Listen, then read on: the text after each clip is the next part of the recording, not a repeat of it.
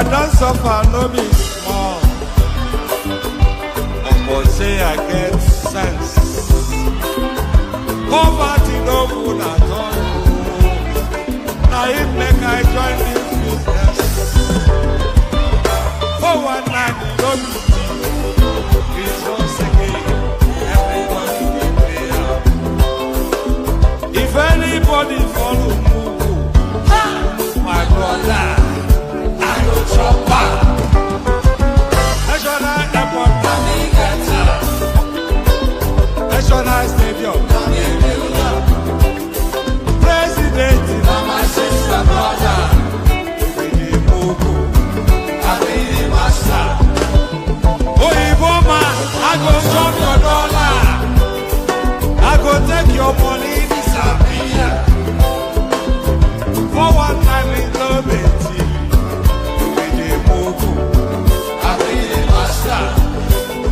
the refinery, the contract, now you white. But you won't pay me some more money, make I bring up.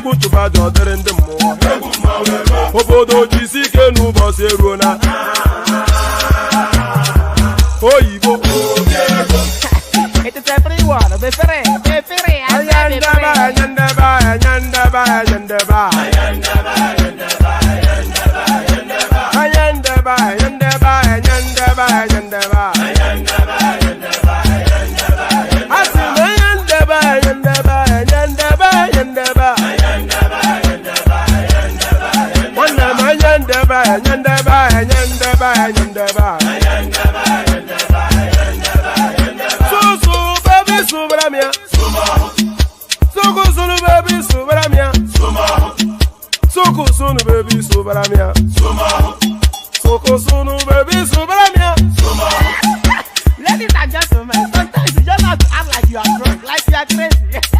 Confuse your enemies.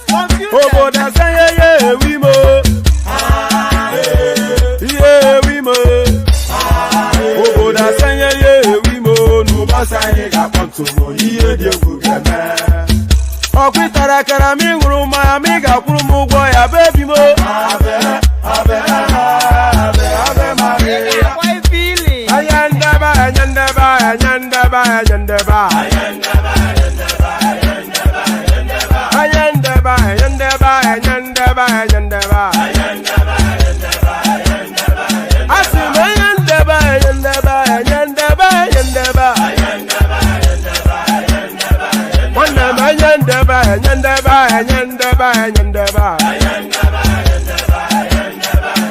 Sunu baby subaramia. Soko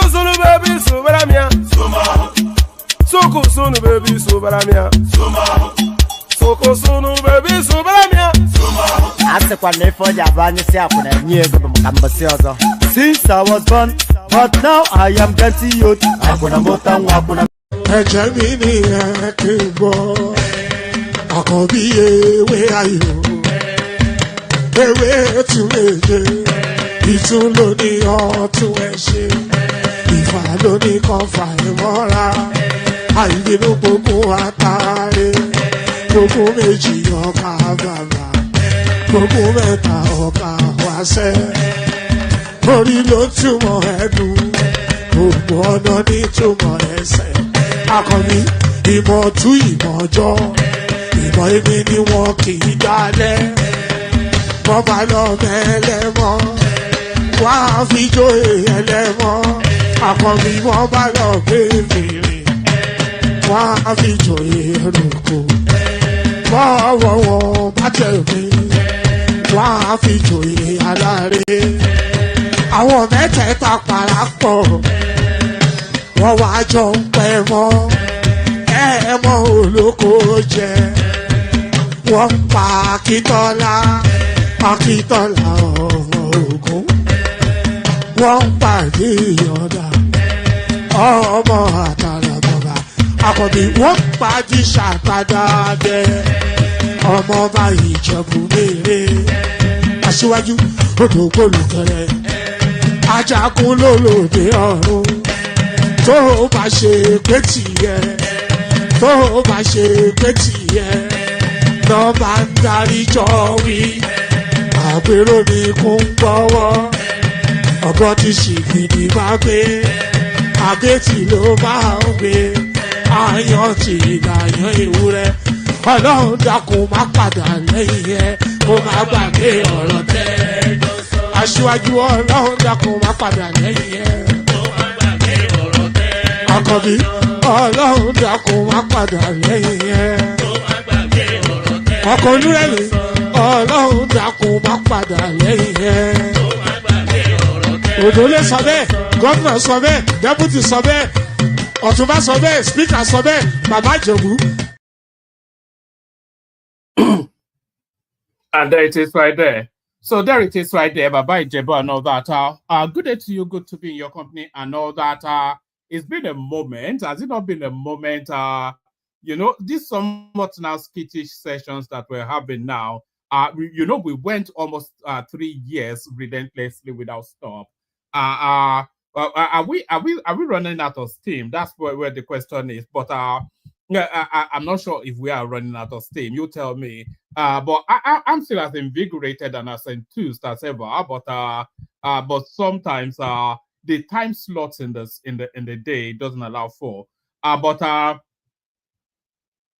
Nevertheless, here we are. Here we go again. There's not that much in the news cycle. That's really, if there was some hard-hitting, charged up news cycle, then we could be doing 2-3 sessions every day. That's no skin off my nose. But when we're picking up bones, then you are not that enthused to. But it's become such a culture now. You feel that you are almost compelled to do it. But good day to you and all that. Good day to you. Good to be in your company. Hope you've had a gloriously wonderful day. Cascading into yet another session. That peculiar man from Oyo-Alaafin, one man went to mow. So one man went to mow, the eagle lands again. One man went to mow, the eagle has landed. And the eagle lands hoping that it's meeting you in good health and all that. The protocol remains the same. Click on the like button at my and by the way, be saying hello in the comment section so I can be acknowledging you. I see that conversations were already in full swing even before the session started. So there was a back and forth between Derek Hodge and D3 of all people. You'd never thought that that combination would lock horns or click swords. I could get of course, backing up his babe as ever. There he is right there. There's who else was in the comment section? There's Rattel family, good to see you. That's Thomas right there. Hopefully it comes in at some point. Agbado Tinubu, who feels that I'm on his payroll, that I have to come out every time he wishes. That's Adama right there, of course, the elegant lady herself. That's Adama right there. And that's Choma, of course, exchanging pleasantries with Adama. So say hello as you are coming in. That's Kenny Almighty right there, our resident musician, very important man, very popular in the music industry. XYZ, which tells us that ends the matter. That's a Bato. I'm not going to attempt your last name, Bato, because of course, you know I'm notorious for modern names, and that's Ayo right there, of course. The sugar daddy of the platform, as ever. If there was any person that keeps the wheels of commerce, the engine of the platform revving, it's always Ayo right there. So there he is right there. Words of encouragement by way of a $50 super chat, and the session has not even started yet. And it's me, Adriana. There she is right there, giving herself the assurance that she is who she is. So I'm not quite sure. Why is it you, Adriana? It's me, Adriana. Are you reminding yourself of who you are? So say hello in the comment section as you're coming in. Acknowledge back to, pleasantries and all that. But good day to you. Good to be your company. All that. The protocol, click on the like button. Just as soon as you're coming in, do that. Click on the like button. If you're not already subscribed, please do. If you want to come and join me on the screen, and I would encourage people to come and join on the screen, because there is not that much in the news cycle. So if you are coming to join, make sure you are coming with something to discuss, because there's not that much in the news cycle, as I said. So click on like, click on subscribe, click on the hyperlink that says StreamYard if you want to come and join me on the screen. I shared the links just as widely as you can, and has been excellently exemplified by Ayo right there, super chat towards the stream. So that's Ayo right there with the super chat. One man went to mow a meadow. One man and his dog Wolf went to mow a meadow. So super chat towards the stream. But Ayo has set the baseline. Also, you are either matching what Ayo is super chatted, or you exceed it, or just don't bother. We don't want cheapskates around here. So yes, all that. Shall we just get started? Let's just get started. I'm starting to waffle a little bit now. There's AY4E right there, who we've not seen now in the cycle for quite a while now. So good to see you, AY. So as you are coming in, say hello to the platform. The platform acknowledges your presence. Make friends in the comment section. Come on the screen and make more friends. Drama as Ganduje, APC Northeast leader, endorsed Tinubu, but mom on Shettima. So there it is right there. It's not even somebody actually sent me some. It's not even a case of being mom on Shettima. That's not really where the storyline is. But hold on. It's not even being mom on Shettima. Is actually, there was even one clip at yes, let me see if I can show you this clip. There was one clip where they actually said they were only interested in Tinubu, and Shettima can go swivel. So it looks as though then the APC now looking, and this is not the first time this has come out in the cycle, by the way. It looks as though then the APC looking for a window to abandon Kashim Shettima. So let me actually, before we go into that readout, let me play you this. Yes. Let me just wait for it to load up. Once that is loading up, what is this thing with so once that is loading up, what is the thing with Anambra State governors' sons and homosexuality? What is that thing? Is it some sort of voodoo? Is this some sort of sacrifice that they make to make themselves governors? So what is the thing with Anambra State governors and Anambra State governors' sons and homosexuality? Let me show you this. We all, of course, know that Peter Obi's son is a raving homosexual, or Salote, or whatever his name is. In fact, is one of the prominent names on Gay Times UK, the newspaper dedicated towards gay people, Gay Times UK. The preeminent face always on that magazine is Peter Obi's son. So Peter Obi's son is a raving homosexual in the UK. But what about Soludo's son? Watch this, and then you see where I'm coming from. Is there something about homosexuality and Anambra State governors? Do they sacrifice their sons' sexuality for that governorship? This is Soludo's son. No, we cannot link up.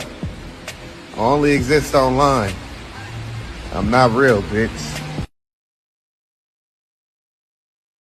So that's Charles Soludo's son right there, a raving batty boy. So I think you have to be a batty boy to be the governor. Your son has to be a batty boy for you to be the governor of Anambra State. That seems to be what is imagined. From that back to proper news. Yes, drama as Ganduje, APC Northeast leader, endorsed Tinubu mom on Shettima. So it's not just mom on Shettima, they categorically rejected Shettima. A drama unfolded on Sunday in Gombe at a meeting of the Northeast leaders of the All Progressive Congress APC as the party's national chairman Abdullahi Ganduje and Mustafa Salihu, the national vice chairman of the party in the zone, refused to endorse Vice President Kashim Shettima for a second term. The drama intensified, and by the way, when they are saying drama, they actually came to blows. So it was just beyond, when they said drama, they actually came to blows. It was quite a raucous sort of a thing. A drama unfolded on Sunday in Gombe at a meeting of the Northeast leaders of the All Progressive Congress APC at the party's national chairman, the party's national chairman Abdullahi Ganduje and Mustafa Salihu, the national vice chairman of the party in the zone, refused to endorse Vice President Kashim Shettima for a second term. The drama intensified after the two top party officials refused to endorse Mr. Shettima for re-nomination as President Tinubu's running mate. Correspondents reported earlier that the leaders were due to gather in Gombe to review the party's prospects and also endorse their son, Mr. Shettima, for a second term alongside President Tinubu. The Yobe State Governor, Malabuni, called the meeting. And by the way, I'm surprised that Mia Malabuni is still very much within the fold, because you recall, of course, he was put in temporary charge of the APC party before they gave it on to Adamu Abdullahi, who then tried to foist Ahmed Lawan on us. So he is very much of that Abubakar Malami sort of cost. I had him down as a northern oligarchical fundamentalist, which is that sort of political strand that Abubakar Malami is oversighting. So I am surprised that Mia Malabuni is still very much on side with the Tinubu administration. I expected him to have built with Kashim Shettima and the former army chief, Burutai.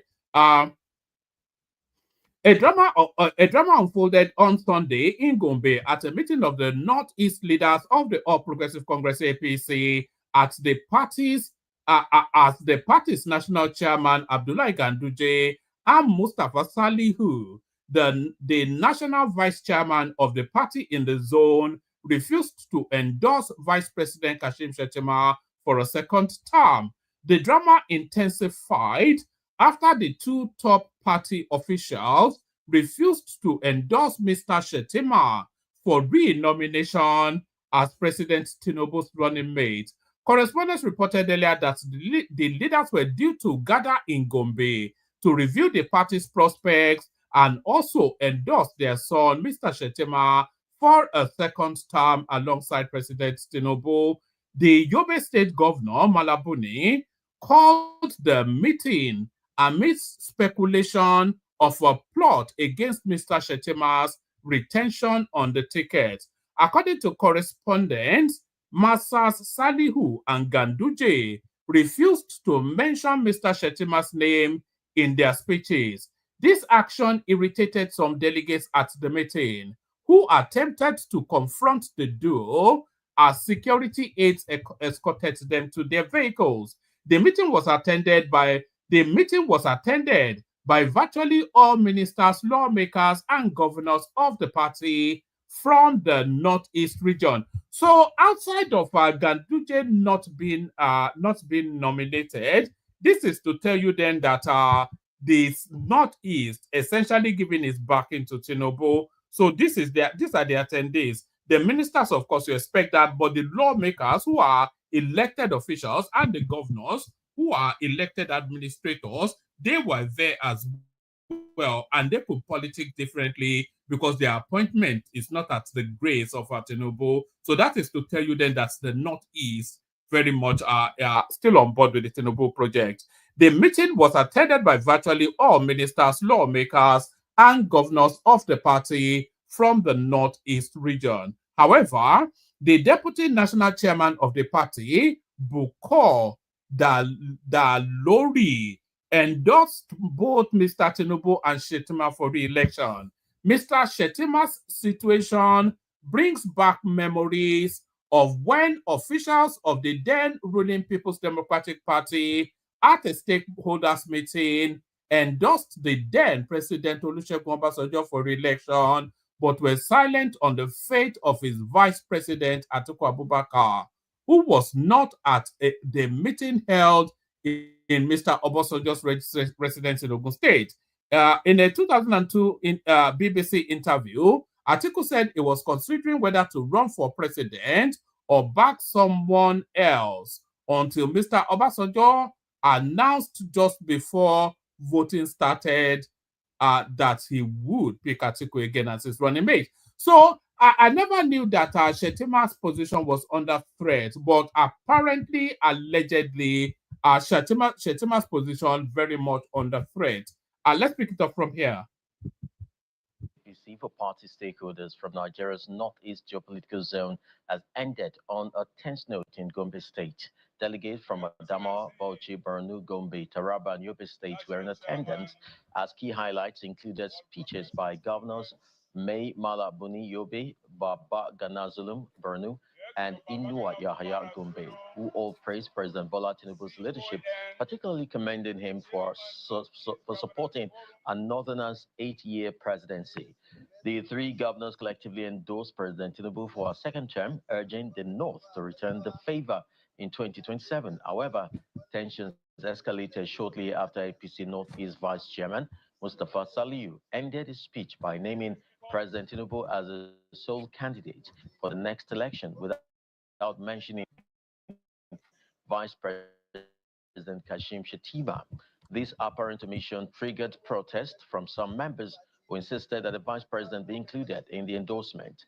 An attempt by Governor Zulum to calm the situation did little to ease the rising tempers. The commotion intensified until security operatives intervened to restore order. The party's national chairman, Abdullahi Ganduje, later addressed the crowd separately and praising both President Tinubu and Vice President Shettima, which helped ease the tension. Lastly, so if you want to make a remote income from home and you're a beginner, meaning right now you have a 9-to-5 job or yourself.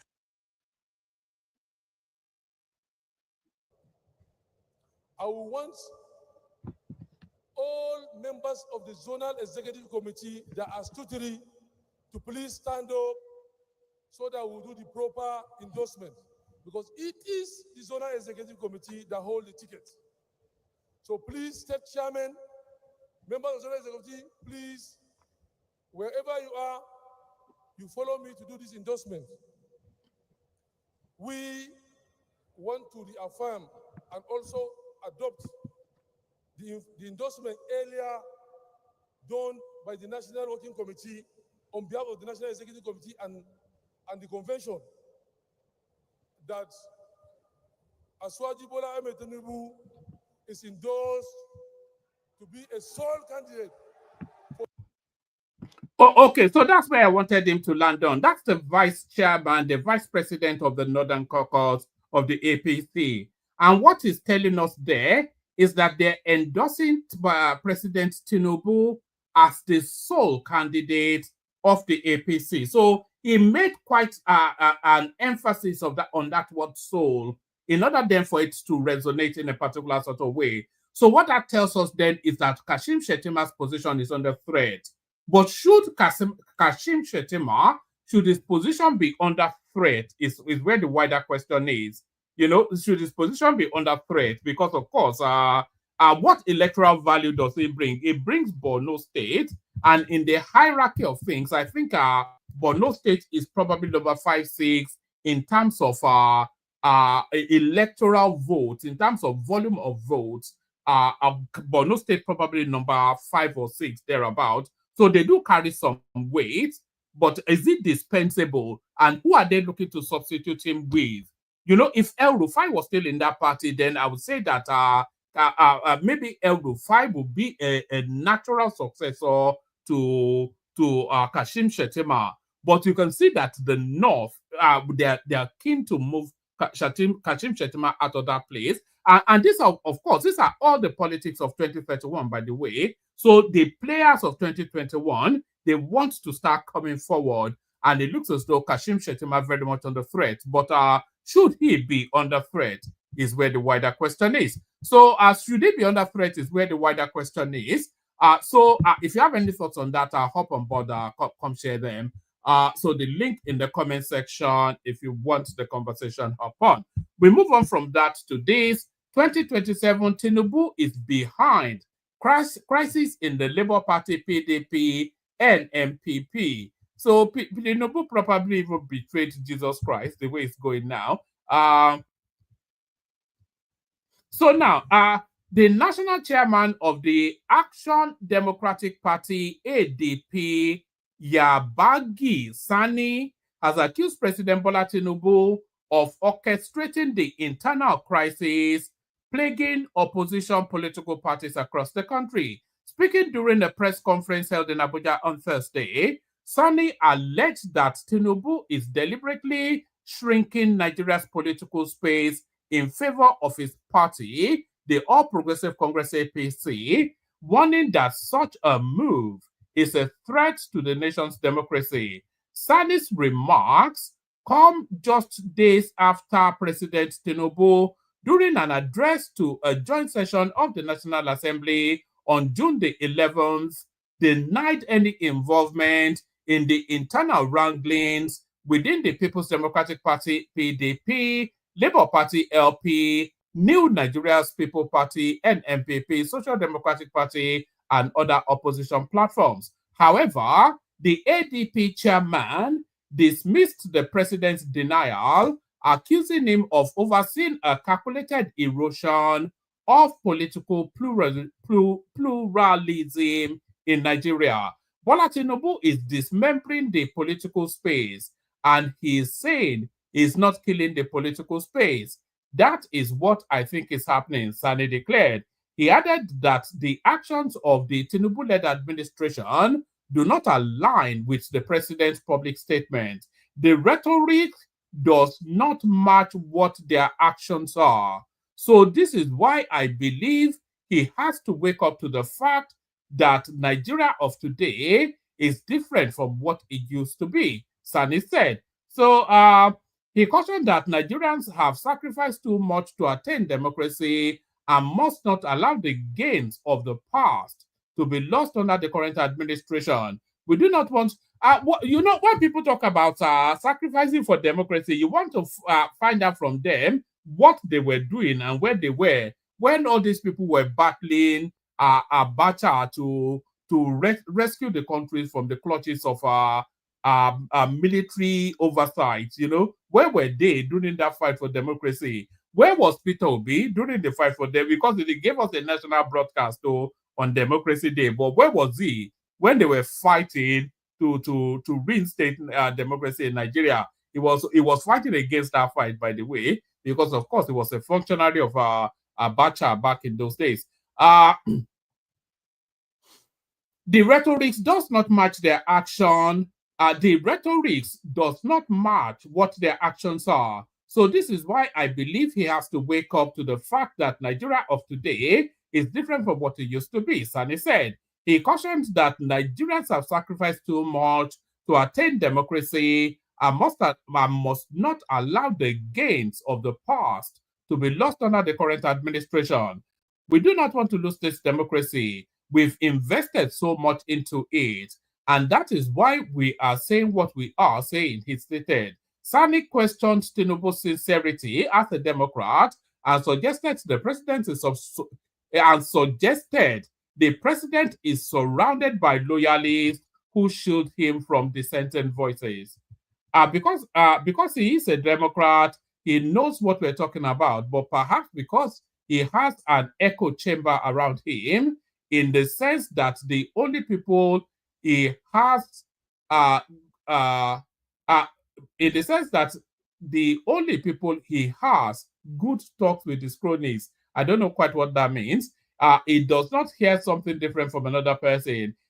What's happening to Femi Gbajabiamila, by the way? We've not seen him in action anytime recently, but there it is right there. So there it is right. And by the way, people were wanting to talk about the goings on in Benue State. If you want to talk about Benue State, we can talk about Benue State, but it doesn't especially pique my interest. There's insecurity in Nigeria, and it's an ongoing concern. So Benue State being the latest incident, but what can we do? My heart goes out to them, but then of course it's a recurring decimal within the Nigerian space.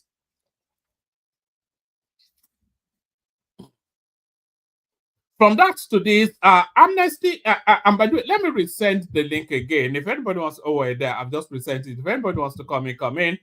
From that to this, Amnesty International, this is Ken Saro-Wiwa, declare Ken Saro-Wiwa innocent. Amnesty International tells the president. So not only should they declare him innocent, they should actually confer national honors on this guy. Now, Amnesty International has criticized the recent pardon granted by President Bola Tinubu to the late environmental activist Ken Saro-Wiwa and his 8 co-campaigners who were convicted and executed by the General Sani Abacha military regime. Saro-Wiwa, who was the leader of the movement for the survival of the Ogoni people, was executed alongside 8 other activists on November the 10th, 1995. The activists, known as the Ogoni 9, had Ken Saro-Wiwa, and then it goes on to give us the rest of their names. But Tinubu, during the June 12th Democracy Day on Thursday, pardoned the activists. So instead of a pardon, they want a full outright what was he convicted for? We don't even know. I don't even recall what Ken Saro-Wiwa was convicted for, but a state pardon is not enough. Apparently, they want a full declaration of innocence. And he should be declared innocent, by the way. He was fighting essentially against all spills and against environmental degradation in his own homeland. So I'm not quite sure that that was sufficient enough of a reason to have killed him. But then, of course, Nigeria, they say Nigeria never happened to you. 2027 election, Obi has accepted to become VP candidate. Tinubu spokesperson speaks. Do I have a clip? I have a clip for you, actually. Do I have a clip for you? Let me show you a clip of, let me show you, oh, do I have it? I should have it. Let me, if I have it, where is it? I had a clip of Peter Obi dismantling. Yes, let me show you a clip of Peter Obi dismantling the structures of corruption. You know, that's always been Peter Obi's promise to Nigerians, that is on a mission to dismantle the structures of corruption. And here he is right here, making that first move then to dismantle the structures of corruption. Okay, after Governor Adeleke of Washington State, we invite the Minister of Information and National Orientation, one publisher, blueprint, one of our own. I want to be like you. The President, Excellency, the Governor of Washington State, the man who is everybody will be excited, knowing that there will be job, there will be dancing. Okay, the band, please. Sugar band. Sugar band. You already know what it is. You know what time it is. So that's Obi right there, dismantling the structures of corruption, telling Fashola he wants to be like him. Peter Obi wants to be like Fashola, and Fashola wants to be like Tinubu. So what does that even tell us? I don't know. Obi has accepted to become vice presidential candidate. Tinubu spokesperson speaks, makes claim. So they met at some event, of course. You will see them jollificating along with each other. No, this is Boala, but you see images of Ononuga and Peter Obi just enjoying the company of each other at some social event. So don't die in their war is essentially what that tells us. Right. Obi has accepted to become vice presidential candidate. Tinubu spokesperson makes claim.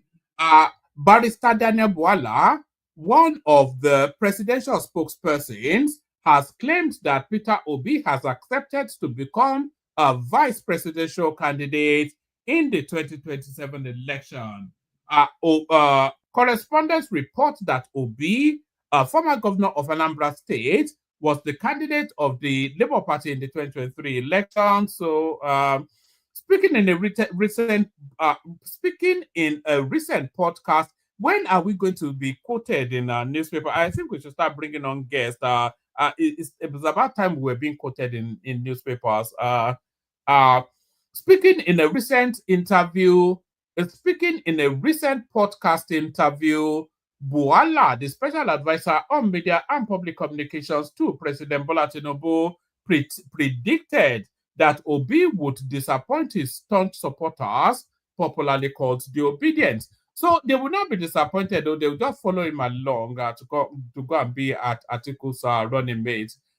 Correspondents reported that a coalition of opposition leaders is spearheaded by former Vice President Atiku Abubakar and Obi. The alliance once gained significant momentum. Political analysts have expressed mixed reactions over the coalition's drive and prospects of opposition unity to achieve its agenda. While some experts see the coalition formation as a significant realignment in Nigerian politics, others regard it as sheer exploratory talks that lack ideological clarity beyond the anti-Tinubu sentiment. Yes, you know, I have to say I align with this sentiment. Pardon me. I have to say I align with this sentiment. Political analysts have expressed mixed reactions over the coalition's drive and prospects of opposition unity to achieve its agenda. So that's fine. But this is the space that I particularly align with. Some experts see the coalition formation as a significant realignment. Now, this is the bit that I agree with Others regard it as sheer exploratory talks that lack ideological clarity beyond anti-Tinubu sentiment. So lack ideological clarity beyond Tinubu's anti-Tinubu sentiment. That is where I wanted to land. And of course, there is no ideological alignment between somebody like Atiku Abubakar and Peter Obi, or because and even El Rufai. What is the ideological thrust that underpins them, other than being anti-Tinubu and wanting to wrestle power from the person who currently holds it? There is nothing that aligns ideologically Tinubu, Peter Obi. Peter Obi is a socialist sort of politician. Atiku is a venture capitalist, hawkish sort of oligarchical politician. And El Rufai is an ethnic fundamentalist sort of a politician. So where is the ideological alignment outside of a hatred for Tinubu and a hunger for power? So I agree in totality with that. Let me take from top again, actually.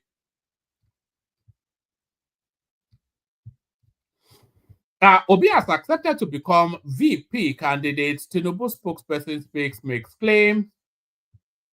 Barrister Daniel Bwala, one of the presidential spokespersons, has claimed that Peter Obi has accepted to become vice presidential candidate in the 2027 election. Correspondents report that Obi, a former Anambra State governor, was the candidate of the Labour Party in the 2023 elections. Speaking in a recent podcast interview, Bwala, the special advisor on media and public communications to President Bola Tinubu, predicted that Obi would disappoint his staunch supporters, popularly called the Obedience.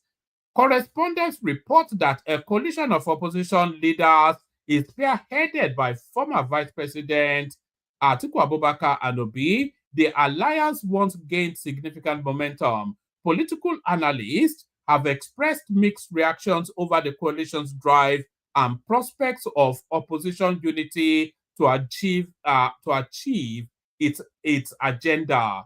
While some experts see the coalition formation as a significant realignment in Nigerian politics, others regard it as sheer exploratory talks that lack ideological clarity beyond anti-Tinubu sentiments.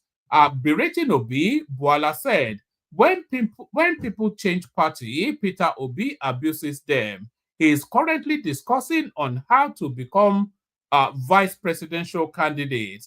The Obedience said the only reason they are supporting him is so that Peter Obi would be president of Nigeria. Anything short of that, they are not going to agree. He has been having meetings to become the vice presidential candidate.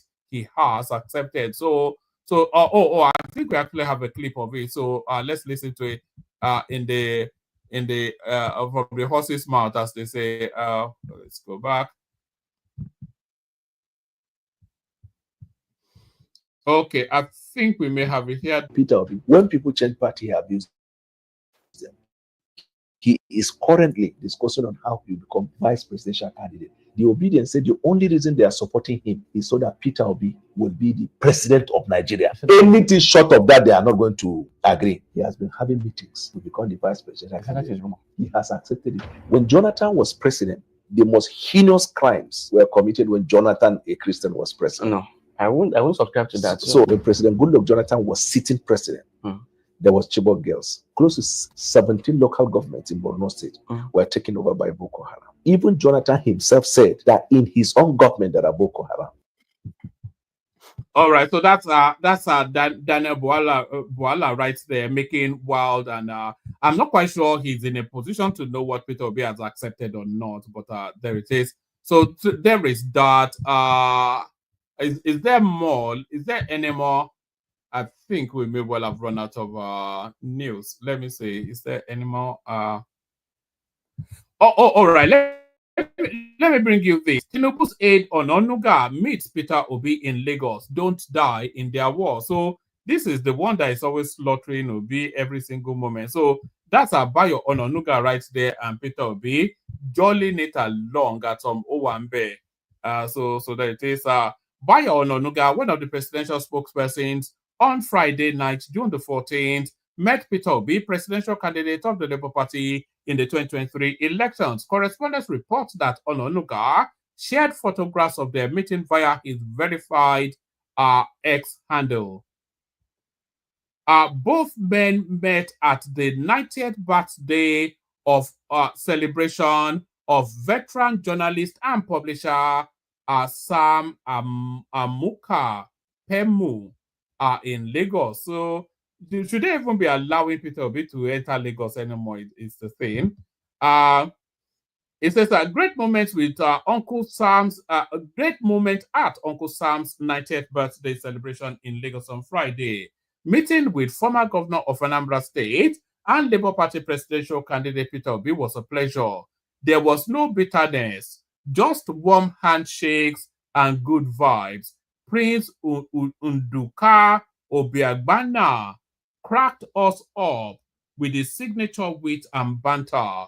In the third photo, I paid my respects to the celebrant, the legendary Uncle Sam Pemu, seated alongside the Honorable Minister of Information and National Orientation, Alhaji Mohammed Idris.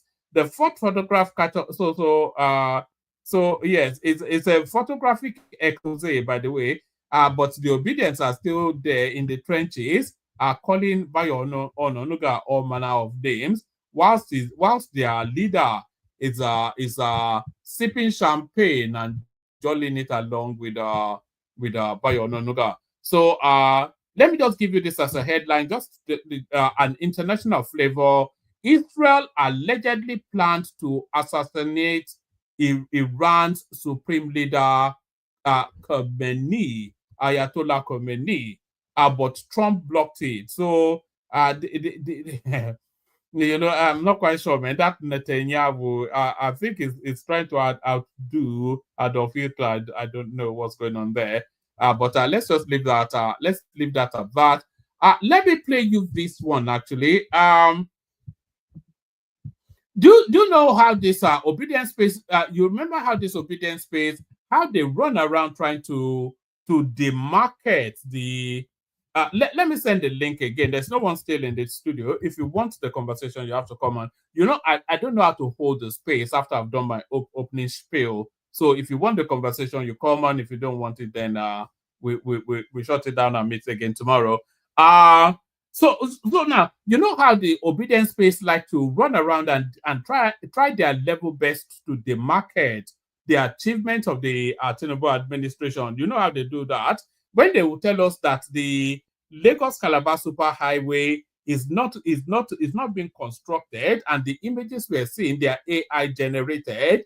One of them came here to tell us that Nigeria did not pay off the IMF loan, even though the IMF themselves published it on their website that Nigeria did, and they're telling us that the students' loan does not exist.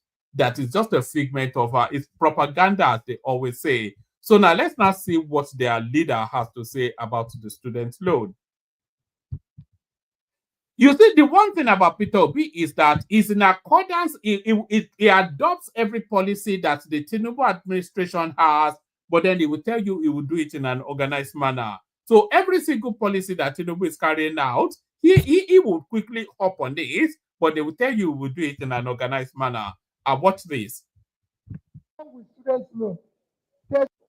There's nothing wrong with students' loan.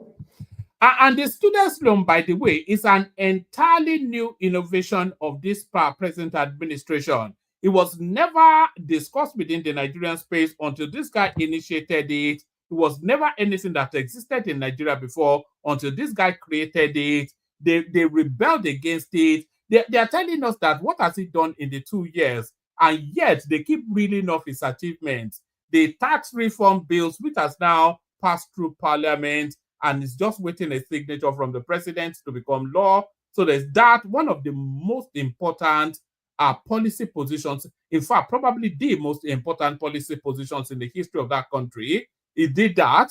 the of untangling the local authorities from the states. He did that. Infrastructural development all over the country, everybody can see it. The students' loan now, even Peter Obi wants to hop on board on that. But let's see how he makes that leap. There's nothing wrong with students' loan. And I urge all of you, if you want to go to school, there is nothing wrong with students' loan. I will not make it a grant. Right. So listen to that then. So there is nothing wrong with students' loan. That's one. So he is now adopting Tinubu's policy. That's one. But then a lot of people criticize that it should be a grant rather than a loan. But even their champion, their leader, is telling you that he would not make it a grant. So just listen again. There's nothing wrong with students' loan. And I urge all of you, if you want to go to school, there is nothing wrong with students' loan. I will not make it a grant. I will keep the loan. The only difference is that we need to create a job. So when you come out of the school, you have a job in order to be able to pay. That is what it is. Because if I give you a loan, and that is what we are going to institute, if we are going to give you a loan, we must make sure that when you leave, you are going to have a job to pay. I met a lot of people in the schools that I've been. I said it before, from Oxford to Cambridge to all the big schools I've been.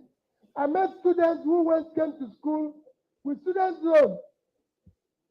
The difference is that as they are leaving university, they have a job, very good job, and they were able to pay the loan.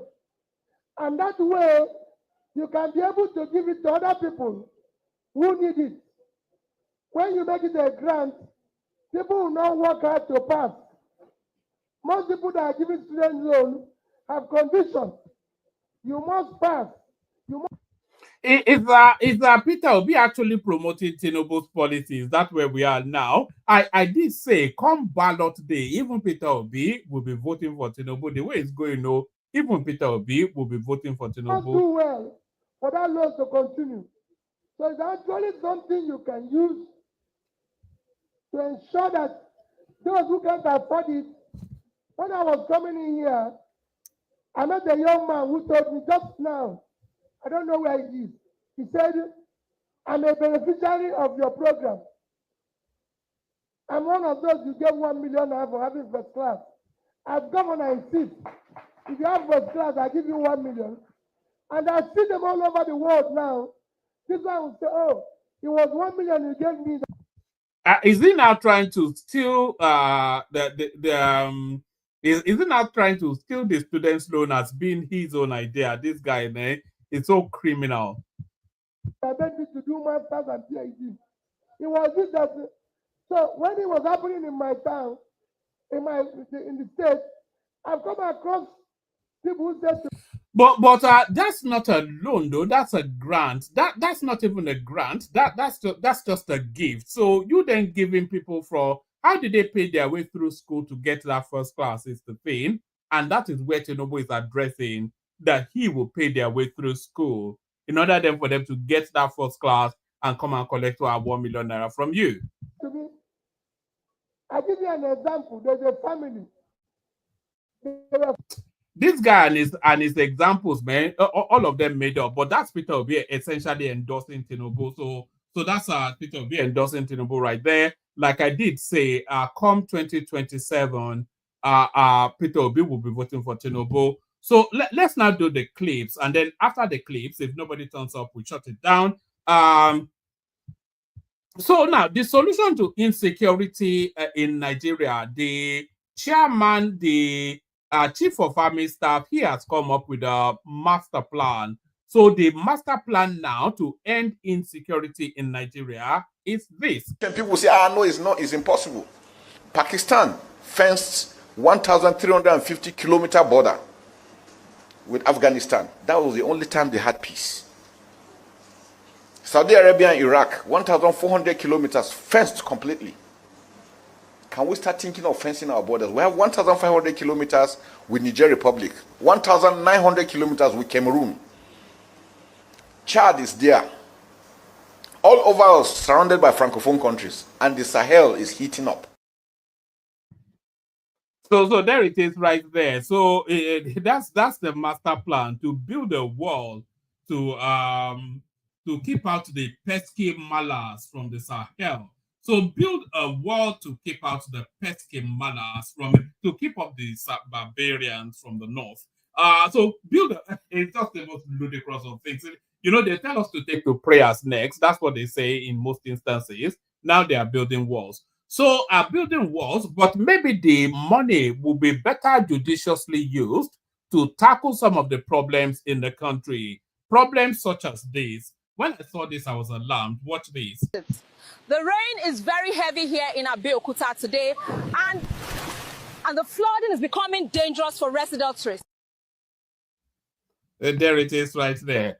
So that is what Nigerian roads look like.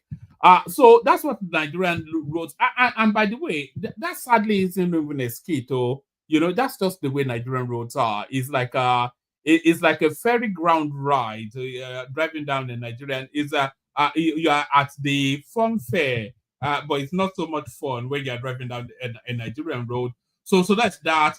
So now we're back to airpeace still, and that airline just needs to be shut down. The complaints are getting too much. Watch this. This is the worst airline in the world. The ratio of terrible reviews here is outrageous. This is airpeace, and it's a major carrier in Nigeria. Actually take direct flights from London to Nigeria using airpeace. Very tempted to do it to review the airline. Now, let me show you some of the reviews. 2 of the engines didn't start. I have been angry in my life. The owner is evil. Devil is far better than Onyema. The useless manager is not bothered whether the passengers are dying. The airline should have their license revoked immediately. Their name should be changed from Airpeace to Air Disaster. Most useless airline in Nigeria. The downfall of Airpeace is near. This one speaks for itself. Asked to check in 6 hours before flying. Avoid them for the sake of your mental health. Horrible airline that should be eradicated. Fraudsters. God will punish the people in charge. Useless people, they'll never find happiness. Never thought I'd miss Ryanair. Would never fly with them even if I was given a ticket for free. Customers are lured in, but flights don't exist. Fraud personified. Clearly the sentiment is not great, but looking throughout the year, it's the cheapest way to fly directly between London and Lagos, Nigeria.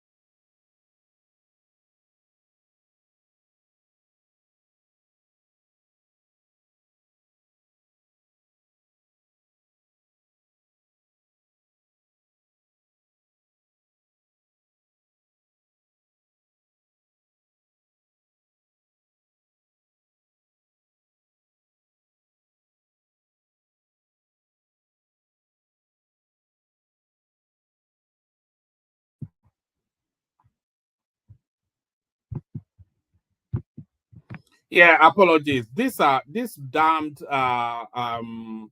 StreamYard kick. I pay a lot of money for this StreamYard, by the way. It's not free, but the service is so poor. If anybody knows of a better streaming app, please let me know, because this StreamYard sadly not fit for purpose. Maybe it was the voodoo of airpeace that got at me. But no, airpeace needs to be struck off the airlines in the airways of Nigeria. Here is another customer review of airpeace. No, this is airpeace, guys. This is airpeace. This is airpeace, guys. This is airpeace. This is airpeace. After how many hours of delay, this is airpeace. This is airpeace. Welcome to Nigeria, where nothing works. This is airpeace, guys. This is airpeace.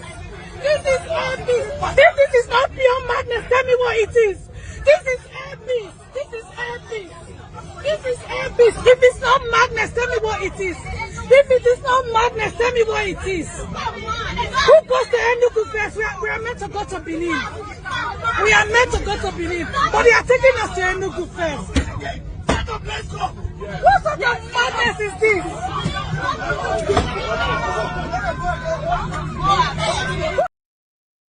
So that's just a little flavor of our average customer experience of our earpiece, which are, you know, under the Trade Descriptions Act in the UK, you could get sued. If you run that sort of airline, you call it earpiece. But more suited air disaster, the owner of that airline really should be shot. Not even locked up, but it should be shot. They were going to Enugu, it took them to Sapele, you know, you're going to is that airline. They just need to shut that airline down. It's the worst thing in the. I don't think we've had yet a worse airline than that.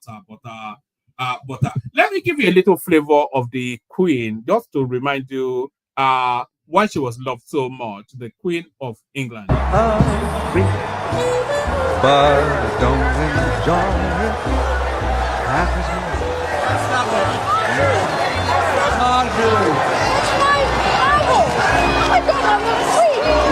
Many congratulations. What do I get? Well, you get 16 pounds. 16 pounds? 16 pounds. Winning. So that's the Queen of England right there, pretending to delight in winning 16 pounds at a horse race, even though she owns probably the race course and the horses, or all of them, she owns them. So that's that. Let's go to Benue State. There's a lot of people talking about Benue State. Let's just have a little flavor of what's going on here. Here is a reportage by somebody that just survived the excesses of that space. Watch this. Yeah. All right, guys. This is your boy Bishops. I'm here with Doro, Amy, and Charles. Currently, there's a serious crisis along Makurdi Road, and this is a warning to any northerner. Please, if you're from the north, don't even pass Makurdi Road. It's terrible. It's horrible. Even the military cannot even contain the mayhem. As I'm talking to you currently, right now, there's a massive attack by Fulani. And the TV youths have decided to take law into their hands. They block the road, destroying cars, burning cars. If you are from the northern extraction, don't even pass this road. If you see this, just turn back. And please communicate to anybody from the north. Don't even pass Makurdi Road right now. I mean, it wasn't easy for us to pass. And you can see people on the road. People are trekking to Makurdi because of the attack. And it's unfortunate that it's like we don't even have a security structure in this country anymore. If the security has failed, please let the government give people license to own weapons. I'm telling you that Benue people are warriors. They can defend themselves. Trust me. Give them a leveling playing ground. Let them defend themselves, because it is becoming very, very clear. It's becoming ebullient that the government has failed, and the body language of the government cannot stop this or nip this at the boat. Please, if you're from northern extraction, avoid Makurdi Road. It's very dangerous. In short, from Lafia to Makurdi, just turn back and go back home for your own safety. Sign out here. So that's a Makurdi essentially turning into like a war zone. You know, I've never been to the north. I've been to Abuja, so maybe that's the north or not. I don't know. But I've never really cared to you know, I don't feel a real sense of affinity towards some of those regions, because they just seem so distant and so far away. You know, in the course of my life, I would never have reason to go to Enugu or Abakaliki or Jalingo. There's nothing, you know, all I need is in Lagos and Ibadan. So my heart goes out to them in the north, but then of course that's always been the backdrop of the narrative there. But Tinubu built Lagos. The arguments go back and forth, but Tinubu did build Lagos. Watch this. Tonight I invite you to celebrate permanent solution to the topic that was a terrifying horror to liberation. We are going to celebrate it tonight. Today, to the glory of God Almighty.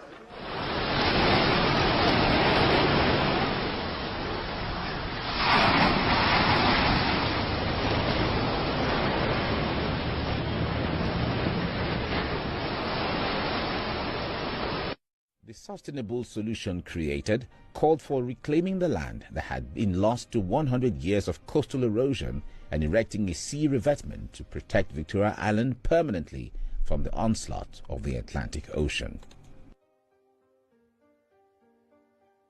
The design and testing of a sea wall which could stand the worst storms in 1,000 years was tested to its limits in Copenhagen at the Danish Hydraulic Institute.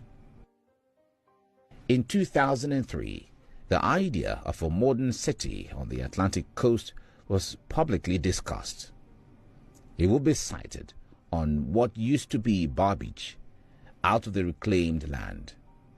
It will be called Eco-Atlantic City, a residential and business district standing on 10 million square meters of land reclaimed from the ocean and protected by an 8.5-kilometer long sea wall.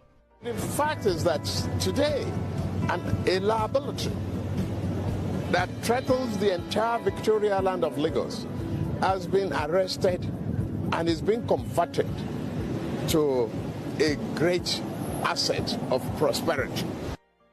Standing on 10 million square meters of land reclaimed from the ocean and protected by an 8.5 kilometers long seawall, Eco-Atlantic is projected to be the size of Manhattan's skyscraper district.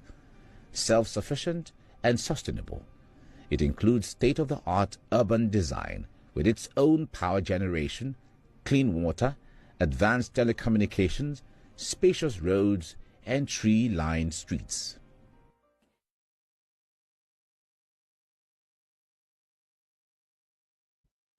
So when they say Tinubu built Lagos, he literally built Lagos. Not even metaphorically, but it's a literal. It's a literal statement, not metaphorically, not sort of. You could see the construction going on. The guy actually reclaimed from the sea and created one of the most sought after real estates on the planet. So Tinubu built Lagos. Yes, indeed, he did. Tinubu did build Lagos, much to the chagrin of the naysayers. If only Tinubu had the articulation of our next clip now, maybe he will resonate more with people. If there was ever somebody that knows the power of language, it is not this next clip that I'm about to play you now.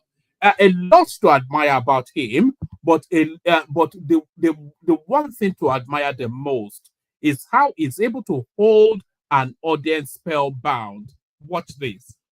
And I remember that the black law students had organized an orientation for the first-year students.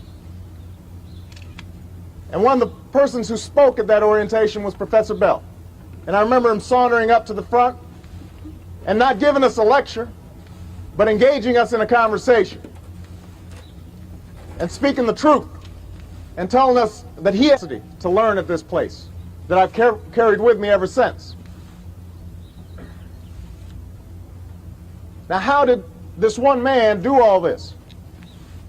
How's he accomplished all this? He hasn't done it simply by his good looks and easy charm. Although he has both in ample measure. He hasn't done it simply because of the excellence of his scholarship. Although his scholarship has opened up new vistas and new horizons and changed the standards of what legal writing is about.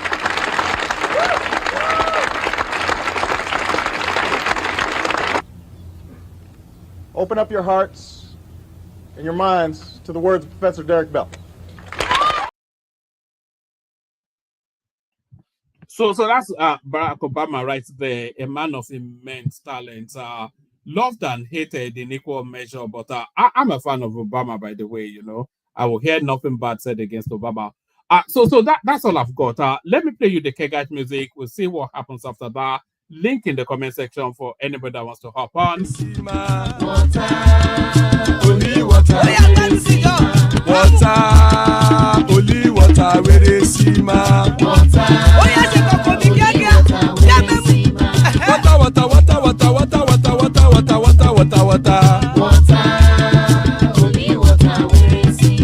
Hapa o naido.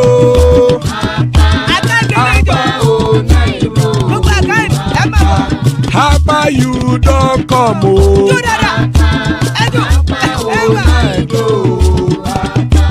Hapa o naido.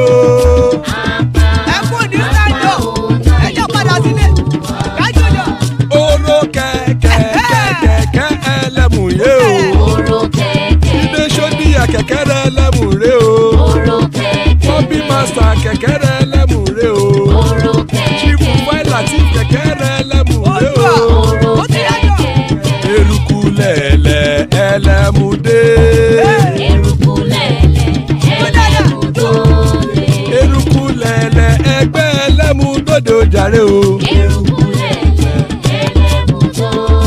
Erukulele Ghana ti de egbe body o. Ọmọ ẹlẹ́yẹ ẹ̀yẹ o ó dìle o. Olúyẹ̀lá ẹ̀yẹ o ó dìle o. Petrosodana ẹ̀yẹ o ó dìle o. Petrosodunke ẹ̀yẹ rẹ̀ ó dìle o. Ẹlẹ́kọ̀ ọ̀run mú ìní o.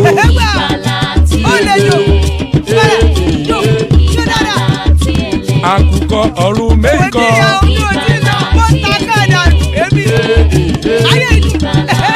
Ikú kò ní ríwà gbéṣe o.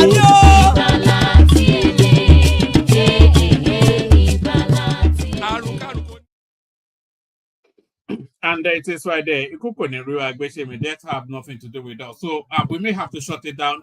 I'll play you one more clip, and then if nobody turns up after that, then we'll say good night. Buhari is dead and buried in a shallow grave in Saudi Arabia. Aisha Buhari was there. She came back from what they called a lesser Hajj. She was wearing black. She was mourning. If you look at the pictures that were circulated at that point in time, you will see the smug, or should I say, the forlorn faces of northern governors. A minute silence was held at the AU for a late Buhari.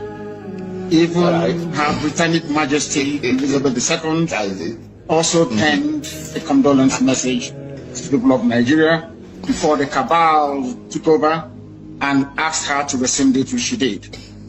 Buhari is dead, and I'm prepared to state Biafra on it. If you, Dele Momodu, can go and prove to me, I'm not asking you to do anything too complex. If you can go and ask this man you call Buhari, whoever it is in Asarok, to come outside, don't do very much, address a panel of Nigerian youths, maybe 20 of them, and speak Buhari's mother tongue, which is Fulfude.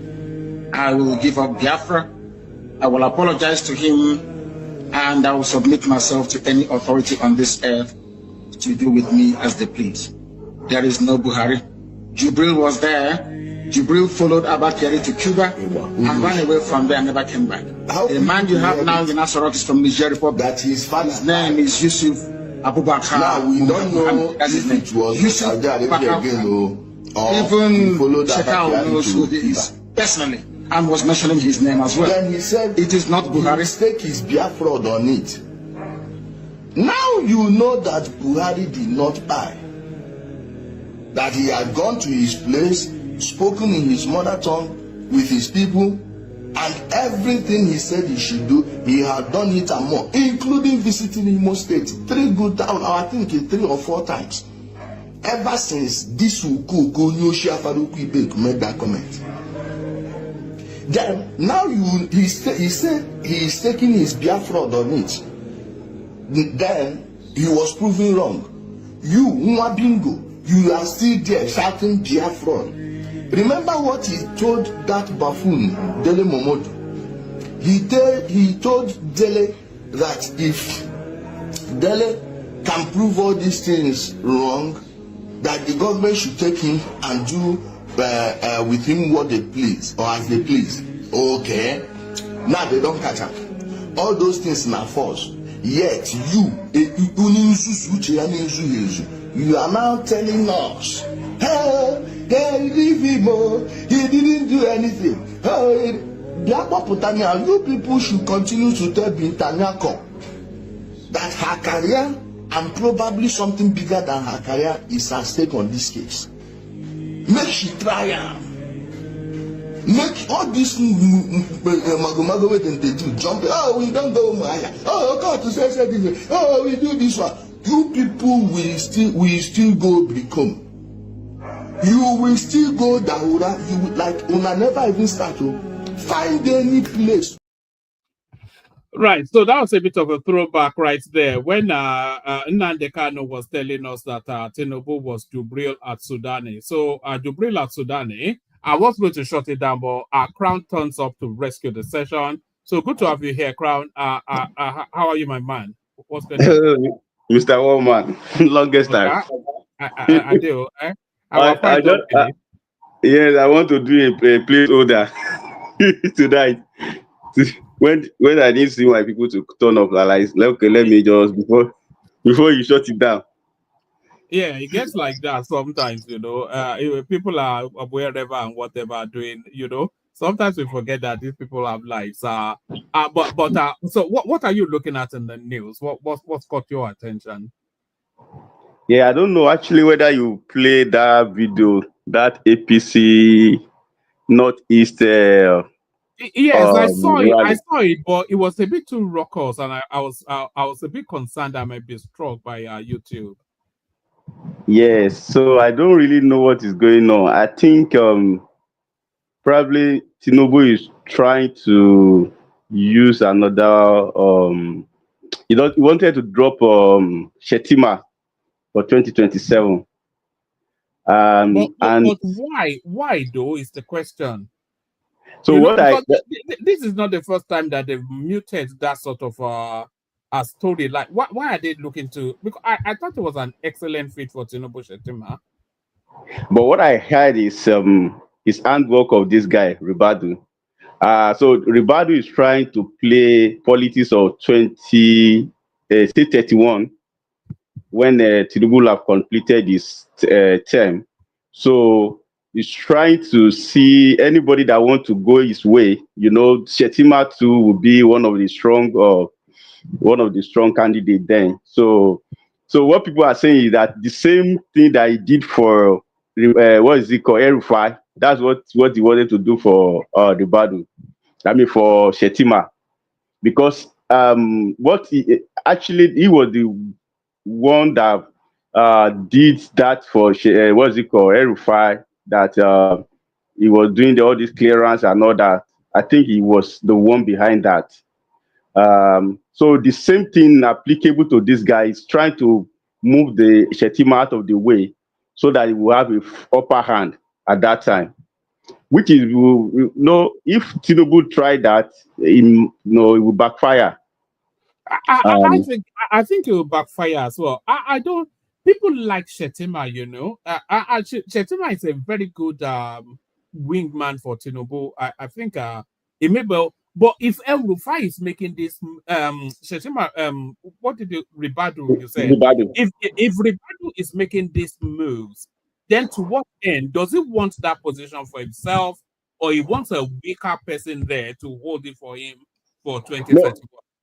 He wants a weaker person to hold it for him for 2031 because he knows that by the time this guy he will have completed his term, will have more stronger, and that one it's possible that it might be the one that Tinubu will use. Because what happened is that today, that what they said in that Northeast rally is that they endorsed Tinubu. So when they endorsed Tinubu, they didn't mention Shettima's name. So that is when they now say no. If they not mention any Shettima or wherever, that there's nothing is going on, they have to cancel everything. So when they now, after the whole riot, they now went in, so they now came back and they now mentioned his name and all that, because they said no Shettima, no votes from the Northeast.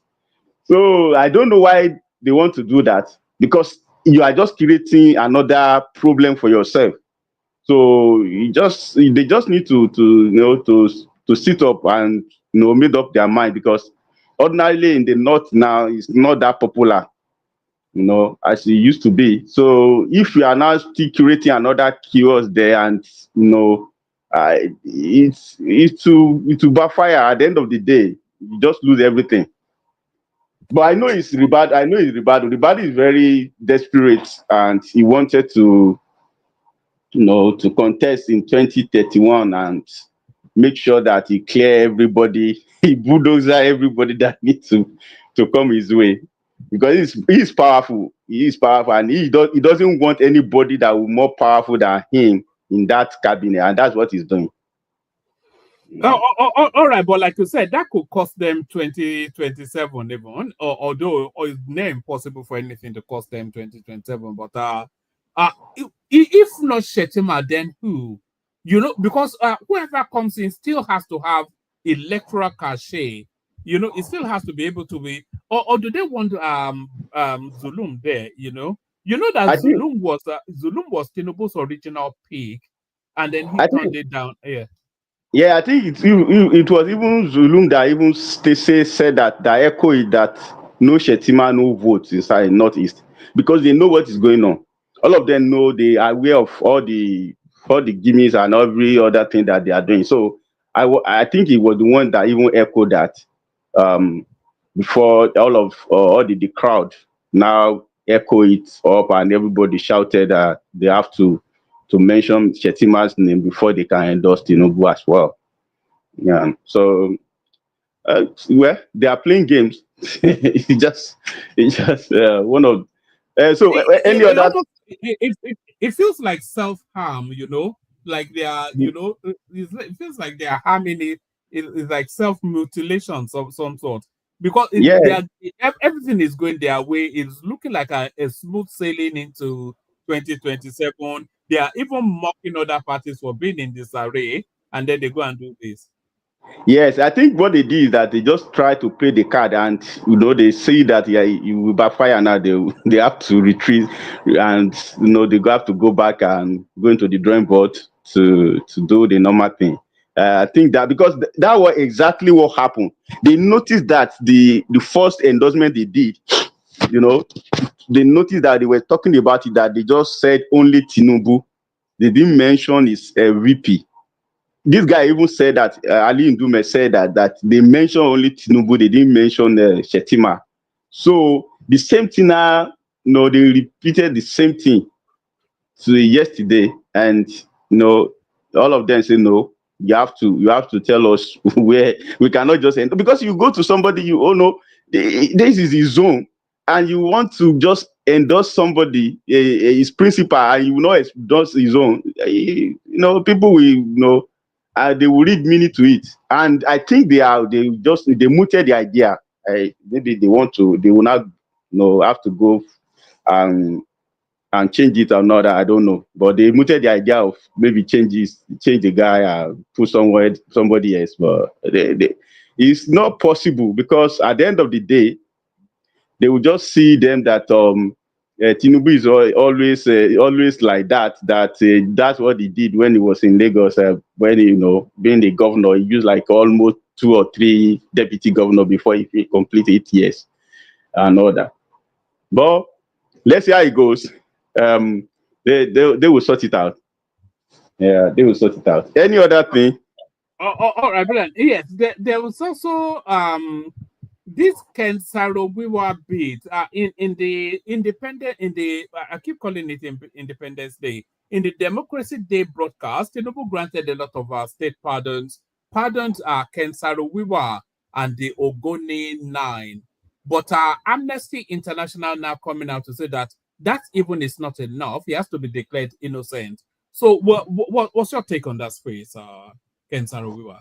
I think there's a lot of controversy on that because you know, some people were killed before the Kensarua being arrested, and they said because those family came out now that they don't want to be honored along with Kensarua, which they are from Ogoni too.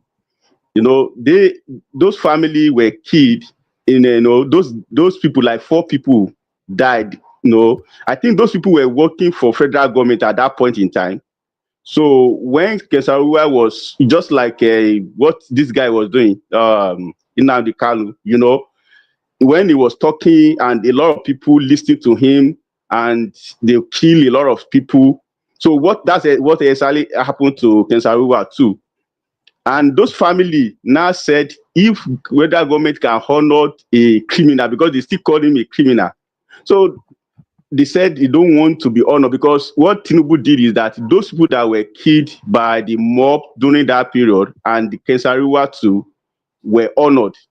But those family that were killed before the Kensarua was arrested, those family were saying that they don't want to be honored along with the criminal. And that in Ogoni now that they are divided, that some people that that appreciate what Tinubu did concerning Kensarua, while some family that were the innocent people that were killed were saying that no, this guy were the reason why people kill their fathers and all that. So no matter what they want to do, people will still complain. But the only thing is that the thing is that they need to do a proper investigation about it and know what actually happened.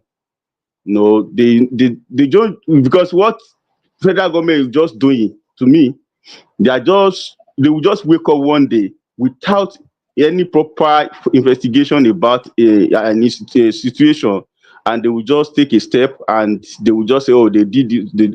Okay, see the all the honors that they gave to some people. They said some people self they are alive and they said they already died, and some people also they have the same honor before and they are still giving them the same honor. So I think sometimes the way they do things in Nigeria is somehow because they don't go through, if you want to do something like that, you investigate, you check all the things, the necessary things. Even like Kensarua now, they're supposed to bring the report out and see that, okay, this guy was innocent, based on this report, and they will set it and let everybody knows that this guy or actually is an innocent person.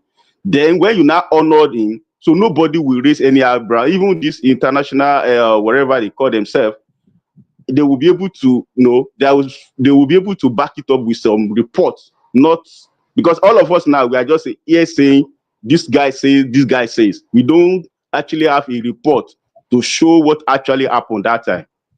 So, well, yeah, whatever they want to do about that, they can go ahead and honor wherever they want to honor. It's people like Dili Momodu too. They want to be honored.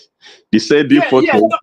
Just in that honor space, the controversy about the people that were honored, and also even more controversy about people that were not honored on that Democracy Day. A lot of people were saying that Oshowore should have been given an honor for his fight to fight. Do you agree with that? That Oshowore should have been honored for his fight for democracy and all that? Yeah, because a lot of people actually fought. The only thing was because I know a guy. That guy always, that guy always make a comment on the radio station, in particular radio station in Nigeria. That guy, I forgot his name now. That guy was actually the true tear gas on that guy's eye, and today the guy is he lost his sight during that time, because the guy said they protested, they went to Epetedo. So when they threw the tear gas on them, the thing just landed in his eyes, and today the guy. So a lot of people, because these people that are vocal, people can see them. That's why people are talking about give honor to them. So a lot of people were actually lost a lot of things during that period.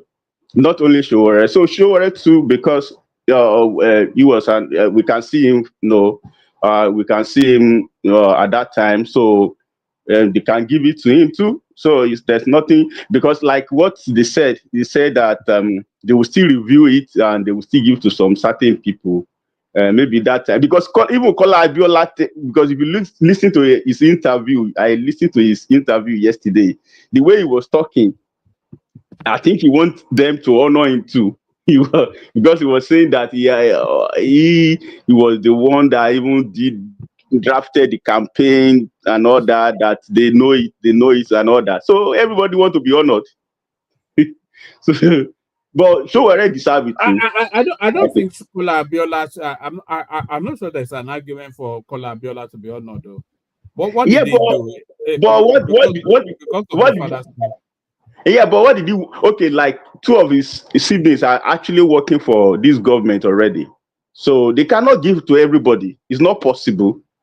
I know two of his siblings, maybe half brother. I don't know, Sha, but two of his siblings are working. Was one of his siblings not the campaign manager for Yahaya Bello back in those days? That lady, yes, that lady too. When Tinubu was a governor in Lagos State, that lady, Tinubu, I think he gave her an appointment. I don't know, I can't remember, but I remember that she gave her some things then too. So all of them cannot. There are many now. So you how many of them they will be honored? So the most important thing is that they've already recognized is their father being the winner of that June 12 election and all that, and that's the most important thing. Any other thing is just added this thing. And also they said that the federal government, the military hold their father a lot of money that they have to pay and all that. Those ones too. But that they will now honor everybody one by one. Maybe me too. I need to be honored. Yeah, me too. I need to be honored. Crown, let me play you this clip, and then you tell me what you're making of it. But you have to listen very carefully because the audio is quite faint. But tell me what you're making of this. Okay, after Governor Adeleke of Washington State, we invite the Minister of Information and National Orientation, publish a blueprint, one of our own, to see the President, Excellency, the Governor of Washington State, the man who across the road. Everybody will be excited, knowing that there will be joy, there will be dancing. Okay, the band, please. Sugar band. Sugar band. You already know what it is. You know what time it is. Take it away. Let's say someone dancing governor. So that was Peter Obi, who promised us that he was going to dismantle the structures of criminality, but we saw him there fraternizing with the structures of criminality, even telling Fashional that I want to be like you. So what are you making of Ganduje? Do you know what? No, it's only those people that either sentiment or they don't really know the guy very well. That's why they are, because I know some people are innocent, they just want something new, and that's why they actually were supporting Peter Obi. Why some people, based on the where he comes from, but which is not a normal thing. Everybody wants his people. Ordinarily, to me,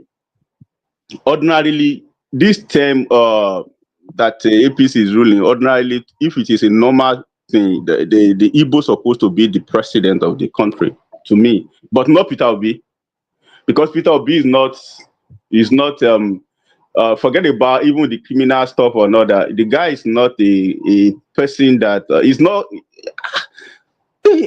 I don't know because that guy, when he speaks, I can't even understand a lot of things that he says. So okay, see the program this guy aired in what is it called, Jode Oyemade, that this guy was talking there. I think you played that video yesterday.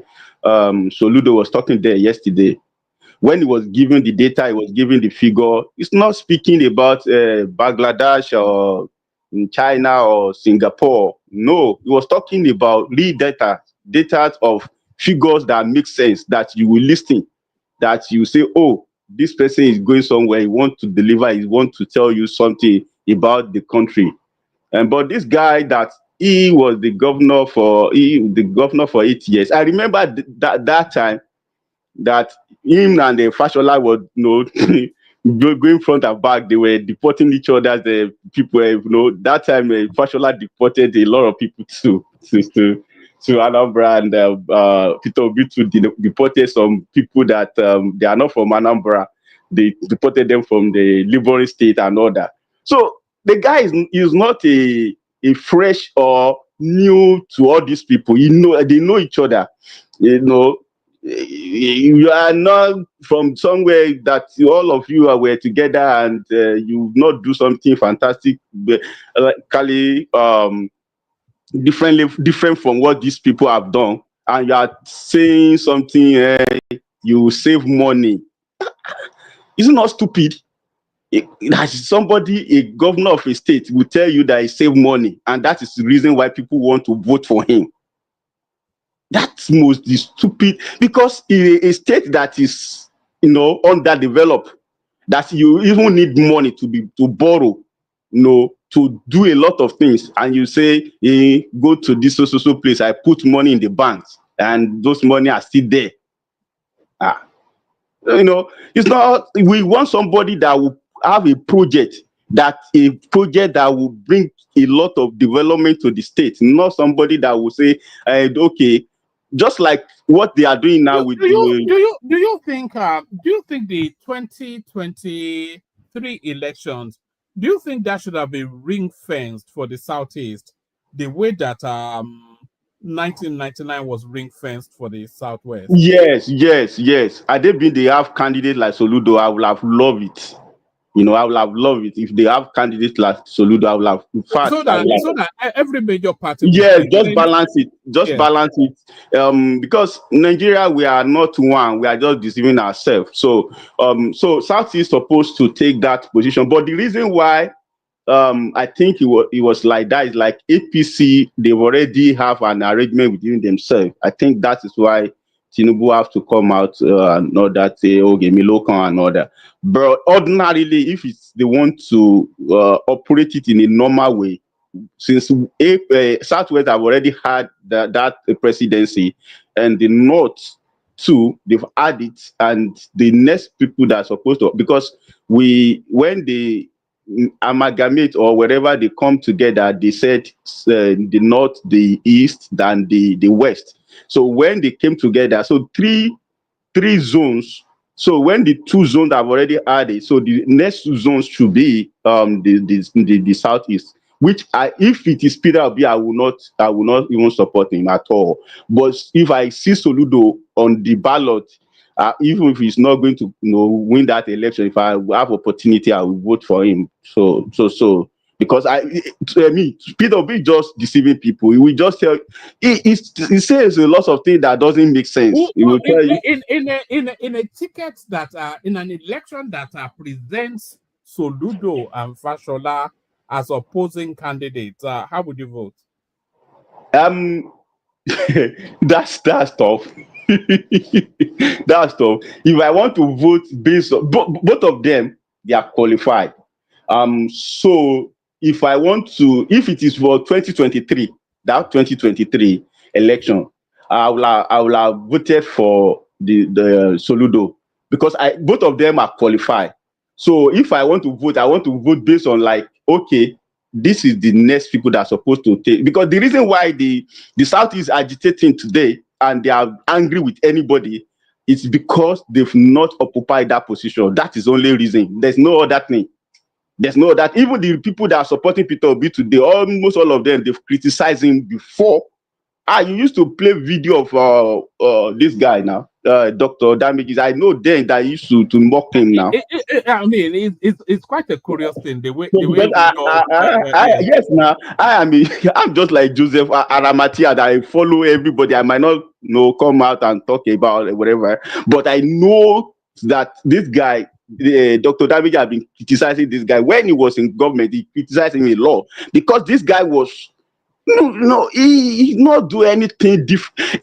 I don't know why the turnaround. You know, there used to be this maybe it's still there, I don't know, but there used to be this platform, this news platform called Naira Land back in those days. Yes, yes, Anytime you go there, they are always slaughtering this guy. Every yes, single all the indigenous, they hated him. yes, yes. Now, Now yes, is the new broom of a man's go. you know, so I used to tell one of my one of my guys said, maybe you are young or whatever, I don't know, but I know this guy very well. This guy was even to win the second term. This guy that is following him now, there's one particular senator that is following him up and down. If you go and look at the interview that guy had, that was the guy was the chairman of their party then, ABGA. That man his name is Victor Omer. So the guy today is in Labour Party. That guy criticized him about during that election, local government election, because he did not conduct the local government election. The guy was telling him that he has to do that so that all of them criticized him then. They were with but today all of them are taking him as a saint, OB and all that. So all this hypocrisy, that's what I don't like. That is what I don't like about him. And the guy pretend a lot. He pretend a lot. I will tell you, I wear only one shoe. What's that one want to Yeah, he has only one watch. I have only one this. I have only one that. Those things are not it's not a function of you have a capacity to govern a state or a country. So I don't like him because he pretend a lot. That's why I don't like him. If you come out and like Tinubu, now all of us know that the guy is a thief, and so we know. So nobody can tell us that he's not a thief.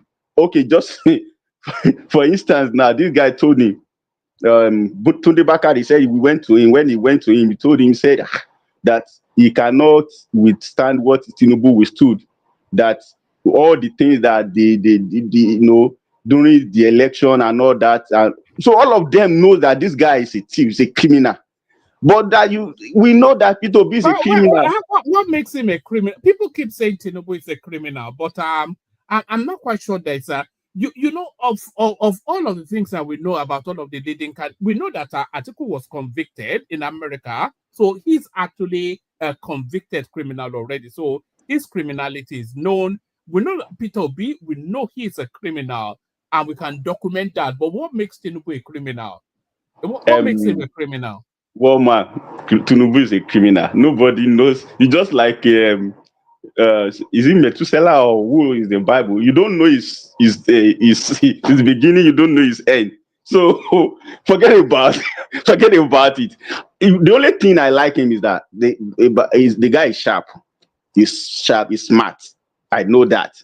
And he take a criminal to be very smart. If you are a criminal and you are not smart, they will have caught him since. So don't tell me, woman, don't go there. The guy is a criminal. Let's forget about that. Don't let us I think you are only saying that to feed the obedience. No. I don't. No. Woman, leave that one. I don't send any obedience. I don't send them. I don't care for them. I don't bother about them. There's nothing concern me about them. They can do whatever they want to do. That's why I said that Obi, to me, I cannot even vote for him as a councillor. So any obedient I hear that you just go and do whatever they want to do. For anybody supporting Obio, those people are supporting for based on sentiment, because the guy have not said anything that he wants to do that makes sense. The guy told us, he said, from day one, I will remove subsidy. He said it in the campaign. Now, recently, what this guy went to him, or Rufai went to him, he asked him that what do you think you have done there differently? He said, I will have done in a different way. That one asked him, how? Say, I forgot what he said. Why is somebody like that? He doesn't have anything that he wants to do there. He just want to be a president. That's what I see. There's nothing he wants to do there. He just wants to be a president. Sorry, That's sir. just it. Sorry, my brother. One Yes.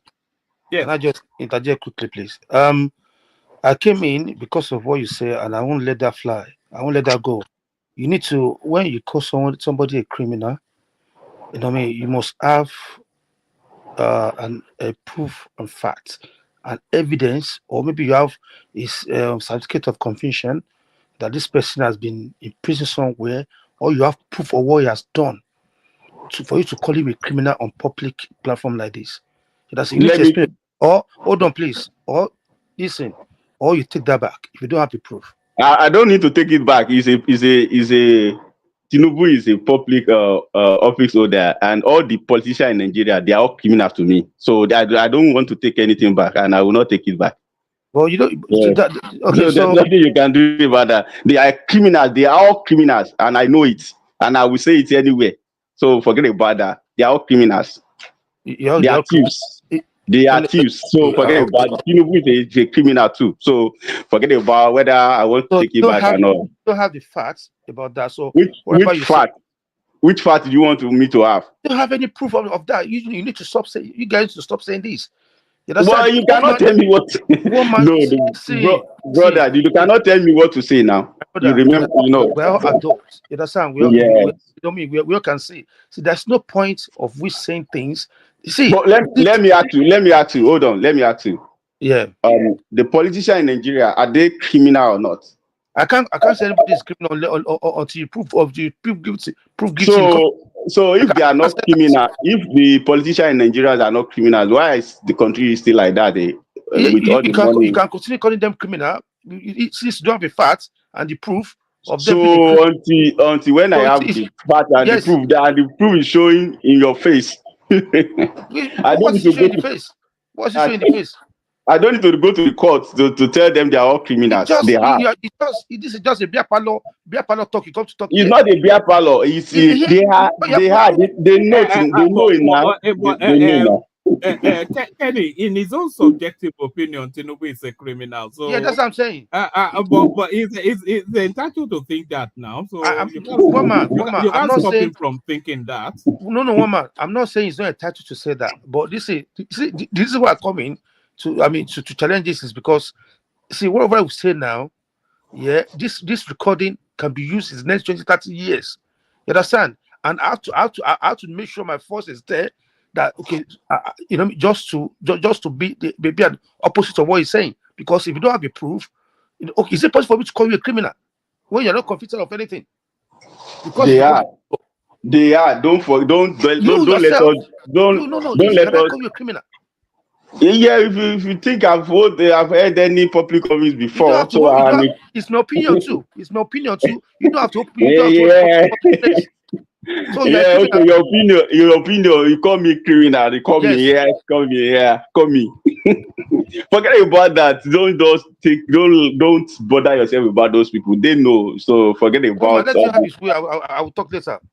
Yeah. All right. Thank you, Kenny. So yes. But you are entitled to say.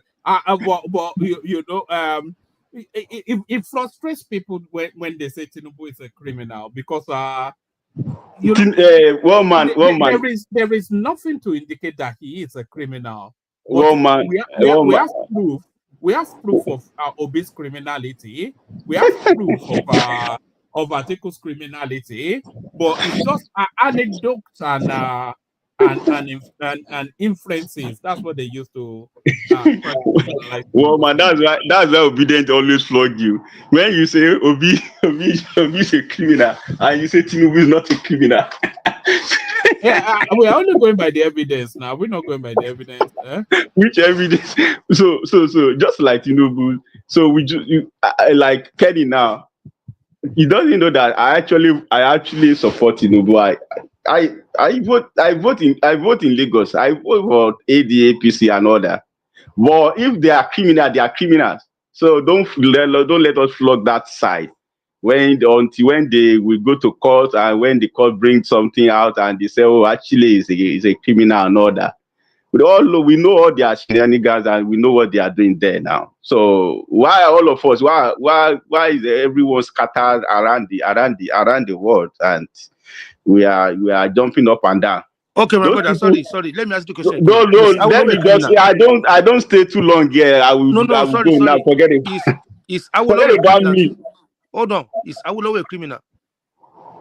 Awolowo. Mm-hmm. You know, I can't say because when he was Okay. You see, there, is he not a politician? I was not I rest my case. yeah, so I was not even Awolowo case.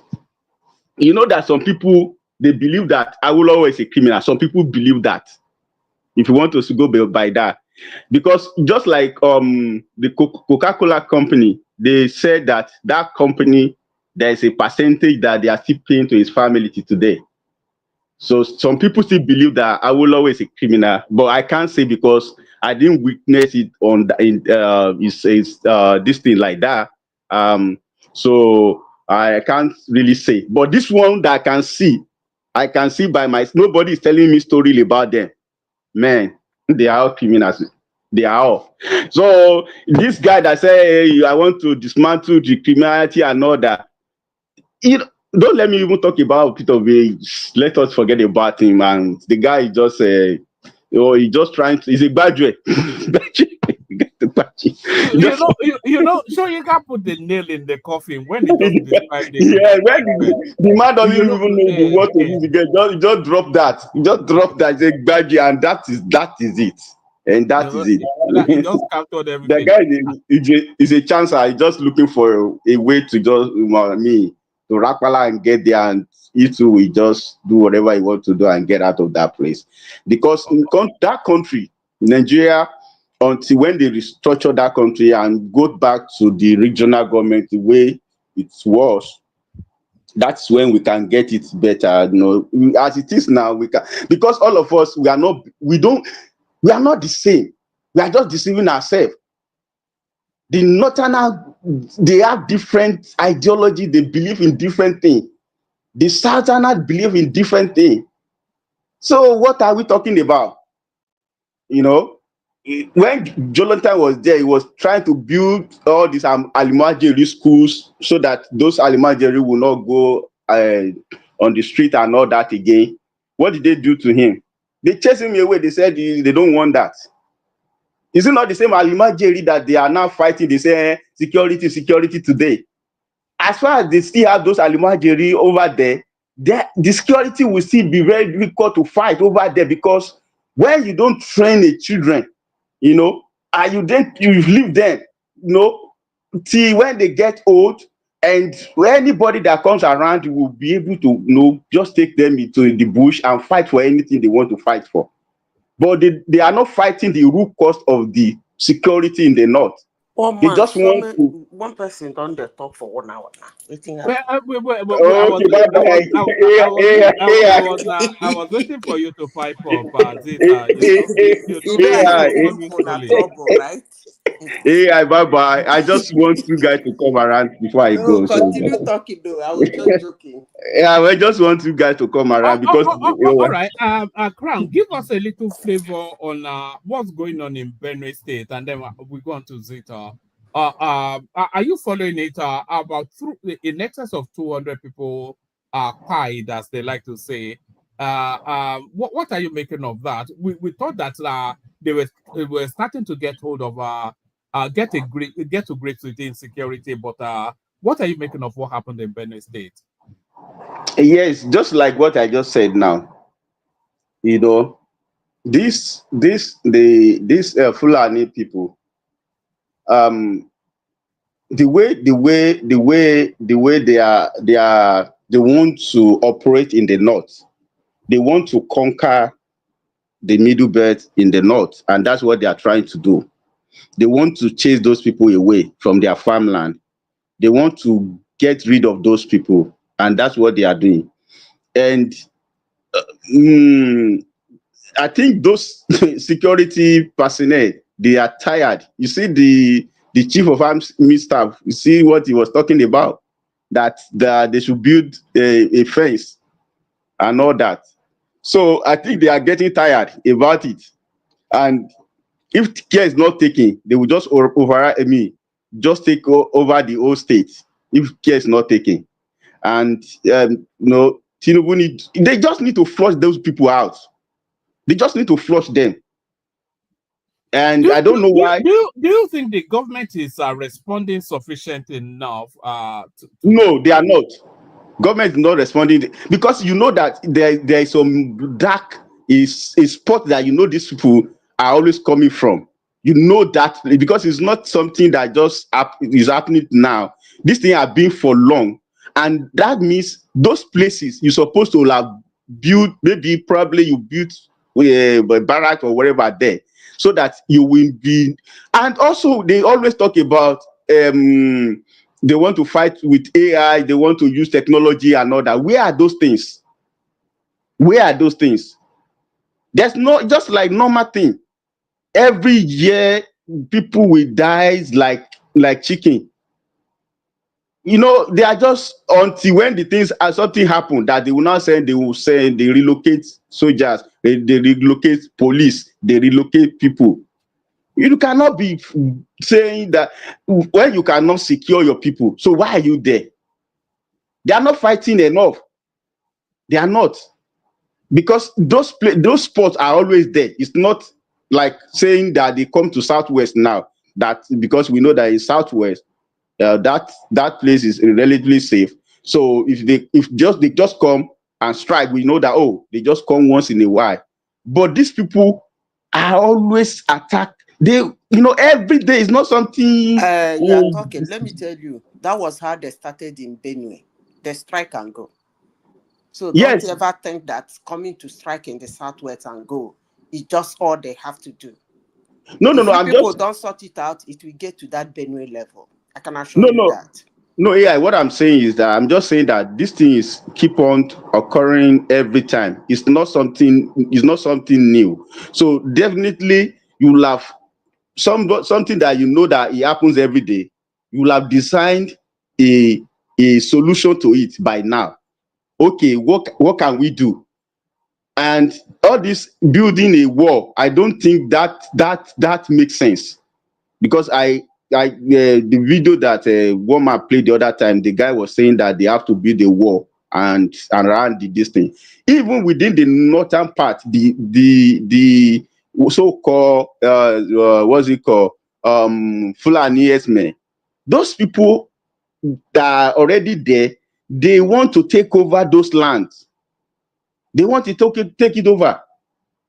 So it's a lot of things they have to do, but I don't know what they can do. I don't know why in Nigeria today they will still be, the Fulani will be roaming about with their cows around, So let me allow AI to talk, because I think they're getting tired of me. So let me leave you guys. I think I'm not tired of you. Continue. I was just trying to interject. No problem. I'm tired already, sir. All right. Well done. So thank you, Crown. So stay with us. We've gone from your Crown to Zita, who is also here. So Zita, we were talking about there's an aggressive move to jettison Shettima from the Tinubu ticket, and they no go ever try and forget it. Well, they are trying it.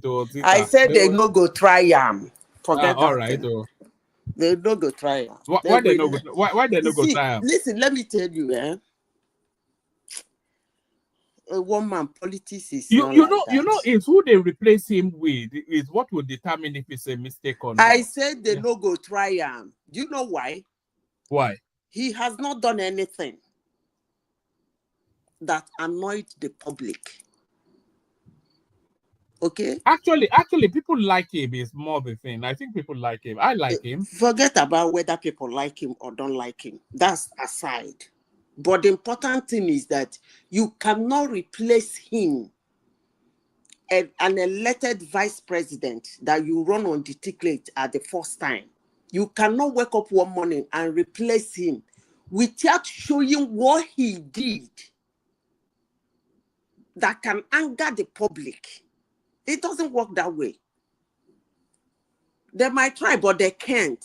It's not possible. Let me tell you that one. It is not possible. They try and they go lose this election woefully. Mark my word. People like Atiku and so forth, they go Ghana this thing now. You didn't see when Atiku and Obasanjo did it. Obasanjo was advised now. You don't do such a thing. No try them. That's political suicide. If Tinubu don't even try that kind of a thing, sir, he no go try. He has so much in his hands than to try such a but thing. Tinubu is often led by, especially Ribadu in northern matters, and I think Ribado is a paperweight.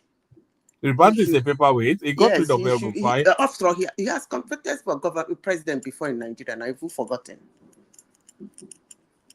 Yes, on Tinubu's party. In the political arena, Ribado is a paperweight. In administration, well, yeah, but in political arena, even as much as he did what he did, Nigerians could still see him as somebody in the political arena.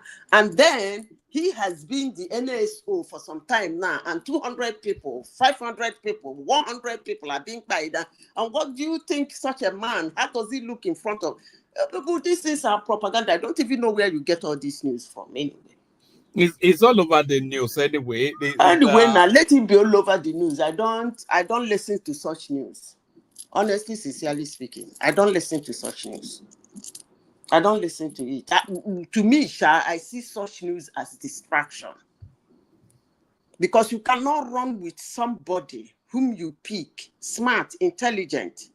You picked him to be your vice president. He did not do anything you people can bring to the public and say, look at what this guy did. You know, to anger Nigerians.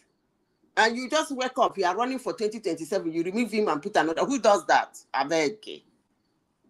That's political suicide now. If they do that one, that means they have to rig that election heavily for them to win. But Shettima has been Tinubu will have to sit in Aso Rock and write that election. Shettima has been quiet over the last few months, though. He's not quiet, though. I don't know where you got that quietness from. He's not quiet. We don't see him in the news cycle. He's not supposed to be seen in the news cycle. When we're in the throes of electioneering, it should be. Listen, one man, we have to understand something, please. We should not pushing these narratives. It's hurting the world. A vice president is not the president. Honestly, sincerely speaking, his boss is not being seen around too either. So they are not a public show administrator. Okay? When you have a public show administrator, you see them quite often. His boss is not in the public per se. Most times Nigeria asks, where is Tinubu? So what the heck are you talking about? He has not been seen. They are not gidigba people who come out to talk and play. Two of them are not that kind of, I will use the word, they are kind of taciturn. And when more especially that Shettima, when he come out, he's very precise and he hits it to the target with good English. So they are not the talking type. They are not P2B and Atiku that react and that have chemical reaction on anything that happens in Nigeria. They're not like that. And Nigerians should see it that way. His boss is not running around speaking out of context. He too is not running around speaking out of context. So which one you have not been seeing him? Have you been seeing his boss? For months now, have you heard from his boss except for 29th Yeah, of May? but like you said though, so he's the articulate voice of it because for all of Tinubu's strength, he's not an orator. So he is the articulation of the ticket now. So why is it not there articulating? He is not okay. Woman, I know you are pushing me to keep talking anyway, but let me continue since you don't have much people in your platform this morning. Madam Sita, huh? Let me support you a little bit with that topic. Listen, woman, what you don't understand is this is the game of the northern people. There's no way you will have a home that will not have some people that they are not happy with what you're doing. So, like Madam Sita said, I just try to play that card and see how it will fly. They can never try it. Tinubu is very smart. He can't do that. When it's even difficult for him to choose somebody else, he personally chooses Shettima. You understand? So I don't see And Tinubu. again, the guy has not really, I don't even know what this Shettima drama is all about. What actually did he do? Yeah. I mean, I don't get this narrative. What did Shettima do? His They're body just trying to language play that does card. not suggest anything. So what did he do it inside his kitchen? If he did this inside his kitchen, then let it remain inside his kitchen. Come on, You man. have to understand that a lot of people also are permutating towards succeeding Tinubu, and by a lot of people actually mention Ribadu, you know. So a lot of there are three layers of politics going on. There's the politics of now, and then there is the politics of 2027, and then there is the politics of 2031. A lot of the North, they are politicking towards 2031. Okay. And they are aligning themselves. So likening themselves doesn't mean they should remove somebody and put you now. Liking yourself is preparing yourself for 2021 or whatever you can call it. Yeah, so if they, because if woman, so, please, sorry, okay, go on, but go on. Even if Shettima has shown interest in 2031, it's left for Tinubu on that day to say, I'm not endorsing him. And that doesn't necessarily mean better for Shettima self. That doesn't, nobody can stop Shettima for running for 2031 except Shettima. But so if they remove him from the limelight now, if they remove him from the limelight now, then his luster will wane somewhat. Yeah. Oh, one man. Was Tinubu in the limelight? How do you mean? Was Tinubu in the limelight after going about shouting with Buhari and Osibade entered that place? Only heaven knows what he told Buhari about Tinubu. Was Tinubu in the limelight in that 8 years of Tinubu was always in the limelight, though. He was the chairman of the party. It's a preeminent.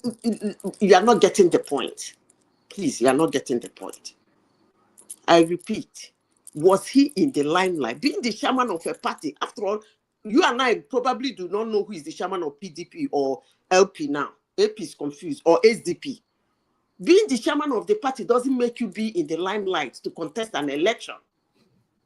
What I mean, being loud, being seen, being heard, being shown around.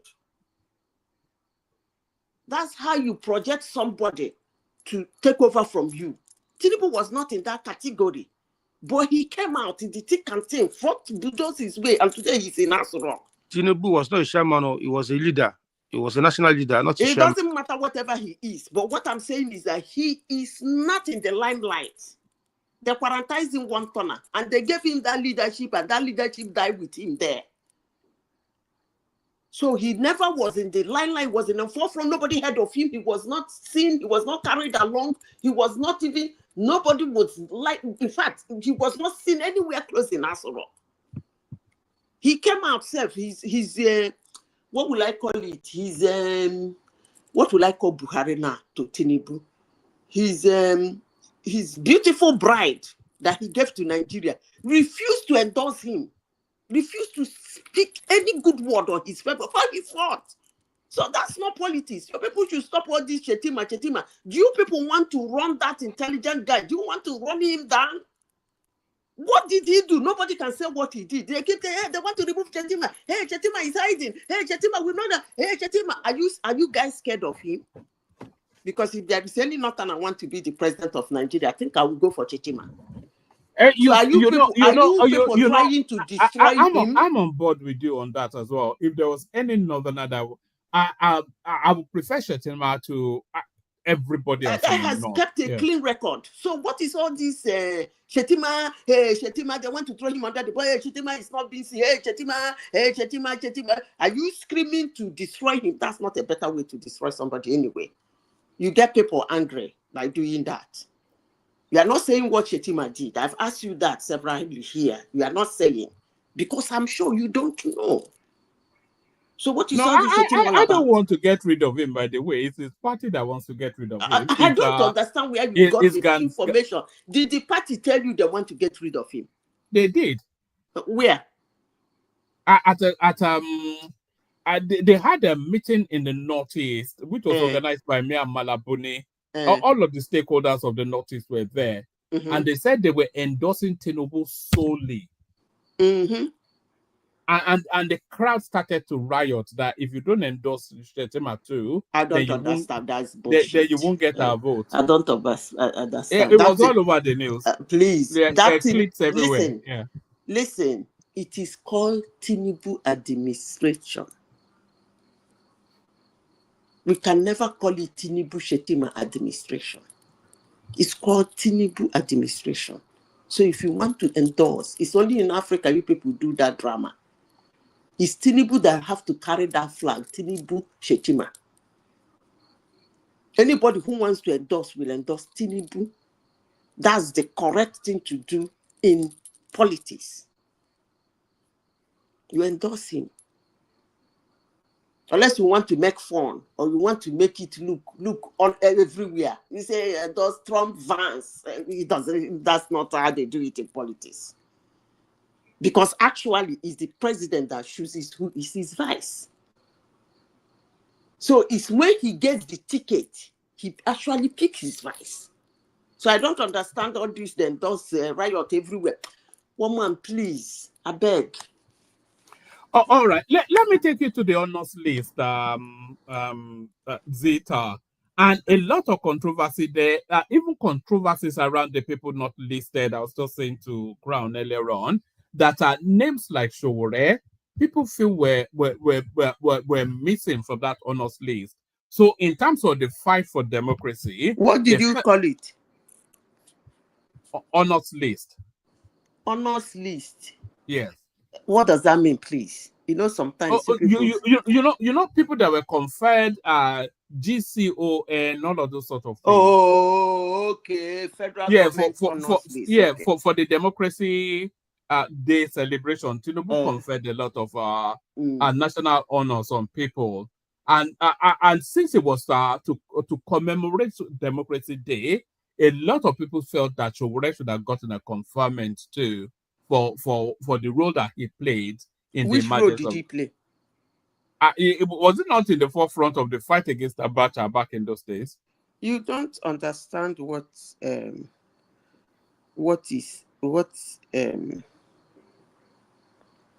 you don't know honor an activist who is everywhere. You don't honor such person. Showore is everywhere. You don't honor such a person. He's flippant. Somebody who is flippant, you don't honor such person. I don't know how to explain it to you. You can't hate every government. Okay, let me make it in a simpler way. You can't hate every government except yourself. Unless you are the government, every other person who honors such a thing. What did Showore do? That he hates all the government in Nigeria. Except him. He's the only one that will go into there and do the best. So they should honor him. One man, come on, man. I think he should have been conferred something. Actually. No, they shouldn't confer him. Although he would not have accepted it, that's what I'm would have saying used now. it as Nobody honors leverage such a person because if you try it, he will use you to shine. Yes, he will just use it to now you run around the media what I'm houses. trying to say. Yeah. Nobody honors such an idiot. As long as I'm concerned, Showore is an idiot. Nobody honors such a person. Why would you honor him in the first place? That he did what exactly? That since Nigeria inception, that gave him food, put food on his table, make him who he said, make things cheaper for him to grow. That from the beginning to the end, he has been criticizing the government without saying anything good about the government. And all of a sudden, he dropped out to be the president. And since he dropped out, by the way, I don't know who even gave him the call that he can be the president of Nigeria anyway, but that's his civil right. Let me keep that aside. And all of a sudden, he jumped out to be the president, and he's projecting himself that if it's not him, every other person is an idiot. So how do you honor such a person? You want to make him important in the society. Such a person, you should raise a carpet and sweep him there and drop the carpet on top of him. Where should you honor such a person? I don't even know what. Woman, please. Do you have You know, another? they also mentioned Aisha Yesufu, which I thought was quite ridiculous. But for our role in the Chibok girl something. Okay, one man, I want to ask you a question.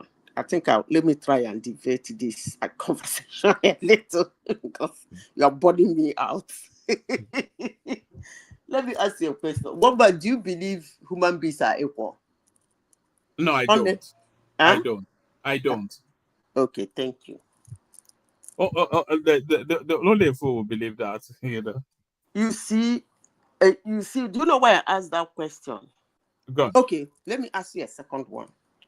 Do you believe human beings should be treated equally? Well, no, I don't either. Yes. Thank you. Because these are the kind of narrative people push, and some human beings will buy it and swallow it and become so bitter about how they are being treated and how they are equal. I don't know where they got that one from, but anybody that tells you that human beings are equal is a liar. And anybody that tells you that a human beings should be treated equally, I don't know where the heaven that happens. All right. Let me ask you a question. Do you think human lives are of equal value? No, it's not. They're not. So you think some lives are more expendable than others? Yes, of course. Actually, I should. You see that is where I may disagree with you somewhat. You see, I should even go further to tell you, use the word more valuable. I'm trying to double down on it. Some lives are more valuable than the others. Those ones that are more valuable should be preserved. But those that are occupied, that their job on planet Earth is just to occupy space. I don't know why you want. Let me shut up my mouth before I say something. There's this thing that they call is it eugenics or something like that, where they want to weed out the bad genes. Are you of that mindset? Is that where you are? No, not really. I am not. If they are already existing, I'm not saying they should weed them out. But we should do more in not producing more of idiots. Honestly, sincerely speaking, if I have a science. But are idiots not an essential component to keep the ecosystem balanced? No. You can create, okay. And by the way, idiot is relative to the company that is No. You know there's relativity to it. No. It's not an absolutism. No. It's a relativism. Let me explain it in a better way. Every human has a potential. Yes. Your ability to latch onto your potential, to create something, to do something, makes you outstanding. Chikina. Now, for those who sit on their potentials, doesn't mean they are idiots. I am saying that we should do more in reproducing those ones that have the capability and capacity to engineer their brain and their gene to be able to bring out you know that capacity is a consequence of environment and opportunity. No, rather than an innate. No. No, it is. Hold on. Just hold on. You can disagree. It's a consequence. Okay. Your mother is a doctor. Your father is a physicist. So there's every possibility as a result of that environment that you will end up in the upper echelons of society. So your mother is a fruit seller, your dad is a bus conductor. There's every possibility that you will end up in the lower ranks of society. So you will say the gene pool that of a physicist and a doctor would naturally mesh to produce a high functioning person, but that is not actually true. It's the environment that produces that person into high function rather than something innate within them. So I'm not quite sure that it's a more complex thing than it's not than how you, complex. yeah. Environment can enhance what you are already ready to project. That's what the environment does. The moment you show ability of something, it's immediately the environment will be an enhancer. But the environment does not bring it out from you. Otherwise, everybody who is in the Western world. Can an environment also repress your ability? Can your environment also repress your ability, your innate gifts? It may not enhance it, but it doesn't mean it will not show. You limited it when you said papa, mama, doctor, engineer, what is supposed to bring it, like this. You limited it to the immediate family. What about where the papa and mama is coming? Did they have gene? No, that's not how it works. The you in you is what makes you the you are. Not necessarily. That sounds like one of those peppy little Oprah Winfrey phrases. Yeah. No. Woman, let me tell you. Do you know why I'm saying this? I told you that I have a friend who does documentary. We have seen whiskies in the villages. Interior. You will be shocked at how, more especially in Africa, you'll be shocked at how much the level of intellect they have. Then let me give you a typical of a famous one. Do you remember that boy? I think that boy is from Kenya. That 9-year-old boy. Oh, yeah, the protege, the savant, yes. What did he do? Hey, is it not a mathematics guy? No. Those ones are brilliant. Don't worry. No, don't want that. I'm talking about somebody who did something exceptional in production. The guy that used water and wind to bring out electricity for his mom. I don't know if you follow that story. When he did that wind energy, nobody taught him. He has not seen wind energy before. He just said he was in the river and something happened. He had a shock. If you see you can check it out because it was CNN that flagged that thing. It was a very interesting. They have to bring him to United States and took him to the windmill. And the boy was shocked when he see the windmill. They were showing him that this is actually what you wanted to create. He was so intrigued, like, wow. But this boy has not seen a windmill before. He doesn't know what it is. But I doubt that very much. If it's not seen, then how would they know what electricity is if it's not even seen a windmill? I mean, windmill, solar, wind energy. He has not seen it before or heard about it before, but he did something in the village to generate electricity for the mom. With the wind, only him thought about it. He's a secondary school boy, a primary school boy in a local village. He imagined it and did it. So a teacher saw it, came to see them in the house, a teacher in their school. So I was like, how come your mother has a bulb? He put a bulb. He said that when the mother comes back from the farm, it's a story now. That was about 10 years ago or 9 years, 10 years ago now. He said that when the mother comes back from the farm, it is late, so she uses darkness to cook.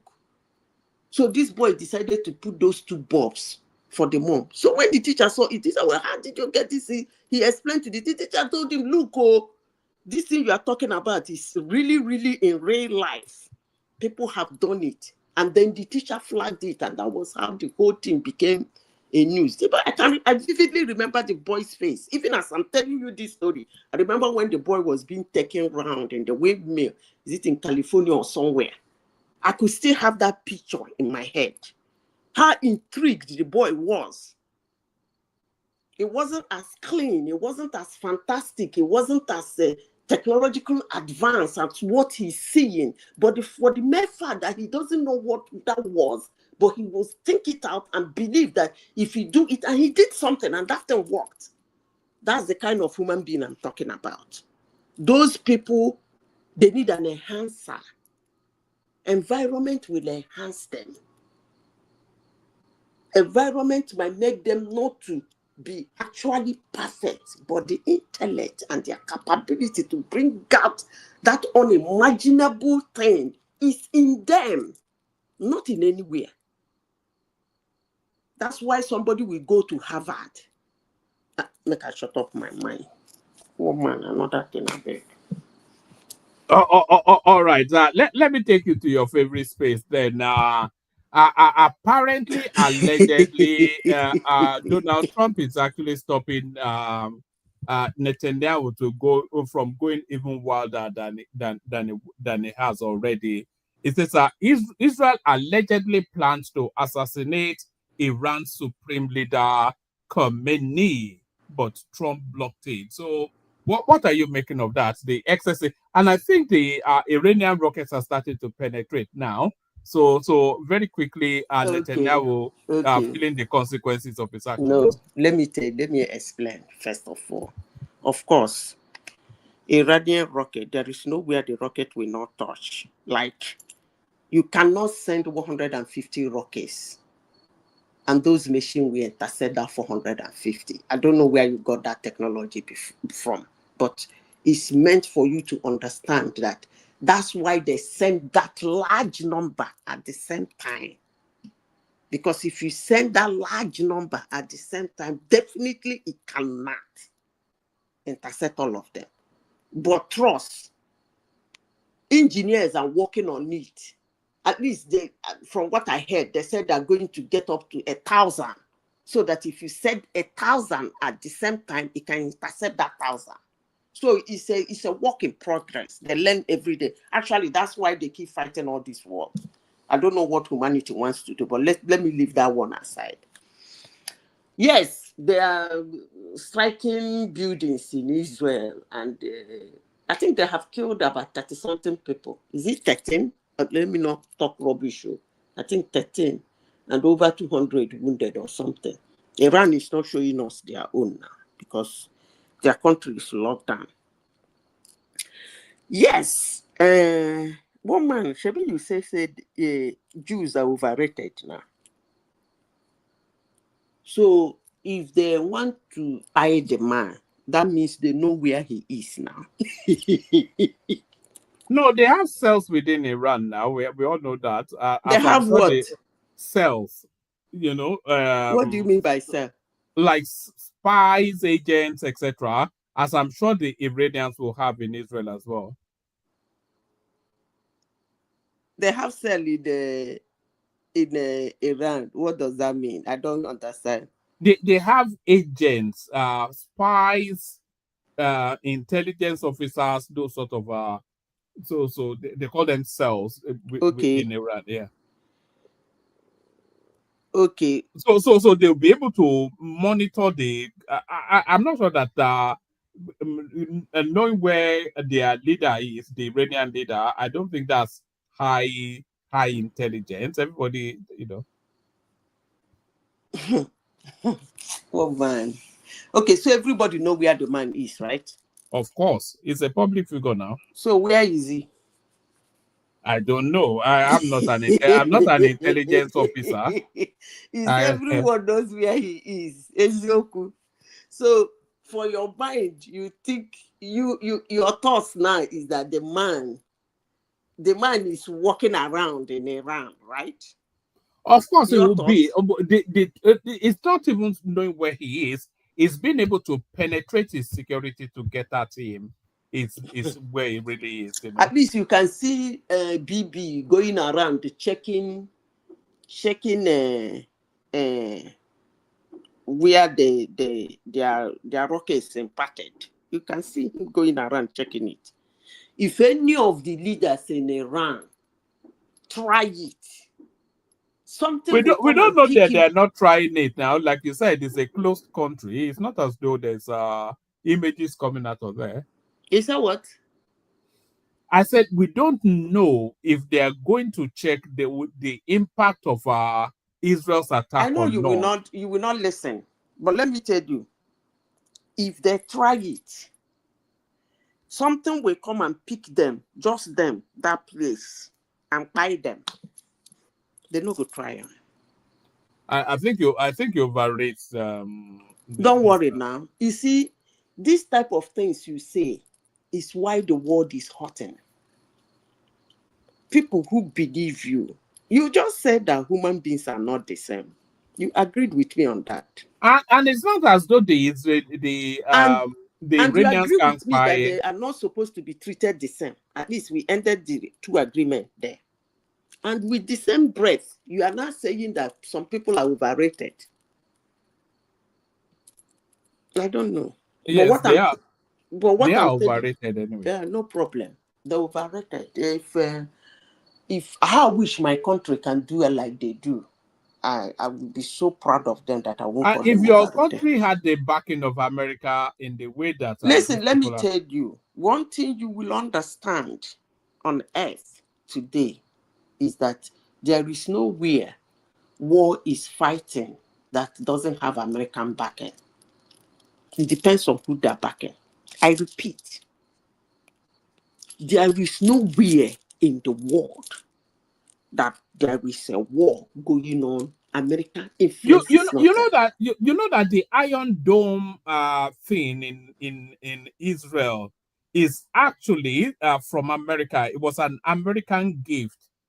You know, it wasn't they didn't innovate it or invent it. No problem. The Americans gave it to them. They are Did you dumb. know that? The Israelites are dumb. But let's I'm leave not it at saying that. they are dumb, but I'm Okay, not they sure are that I rate overrated. them to the They're frequency that you overrated. do. Let's leave it at that. But let's continue what we are saying. If you want to know who the clever people on this planet are, there are three sets of people that are clever: the English, the Chinese, and maybe the Germans. You know, those are the clever people. I'm not good. Those are the clever people, not okay. not the As Jewish. you add China, join them. I don't think I'll continue with this in discussion in this intelligent the level of intelligent or what. As long as you push China, join them. You don't think the Chinese are clever? I will not continue. They've taken over the world without firing no one wahala bullet. now. I agree with They are you. clever. But as long as you put them, you are talking about people who America is helping. Now you said Chinese, you are not overrating them, right? No. I think they're clever. And America did not help them. Wahala goes In what? I mean, if America switched off the lights on Israel just for 1 week, the Arabs will finish them. Oh man, now let me leave you and this your Israel and their stupidity. Honestly, sincerely speaking, I don't know what you think Israel is, but the only warning I have to give people like you is actually a warning. Don't push Israel too far. Have you ever bothered to ask yourself, why is it that America will say today that don't help Israel? They will run back, they will run again. They said they will help them, they will run back. Have you ever sit down to ask yourself, what intel do they have on this guy? It's not intel. It's a strategic presence. Okay. Strategic presence. France yes. doesn't. Hold on. France hold on. Israel Israel is their foothold in the Middle East. Okay. You know, Israel is the American presence in the Middle East. So okay, and that's why, yeah. France, Lebanon. It's not France presence in the Middle East. It's not French presence in the Middle East. I don't know how much history you know, but if it's only America that wants Israel to succeed, you should ask yourself the question why. And again, why is it that sometimes Israel do disobey them, and they still run to their aid? Yeah, Why because is they've it infiltrated the American decision making. Okay, now. With One their man, lobby. this don't Yeah. enter via Palo talk. I beg. Make I keep quiet. Let's continue. So you said they vetoed that the man vetoed it. The man vetoed what? What's that man's name? His name they had me to prove. The man you put on the picture now. Donald Trump vetoed it. Oh, Khomeini, yes, Ayatollah Khomeini. How did you Ayatollah? Yes. No, the second name is the one that is difficult to pronounce. Is it Khomeini, Kamini or something, whatever? Let's call him Ayatollah because let's call it the Ayatollah, yes. Yeah, so because it was too much now. They don't take out so many people. They don't take out so many. The last one they killed Sunday morning was somebody like their chief FBI, their ABI director. They killed him and his second. They killed him and they killed him and his wife on Sunday morning. So do they actually have a right to be going around killing people in the manner? Yeah, they have a right. They have a right. They want to go around killing everybody.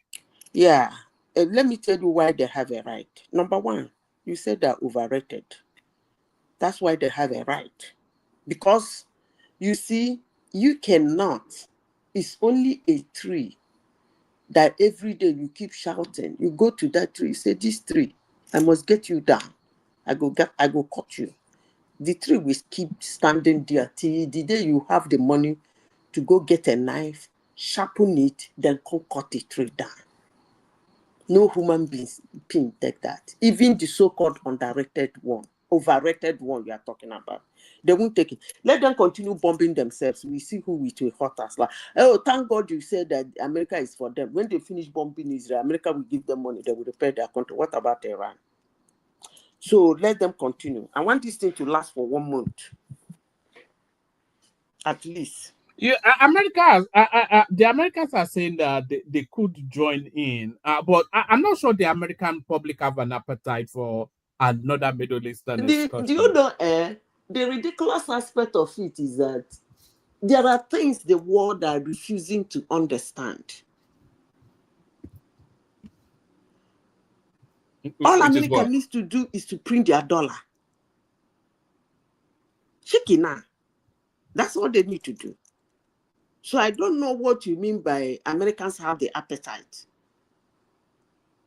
But as it is now, according to you, you're already saying that they're already like a proxy fighting the war. So which one is appetite? The war today, I don't know what will make somebody put soldiers.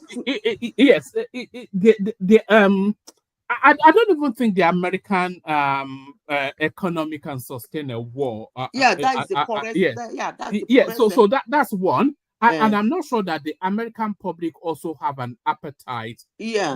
Because they're still ruining their excursions in Iraq, Afghanistan, etc., etc. I don't know what you are talking about. Listen, let me tell you. One man. America is war, and war is America.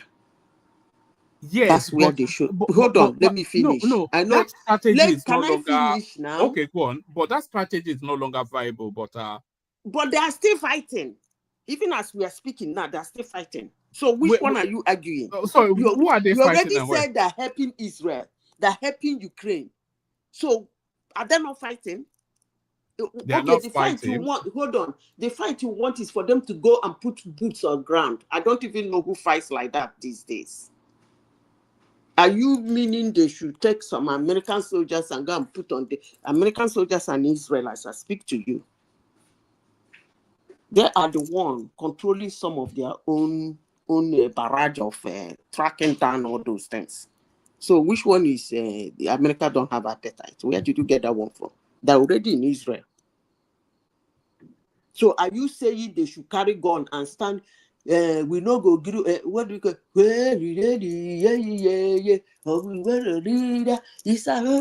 Come on, bye. Is that what you you think they're going to do?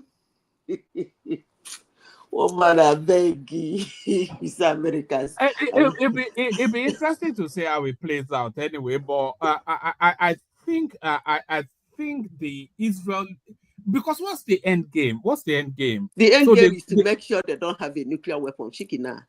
That's the end game. But they're not in pursuit of a nuclear weapon.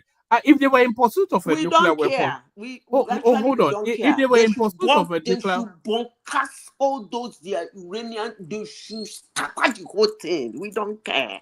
So destroy that country as well. And then have another wave of weaponry flow through the Sahels into Africa. He said what? Have a weapon? What? Another wave of weaponry. You know what they did to what they did? What they did in Iraq? I didn't get your last sentence. No, I said they destroyed that country, and then we have another wave of armories, weaponries flowing through the Sahel into Africa, which was exactly what happened. Where did you get the weaponry from? Oh, hold on. Just listen to what I'm saying. When they went into Iraq and they destroyed that country, all of and Libya as well, by the way, all of the weapons in that space went through the Sahel, and that bettered all these Islamic in West Africa, Boko Haram, etc. All the weaponries are washed in West Africa now as a consequence of American excursions in the Middle East and North Africa. So if they go and do the same thing now in Iraq, then there'll be a second wave of weaponry coming through the Sahel. Have you finished? You know, and I'm not even an Arab, like I don't even like Arab people, though, by the way. Have you finished? Now, do you want me to respond to what you said? But somebody cannot just unilaterally make a decision to go around bombing and killing people just at will, like a bloodlust sort of thing. Do you want me to respond? I should leave you with what you said. Yes, Mike is asking, do you believe, are you one of those the Israelis are children of God? Is that where you're coming from? Is that what? Mike is asking if you are one of those people who think the Israelis are children of God. It depends on the religion you are part of. The chosen ones. It depends on the religion you are in. If you are a Christian, obviously, yes. But if you are not, obviously, no. So that's just the answer. If you are a CAC Muslim, one place, of course, that should be a charade in your ear. But if you are a Christian who has the encyclopedia of the Bible and you look at the maps, yes.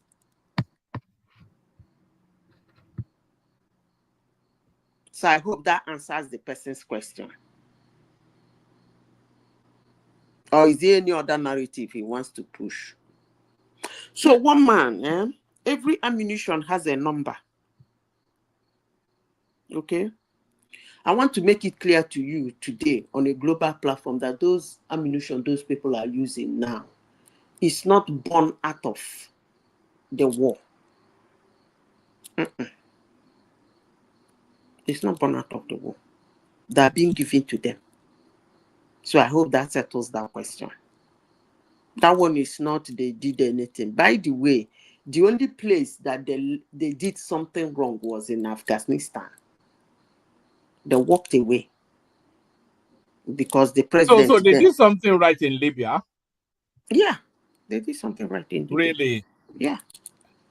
So the guy that was their ally, now they go and kill him in some gutter in his own country. Yeah. See, how old is Libya? How old is that war in Libya? One man that giving them buy to go about buy. It's not the ones that got from the war, please. Most of them are being kept by that country.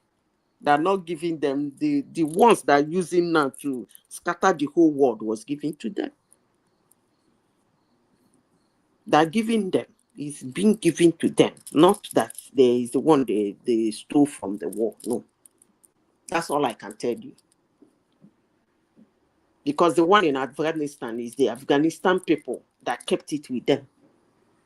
They're not giving it out to everybody. They used to be sophisticated equipment. They have to keep it for their safety. So, but those ones who running Heta Skater plus the one, you didn't even tell me to speak about Benue anyway, plus the one running around Heta Skater in Nigeria, it's not the gun they got from Libya or from Afghan or from Syria or from Yemen. It's being given to them. They're being heavily funded. That is the truth. By whom? You go find out now. That's the question you should be asking. In fact, that's the question. No, you didn't sign the check. Like you did fund them. Hold on. In fact, instead of sitting down to push this narratives, that's the question the world should be asking. But they can't ask the question because they know. I told you people a story here. I said it because it later on came out in the public.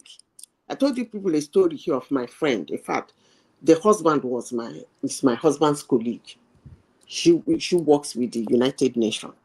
When that October 7th started, she told me in confidence. She came to my house. She was telling me how she was fuming about in the office. So what is all this one going to run into somebody's country and pick people and rape women and kill children? What is it for? Why don't you just go in and fight them? Why do that to babies and other? She said by the time she turned back, she found out that everybody was either Hamas or Hamas supporter. She was shocked. 3 months after she told me that, it was confirmed in the United Nations that 150 members of the United Nations are terrorists. And they are sympathizers. The United Nations is Hamas. No, I'm trying to follow the logic of what you're saying. Maybe you were not listening to what I'm saying. Let me say this. I had a friend. She came to my house when that thing happened in 2023. And she told me her experience in the office, that she was full. You know how you bring up a topic? Do you understand? When you bring up a topic in an office environment, it divides into 2 or 3. These ones will be for, these ones will be against. Then we have neutral people. Then you people gist about it, talk about it, argue about it, debate about it, and go back to your share. But she told me that she's a very intelligent woman anyway. Of course, she doesn't have a choice rather than to be smart. She works there. She said she brought up that incident that she was fuming. Nobody everywhere was quiet. She said when she turned around, she said, wow. I said, so you mean they are for? She said, yes. 3 months later, it was publicly announced that 150 in that United Nations is a member. So what are we talking about? So it is what it is. They're being funded heavily. It's not ammunition they got from the war. Even as I'm speaking to you now, they're pushing some to them. So what happened in Benue? Let's go there. Yes, take us to Benue. About 200 people were killed by the what they say suspected Fulani, but we all know they are Fulani. So, but the response of the government is really what people are speaking about. That they wanted Tinubu to go there and with an AK-47 strapped on his back or something like that. Because we saw some sort of pulling back on that insecurity for the first 18 months thereabout, but it seems to be crescendoing back to the Buhari sort of level, the insecurity and killings in especially that middle belt area.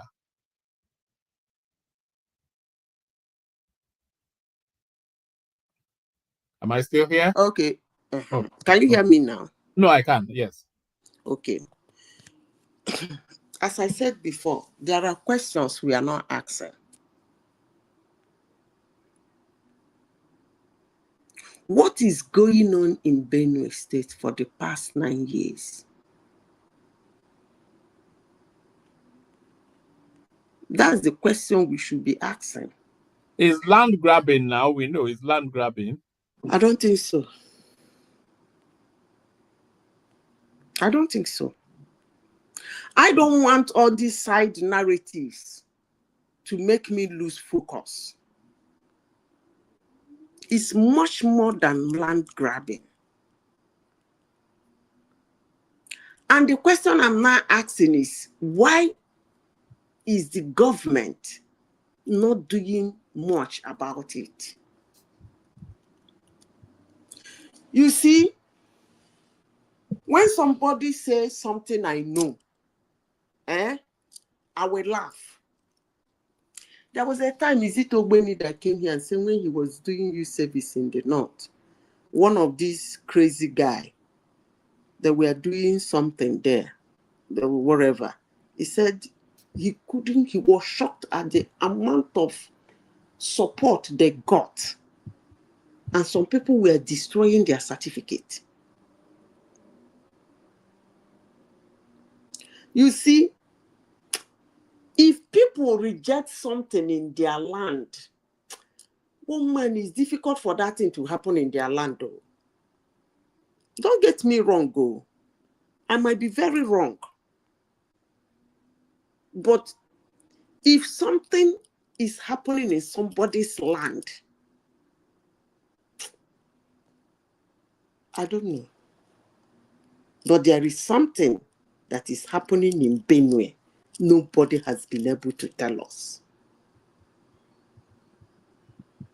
That from time to time they go, from time to time. They are harvesting mineral resources illegally now. There's nothing. No, they don't even. There's nothing shrouded in great mystery. No. They don't even have that much.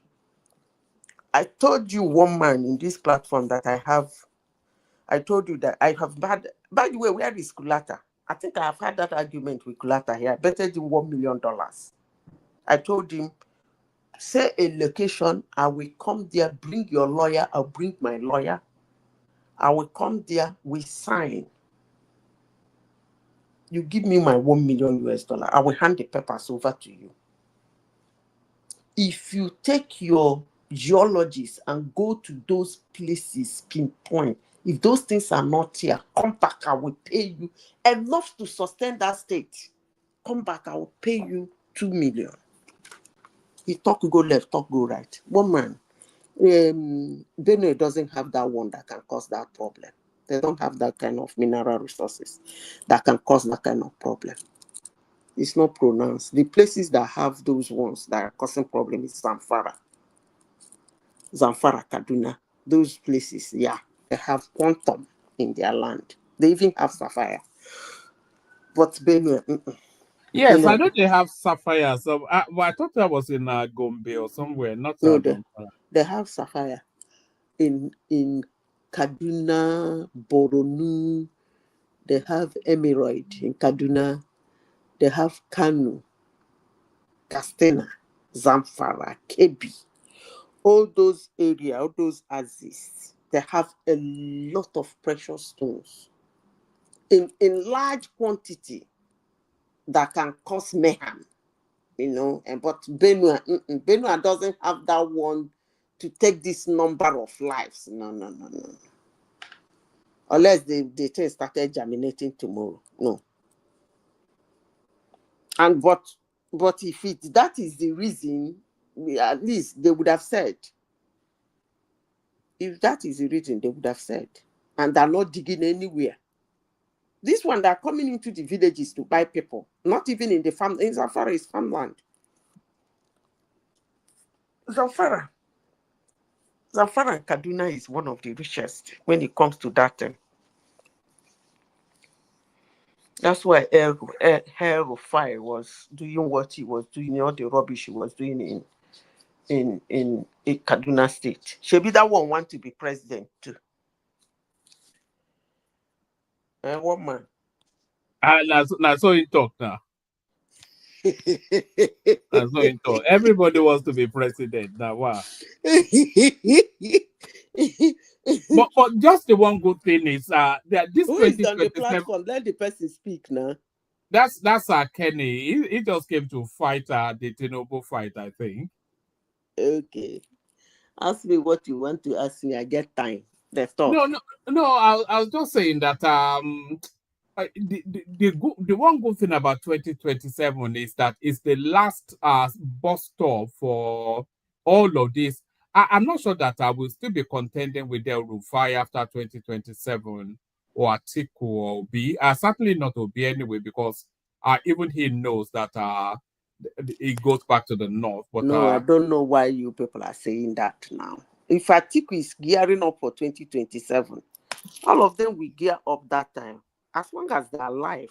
Nigeria election. No, I don't think Atiku can contest in 2031. Even he is finding it a struggle even to contest in 20. Nobody wants him. The country Who seems told to you nobody wants him? Who wants it? The PDP are chasing him away now. Who told you? At the PDP themselves, they are saying they are fed up of him. You see this thing you are saying, eh? When we will start seeing the aftermath of all this nonsense is next year. You know, say by this time next year it will be heating up in Nigeria. I hope you know that.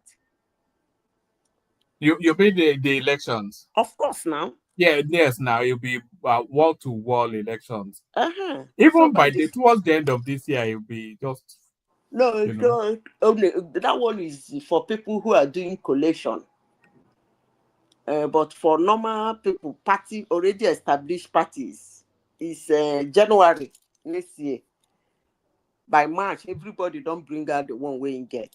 May, June, all of them will start having their convention, Abby. Because campaign starts in September, I think, right? Yes. So, when the time come now, El-Rufai want to be president, Bala Muhammad want to, Amnesty wants to be president. Okay, they call Rocha Sokorosha. That one say, they even wanted that one to jump in. He said he has had enough. Maybe this why you people are even saying Osibade fit can even come out. No, I think his time has passed, Shivandi. Why? Because the window doesn't open for him anymore. Which platform is he going to use? Haba. He will go and wrestle the ticket from Tinubu. What is wrong in with APC? No. No. When the party itself, they are saying the guy will. They've already handed him the ticket anyway, unopposed. Normally, that's how it works for every party.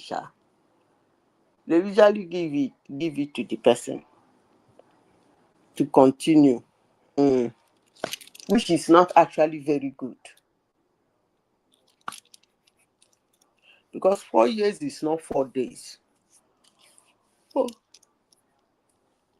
So, okay. So who else? Then they have the show will raise them and Adebayo. You know, of all of the disappointments that I have in Nigerian politics, Showore is the one that disappoints me the most. Because the window of opportunity opens for him. It's been open for a long time. And he just couldn't take that next step up. All of this will be something that we're saying now is to be Showore that we are talking about. And he just let it slide. Oh man. This is the same thing you said about Kemi Badenoch. You came to your platform here and said the woman fit for being the Prime Minister of UK. I called you wicked. You look at Showore. You want that guy to enter Aso Rock. No, I don't want him to enter Aso Rock, but I want him to. I thought he would have more prominence, more followership, more impact. It doesn't have any. For what now? No, to effect change. You know, politics is not just about governance. The opposition is just as important as That the... is not an opposition now. That's what I'm saying now. That's why I'm saying where the disappointment is, because it's not evolved. He established a name, but it's not then able to, it doesn't know how quite to use it. You know, if I wanted to help him, has I can, you know. baggages. Forget If I wanted to help him, I Showere can. has baggages.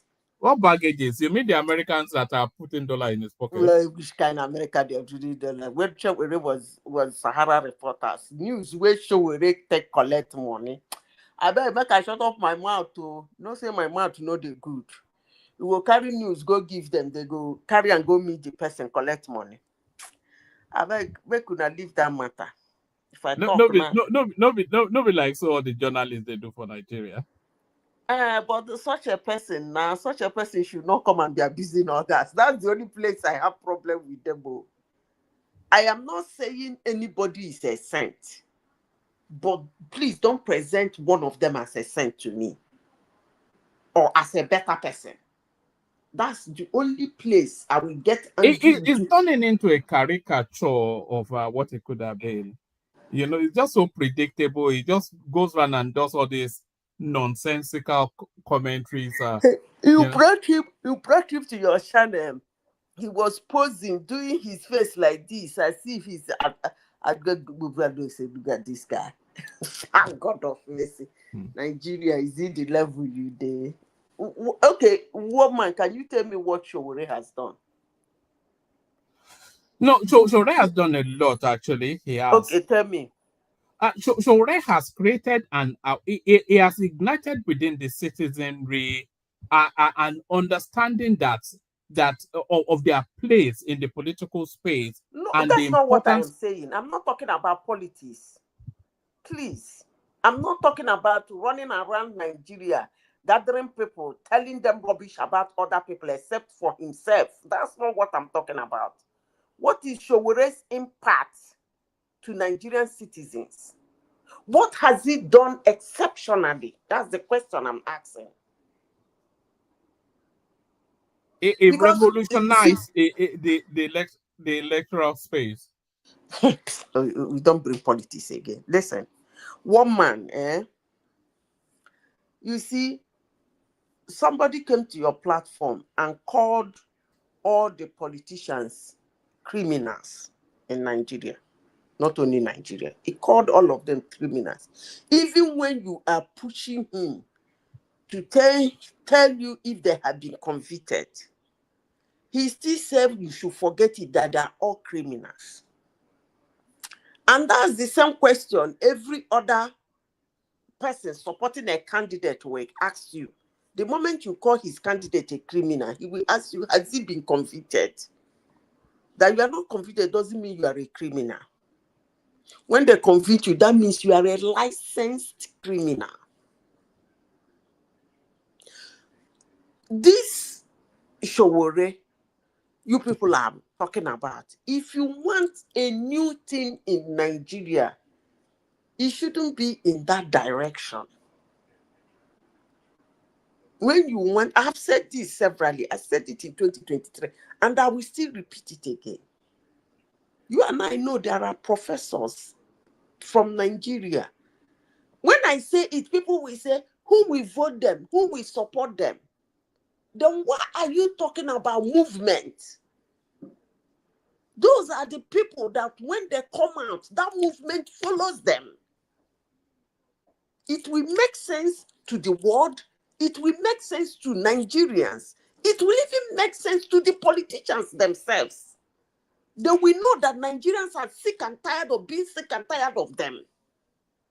But not when you say you want to change. You go and bring one old cargo somewhere, sew better clothes, put, what do they call it, Mary Kay for her face, add MAC powder, feed and make them up, carry and come give me. Say, see, this one is new. You get people like me angry. So if Nigerians want a revolution, not with those people, because we have those here on those ones. They are not gonna impress. In fact, if they come out and begin to talk rubbish about other people. They repair people like me. They actually get me angry. So when you want to talk about movement, bring a fresh blood. Let's start the movement.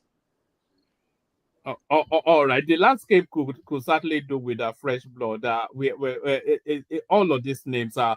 But as it Fatai joins us, I think he's taking exception to all humans not being equal. Fatai, Alpha. Hello, Roma. How you doing? Fatai, all women are not equal. Fatai, don't jump enter. Yeah, fire.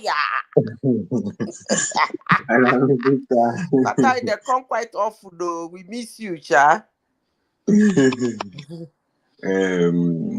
man I was I don't even where person go start now. Well, I mean, I didn't understand the perspective that you were saying that Madam Zita raised it actually, and I think it was a unit. There was unity there that human beings are not equal. Okay, from what I just wanted to understand from where are you coming from to say that human beings are not equal? Every human beings are not equal. In what way? Do you think you are equal to Prince William? Hold on now. Wait first. From what I'm not talking about. Let me use another. Why? Because he's white. Okay, because he's white. Why? Why do you think because of the space that he occupies in society, not even the color of the skin. The place he occupies in society. This is artificial construction. I'm not. That's why I said I don't want to go to that one. Kings have become slaves. I don't want to go to artificial construction. That's why I said that's not why I said that. It's not. Those ones are man-made. Okay. I don't want to go into that side. Let me explain why I said all humans are not equal and can never be equal, and they shouldn't be treated the same. Now, physically, you look at humans, physically, they are not the same. Even the ones you call identical twins, if you look, you must find a difference. Unless you run your eyes over them. That's why their parents can identify them most times, even when they try to confuse them. Now, that being said, physically, we don't look the same. Now, what is inside of us is not the same. What we produce from what is inside of us is not the same. I hope you understand me now. No, I understand. Everybody has his own talent. Everybody has something inside of you that I don't have. In terms of physical look, in terms of embodiment, what you're carrying, even our systems are not the same. Why? Because something you might eat that will go down well in your system. If I put it in my mouth, I might land in ICU. So the system itself is not the same. They don't function the same. Human beings are not the same. That being said, that being said, is there any question you want to ask about that? Yeah. I think major philosophers, their argument about equality and non-equality of human beings. No, when you are talking about, it depends. Are you talking about justice? Hold on, Zita. Let him build a position. Carry on. Yeah. They come from this dimension of differences. Okay, so that's where always the problem is, to start out saying whether human beings are equal or are not equal. Aristotle wrote the book called The Republic. In the Republic, everybody have different skill sets. But that's why when I came in, I was like, so the society needs different skill sets. All of us cannot be in the army. All of us cannot be what do we call it in Nigeria? Shoemakers. All of us cannot be president. All of us cannot be cleaners. All of us cannot be lecturers. All of us cannot be businessmen. All of us cannot be rich. All of us cannot be poor. All of us cannot be, even when you say, even at some point, one man said idiots are necessary for the society, and it was like, oh, well, what is an idiot? Actually, that it really, because sometimes even when you go, you ask a question. Well, I love stupid questions. Stupid questions sometimes are the best questions. So all of these are socially necessary, and then what is it? Survival, and this argument, survival of the fittest as well comes into all of these dimensions. But I don't think this is really, because everything in life has a goal. If you are saying all human beings are not equal because everybody is different, but throughout philosophy, this has been, but the goal of this is towards how society, how the function. This is functionality argument. So this is what I was looking for. This is functionality, functionalism. You know, this is not to do with how do we run a society if you believe that all human beings are not equal. You know, this is the problem that a lot of people have with when they say Lee Kuan Yew. Okay, you say Lee Kuan Yew, benevolent dictator.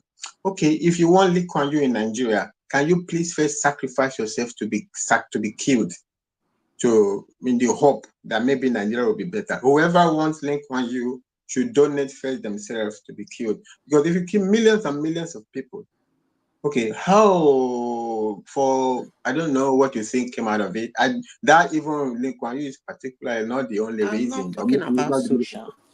Now, if you finish building up, I will explain to you. I'm not talking about social or what is happening on earth. No. Okay, I'm talking about the way we came out. Yeah, I will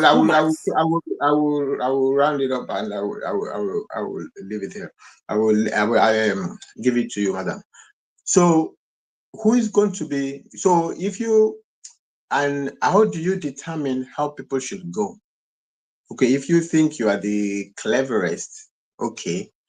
And it's also a lot of people a lot of things that happen in positions. Okay, high position does not mean you are a better person. Okay, even a very good example. No, I don't want to go to Nigeria, but you just fit into this, you just fit perfectly. That's the only reason I'm going. I'm going to go into that broad argument. So this senator was saying Madam Ezekwesili was old enough to be a mother. Okay, it's like my mother. Okay, well, should your mother be able to tell you to shut up? Or so if you are a senator, but your mom is in the village, should your mommy be able to tell you shut up? But because if all human beings are equal, if by position you are now a higher animal, okay, your mom, who is a villager, should your mom be able to tell you shut up? Or should she be sacrificed? Should she be sent to jail for telling you, a whole senator, to shut up? This book, Animal Farm, I'll leave it on this Animal Farm and give it to Madam. Animal Farm. So the expression in Animal Farm that said all animals are equal, but some are more equal than the other, it's a ridicule. They are making fun of leaders, people in authority, who believe that because they've risen to high positions, they are better leaders. It's a satire. It doesn't, the Animal Farm, the core message is making mockery. Oh, so because you think you are now, say, okay, we're all fighting, all animals, we kick out the humans. Now that you now start to walk on two legs. And so they're making fun. So there is a mockery of leaders when after assuming high position, they now believe that they are different kind of human beings than the rest of the people. So that's why I think that I've heard a lot of argument on this Animal Farm, as if Animal Farm is saying that there are some people who are higher. No, that's not what Animal Farm is. The mockery of leaders who feel that they are better than everybody else. It's a mockery. Say, okay, so all animals have 4 legs, but now because you are there to supervise, now you believe you should be walking on 2 legs. You should create a separation. You should be walking on 2 legs. No, so is it? So the literature is a mockery of the literature. So yeah, Madam Zita, I'm listening. You see, all you have said, you are talking about social life. The animal farm is somebody that wrote it, so that's not what I'm talking about. I'm talking about how humans are created, how we are born. We are not the same. That's what I'm talking about. I'm not even talking about who later became a king or who later became a president. No. Those ones are, maybe sometimes it might be struggle. It might be genetical. It might be something like a lineage. It might be a stool or something. No, that's not what I'm talking about. I'm talking about human beings, how they are created. They are not created the same. And I started with the physical look. We don't look the same. We don't talk the same. I already answered that, madam. I said this is argument of functionalism. No, it's not functionalism. No. Leave the functionalism first. Let's talk about how we are created. Then we can talk about the function later. Because the function is actually our ability to bring out that which that is in us to function. Let me repeat. The functionality is that human's ability to bring out that which is in him to function. So the functionality, let's keep it aside. Let's talk about how did you come out? Your hair is different. I might have fluffy, thick hair. My sister might have, her hair might be thin. I might be very tall and thin. My sister might be on the short side. But now this is mama bonus. Look around you, every human being. That's why we're talking about the physical appearance. That's why we talk about recognition. I can recognize one man. I can recognize fat eye. Then the voice. We are not the same. Then the internal. I'm still on the physical law. The internal, how our internal is being created, it's not the same. It is not the same. If you do biology very well, you will know that it's not the same. Okay. Then we keep that aside. Now, let's talk about ability. How do we get it up? Who are we? How are we able to bring out that who we are? That's where the problem is on planet Earth. Because everybody has something in him. Is that your ability to bring it out that keeps you exceptional from another human? And at that point, you shouldn't be treated the same. I'm nobody, but anyway, I don't even know why we are having this argument. Anybody that is deceiving anybody, human beings are equal, and thereby should be treated the same. Anyway, you can say it, but it can never be done. Nobody will do that on planet Earth. Human beings are not equal, and nobody treats every human being equal. It can never be done because they know the truth. Chicken now. Madam Zita, go ahead. The argument about the internal. By the way, Madam Zita, before you go ahead, there is a guy always on the comment section when I'm talking, George Blueshell. He's the same guy that was opposing you when you said America went to Haiti. It was one of the guys. A guy that does not know that America went to what? Blacks went to Haiti from America. A guy who's as dumb as that, every time I'm talking, wants to be bringing academic school. Don't mind the guy. Listen, you not see my problem now. Now, are you trying to agree with me on what I'm saying that humans No, are I not want to say, I saw him now writing a comment. No, before I go to, I saw him writing a comment. He's a total idiot, George Blueshell. You have no clear idea. You don't know 2 plus. If you don't know that, you don't know 2 plus 2. If you don't know that blacks I didn't even understand why they were arguing with you. If you don't know that blacks went from America to Haiti, then you don't know 2 plus 2. You shouldn't even be talking. So as you, when I'm talking, just don't ever get in my, okay, you won't have the opportunity to be doing that anymore because I am detoxic, what do you call detoxification? I'm getting out of my system, all of it. So, but I'm very happy that I even came and joined now. He's a total idiot. Every time he's been doing it, he's the one that instigated with his crew, Tony, to come and jump on me the other time, you know, because I was so surprised that day because I like Tony. But anyway, that's not. Let me leave. I just want to point. I'm very happy he came in today. So let's go. So Wama, you were talking the internal makeup, the internal make the point you landed on is the argument that there's a I think it was French. There was a French philosopher, Nietzsche. His name was Nietzsche. He was arguing for the exceptional human. Okay, but this is the problem with the exceptional human. Okay, how, in what construct is somebody exceptional, and what is the value on that exceptionality? Okay, who is the most exceptional? Okay, the director who sits down in the room and does nothing other than think, or the workers who go out and do the work. So how do you put value? This is the problem you run into from that perspective. So their argument, the other argument about everybody agrees on difference. In fact, the beauty is to recognize everybody's differences. But the argument of differences, biological differences, are not argument of equality. No, the quality is different too. When the quality is different. Quality of humans are different too. They're not. Yeah, when equality is spoken about, it's within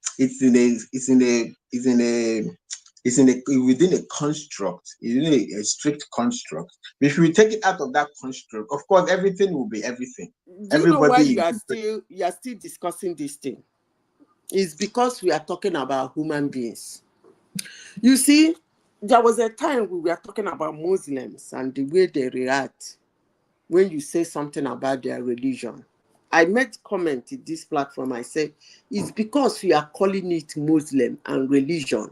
If you can remove Muslim and religion and talk about being passionate about something and how people react when they're passionate about something, I think you will be understanding the angle they're coming from. And then you will start telling them not to be too passionate about their religion, instead of condemning them for their reaction because of their passion. Now, let me go back to what you're saying. I will use that analogy for you now, because actually, nobody is going to treat every human being equal anyway, and because they know human beings are not equal. Now, let's remove humans. The idea of treating human beings that I have said, the fundamental problem is this: how do you calculate value? How do you attach? It shows value shows. How? Value shows in the productivity. No.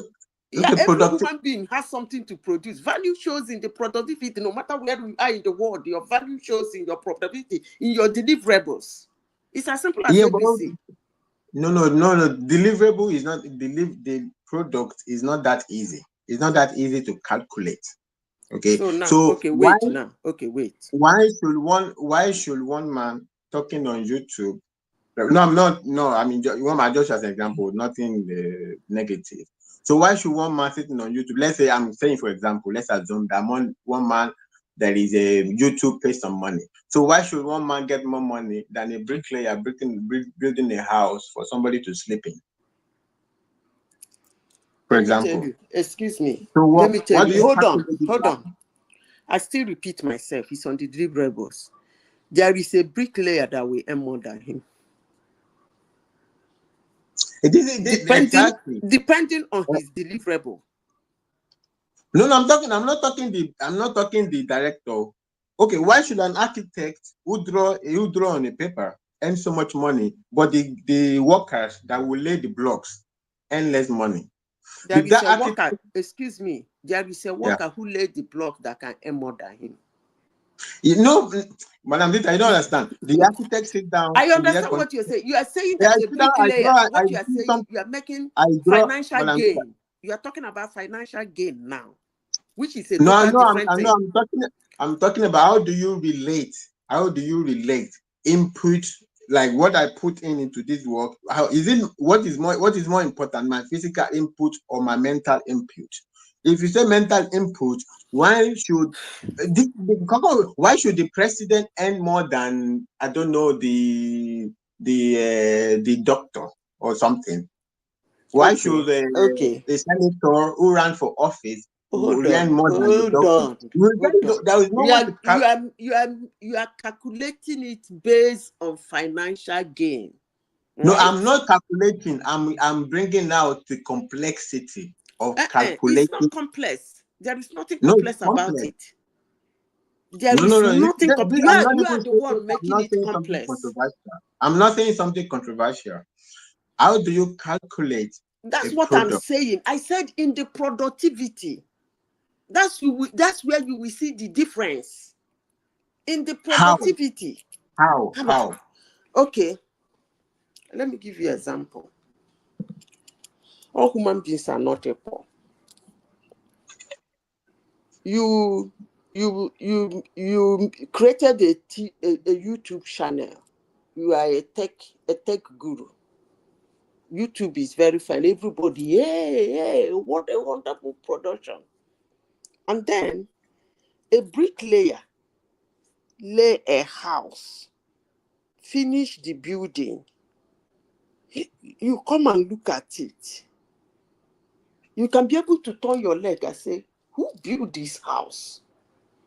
This house is well finished. Who did this?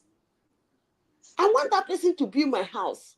Then another bricklayer build a house. And you're like, whoa, the finishing is so poor. They didn't do this house very well. And another person created something like similar to YouTube. You open it. You try to use it. You say, they told me this thing is like YouTube. But no, nah. So that's how you measure their quality in their productivity. But it's like we are trying to use the financial gain. But can I pause a little here and say something before we continue? Okay. Now, I want you to remove humans. Because as we are talking about humans, I think both of us are struggling to keep humans at the same level. So now let's remove the word humans. Let's talk about something like trees. All trees are not equal, and they can never be treated equal. And that which is what is in them, and when they grow, what they present is what distinguishes them from other trees. Now, you want to do carpentry, upholstery, roofing, blah, blah, blah. You are looking for cedar. Is cedar the most beautiful tree in the world? Is it is it because of what it brings out? And it has showcased what it can do. I hope you understand it now. Yeah, I answer about what something brings out. Even the appreciation of something is very complex. You might have something, so some people have gold under their feet and they don't see that it's gold. So that person might take gold and throw it in the trash can, but he doesn't know how do you even appreciate something. Madam, what I'm saying about how do you place value on something is not even, I'm not even trying to say something controversial. The complexity of in all of these things, even all these debates, where everything boils down onto is how do you organize the society. If you come from the foundational principle that all human beings are not equal, they're not equal now. Well, Why they argue this thing now? We are not equal. Madam, Human beings are not equal. Madam It's not supposed to be argued now. Human beings are not equal, and they're not, because they are not equal, they will never be treated the same. Okay, well, Malazita, I wanted to make the point, but if you want to insist that human beings are not equal, I don't understand the perspective where you are coming from, that all human beings are not equal. But I have explained to you physically, internally, and outside, right from their mother's womb. But They born them, they're not equal. So why are you saying not be that you don't know the angle? I'm telling you, the angle I'm talking about is a whole human being. Madam Zita, human being is not equal to another what I'm person. saying is this difference that you have highlighted does not move the ball forward. Because we can see that I am different from one man is different from you. Okay, it doesn't really tell us much. What do we do with this information now? This one doesn't. What do we do with information? Of course, naturally, we are all born different.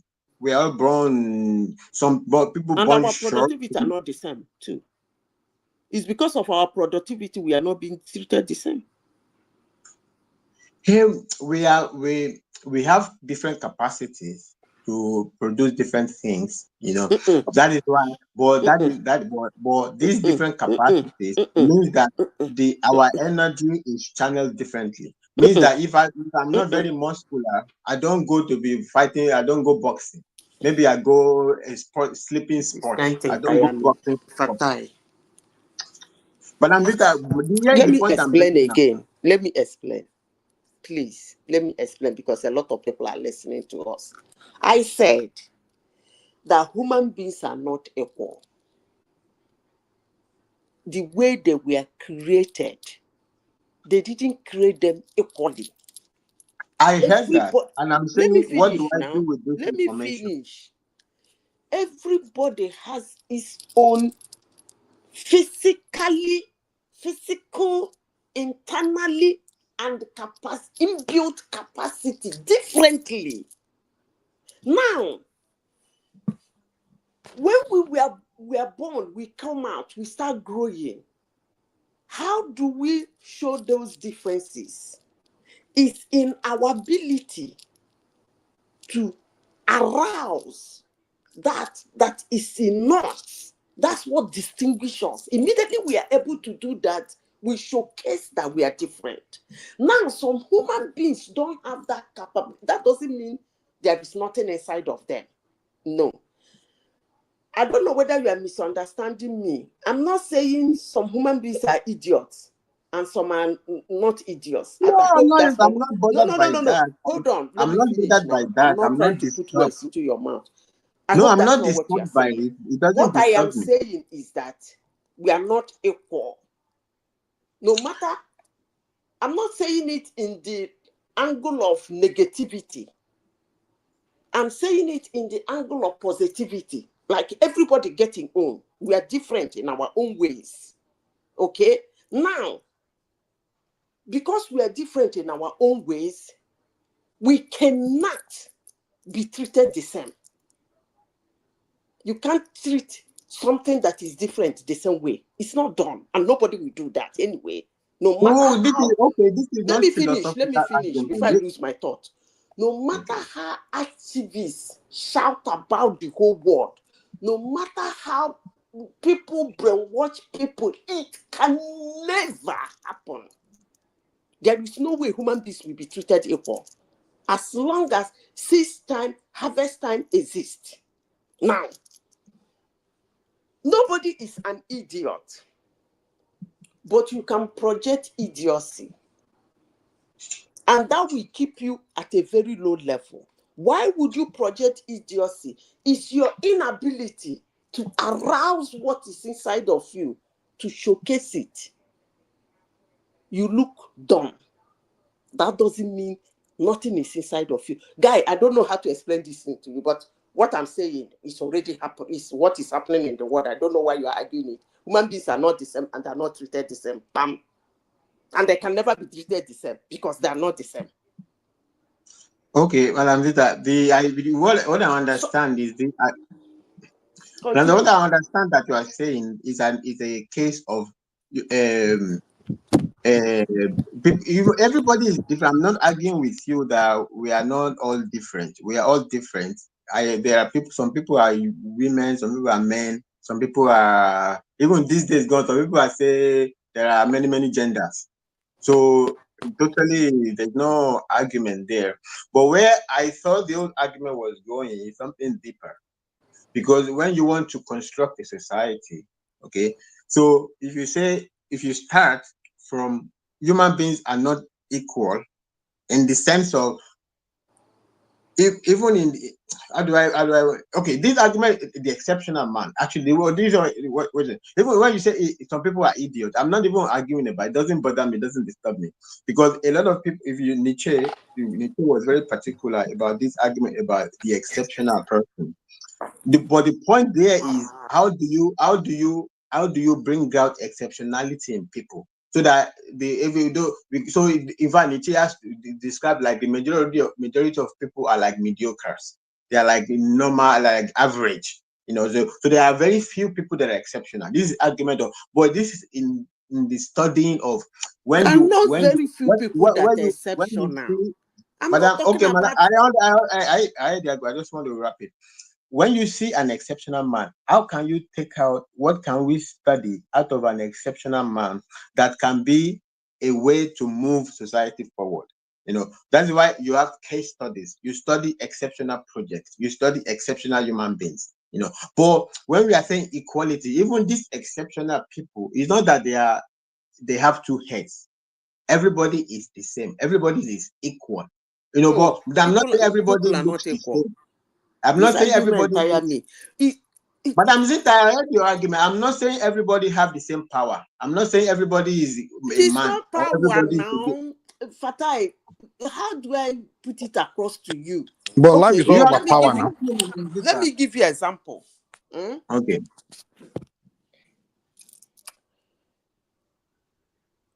Two of us are in the same class. A professor dropped a bomb. I just want to use that word because sometimes when a professor is teaching, sometimes even unknown to him, he has said something that will keep you. We change your perspective about that course. And if you can grab that thing at that moment, you run with that course, with that subject. And the professor drop it. You grab it. I couldn't grab it. It's the difference in us that made you grab it immediately. Then it might take me days, week, or even might take me you trying to severally to put me through it before I can be able to grab it. And some people cannot grab it. What happened there is not that I was not given a brain by God or by my creator or by my birth. I have a brain.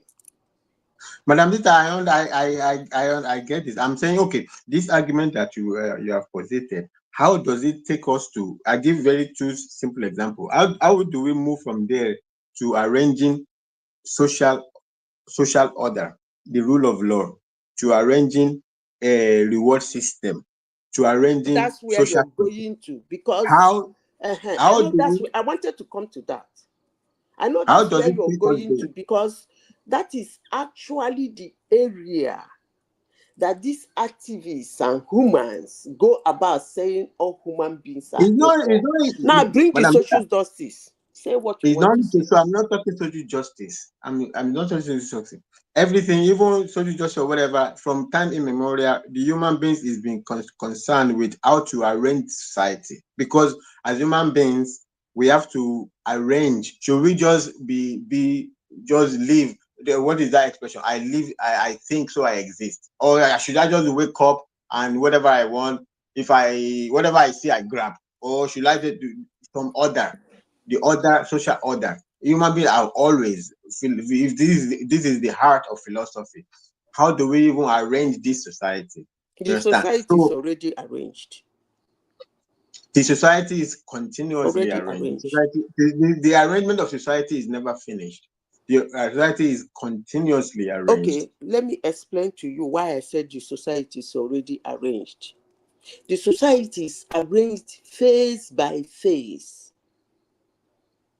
Forever, it will be continuing getting So arranged. when it gets to, it's already arranged in the I sense don't know that what that means. I mean, I'm is trying to it explain to you you want to what it explain means it? now. I Okay. said the society is already arranged. As I said before, it got arranged from the day humans were born. That's the And day it's society finished. was. I'm coming. Hold on.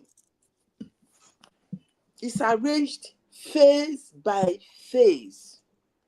So the moment this phase come, everybody go show, and they will take their position until that phase passes. Another phase will come. Everybody go show, and they will take their positions.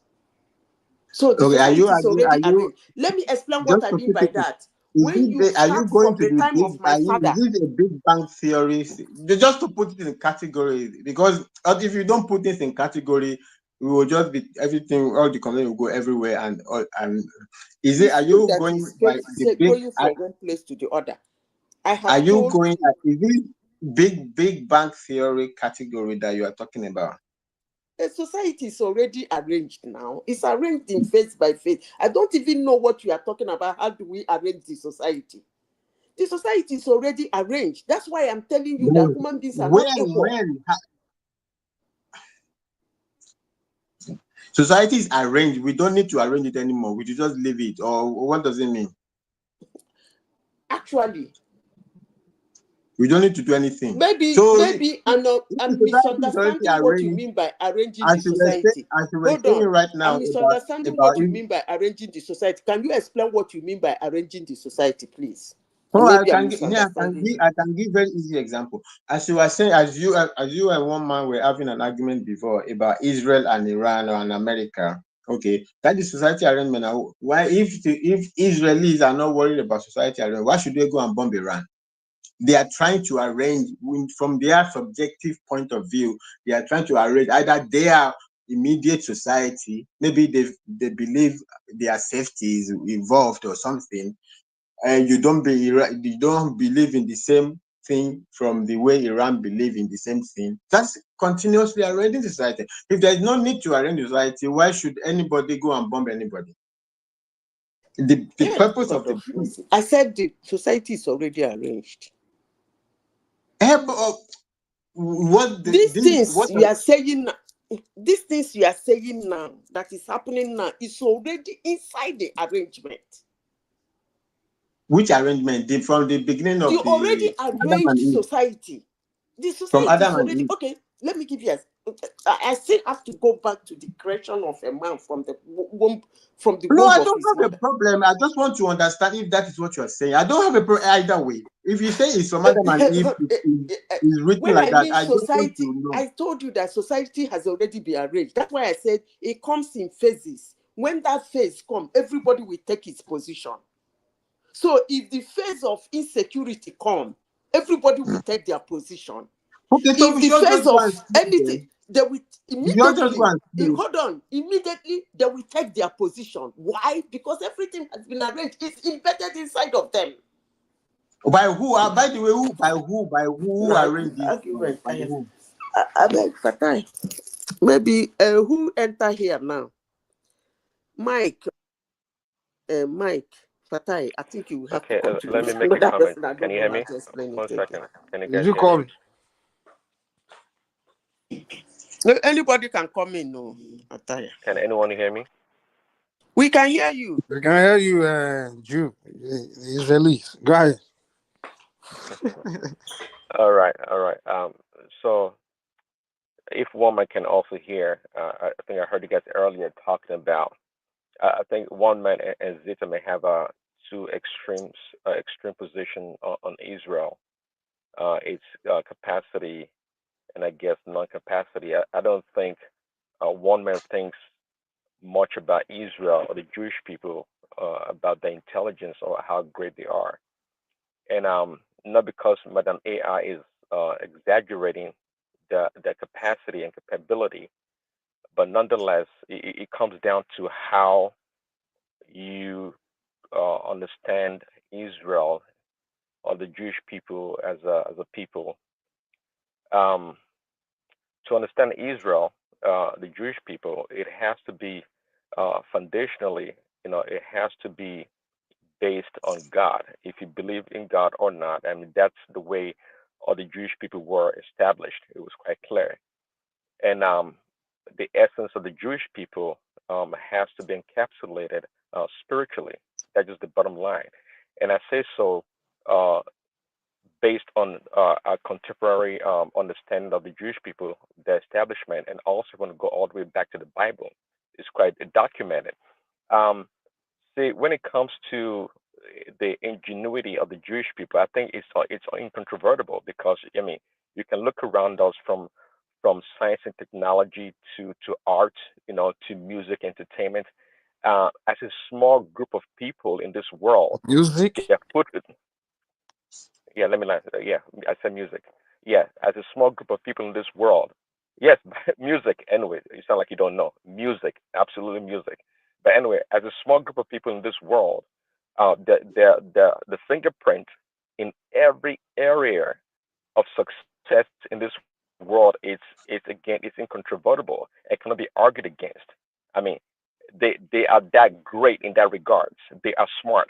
I mean, it's no strange that the word Solomonic came from, of course, Solomon being the wisest man ever lived, right? So there's something about that spiritually and genetically, if you want to say, that has, trans, you know, that has come, that have come all the way down to them as a people today all around the world. Um, but the point I'm trying to make, the poignant point I'm trying to make here is that look, the Israel is not strong because they have all the military power or assembly of the best military weapon in the world. I don't think so. I don't think so. No matter how much they have, okay, they can be defeated. But the reason why they're always successful again has to be seen from the perspective of them being a spiritual people. So It how is come they were God that always. defeated by the Germans, by Hitler? Well, very good question. The reason why they tend to always defeat the enemies again, it's not because they have the most sophisticated weapons in the world. I think not that I think I know it's because of the God's hand on the Jewish people, and that's why they always win. That's why they always win. And a good example of that actually When goes was the last all the time way they back in won? the Bible. Besides It goes defeating the Palestinians, they even still it goes struggling to all the defeat way. Palestinians. It Who goes else have they all the way won? Who, back. who else have they won? You say they always win. I think they've been fighting war and they've been winning. Who else? Except the Well, Bible winning stories. After the Bible story, who else have they won? Even I the was actually Palestinians, gonna. they still haven't defeated them. Even those who are using stone, they still struggling to defeat them. I don't know why you guys Well, always come with these fallacies. I like to And you are go talking go about all the them way. being the smarter. Are they smarter than the Chinese or the Japanese or even the Russians? Is Okay, it not? let me land my And all point, their this is it Mike. not? Let me land my point. Hold on, the schools they are going. Is it not Harvard? All these is it not through Germany, the institution, all that so they are getting education? They are just organized group of people and that's it. But it's no special, nothing Okay. special, man. Well, in the And they are regards not to even a the race of people. They're just it's just a Mike, let me religion. That's land. what it is. Actually, I'm not. I don't have the parts. I'll exit pretty soon. Actually, I just came in to touch on this topic quickly. So on the issue about even in the Bible, if you want to go to the book of Joshua or other books, when the Jewish people were defeated and when they became a superpower in relative to those days, right? When they became a military power, Please, when they Prince Daddy, continue. Don't mind Mike. when they defeated the Jericho, and eventually they came in contact with a much smaller uh, uh, people that live in a place called AI. Actually, it's called AI. The place. The Jewish people, the Israelites were defeated, and they were defeated not because their army was such a strong army or a more powerful army.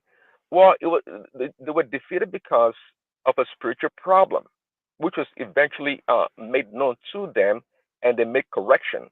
So the point here is that look, even though the Israelites were able to defeat a stronger army, when it came to a much smaller army, they lost. And many times we know also that for example, David, in many of the battles that he fought, he actually inquired from Can I maybe ask you a Samuel question? or other Mike, from Samuel or other people or other prophets, say, hey, should we go and fight or should we go after these people and fight? In other words, they've always base their success truly on their relationship with their God, not so much of their military might or superiority than other people. It's quite fundamental actually to understand that. So no matter how much people come against the nation of Israel, they will always win. They Can will I ask you always a win question? again. We They get will your always point. win again, not because they have I mean, come on, in terms of the number of military personnel, they don't Okay, have it can I ask you a compared to question? America or China and other nations. But again, because of God's hands on their lives, and as a people chosen in that regard, they will always be victorious. Okay, And fine. and they are smart. They are But super give us, smart. we get your point. Give us chance to ask you a question. I still have the floor. Are you ready? Okay. Right. From the beginning of the common era, modern time, when Europeans started documenting history, right? All the empires has been number one till today. Let me give you a list of them. We started from the Egyptian Empire. We went to the Greek Empire, the Byzantine Empire, the Persian Empire, all the way. There are other empires I may forget. All the way to we got to the British Empire. Now we have we had the Roman Empire. Now British Empire. Now we have the American Empire. Name one empire that's been a Jewish empire that's been on top of it. That's ruled the world once. Name one empire that was a Jewish empire. Name it. Other than the Bible story. Name one Jewish empire that's ruled the world. Mike, when it Name comes to one the now. Jewish Since they are the people, gods chosen and they are they're the number one. perhaps The next empire now is about to be Chinese empire. no, They are not Jews. Mike, you're asking a question. You're asking a question in error. There's no doubt about it because where you're coming So they have from never ruled the world. They've never been number misplaced. one anytime. So what are you talking about? Well, because it has never been about ruling the world. They are a very So small what group of makes them people. so powerful that you're telling us that no one can defeat them? Why didn't they defeat all the number ones that's been existing? I give it. So why didn't they go to war? Okay, you know what? If you want to prove me that they can't lose the war, wait. If you want to prove to me that the Jewish people cannot lose a war, tell them to start a war with the United States or with Russia or with somebody powerful, and then I'll be convinced. No. See, Exactly. So all these things are talking is just come on now. Hold on. If they start a war, see, let me tell you.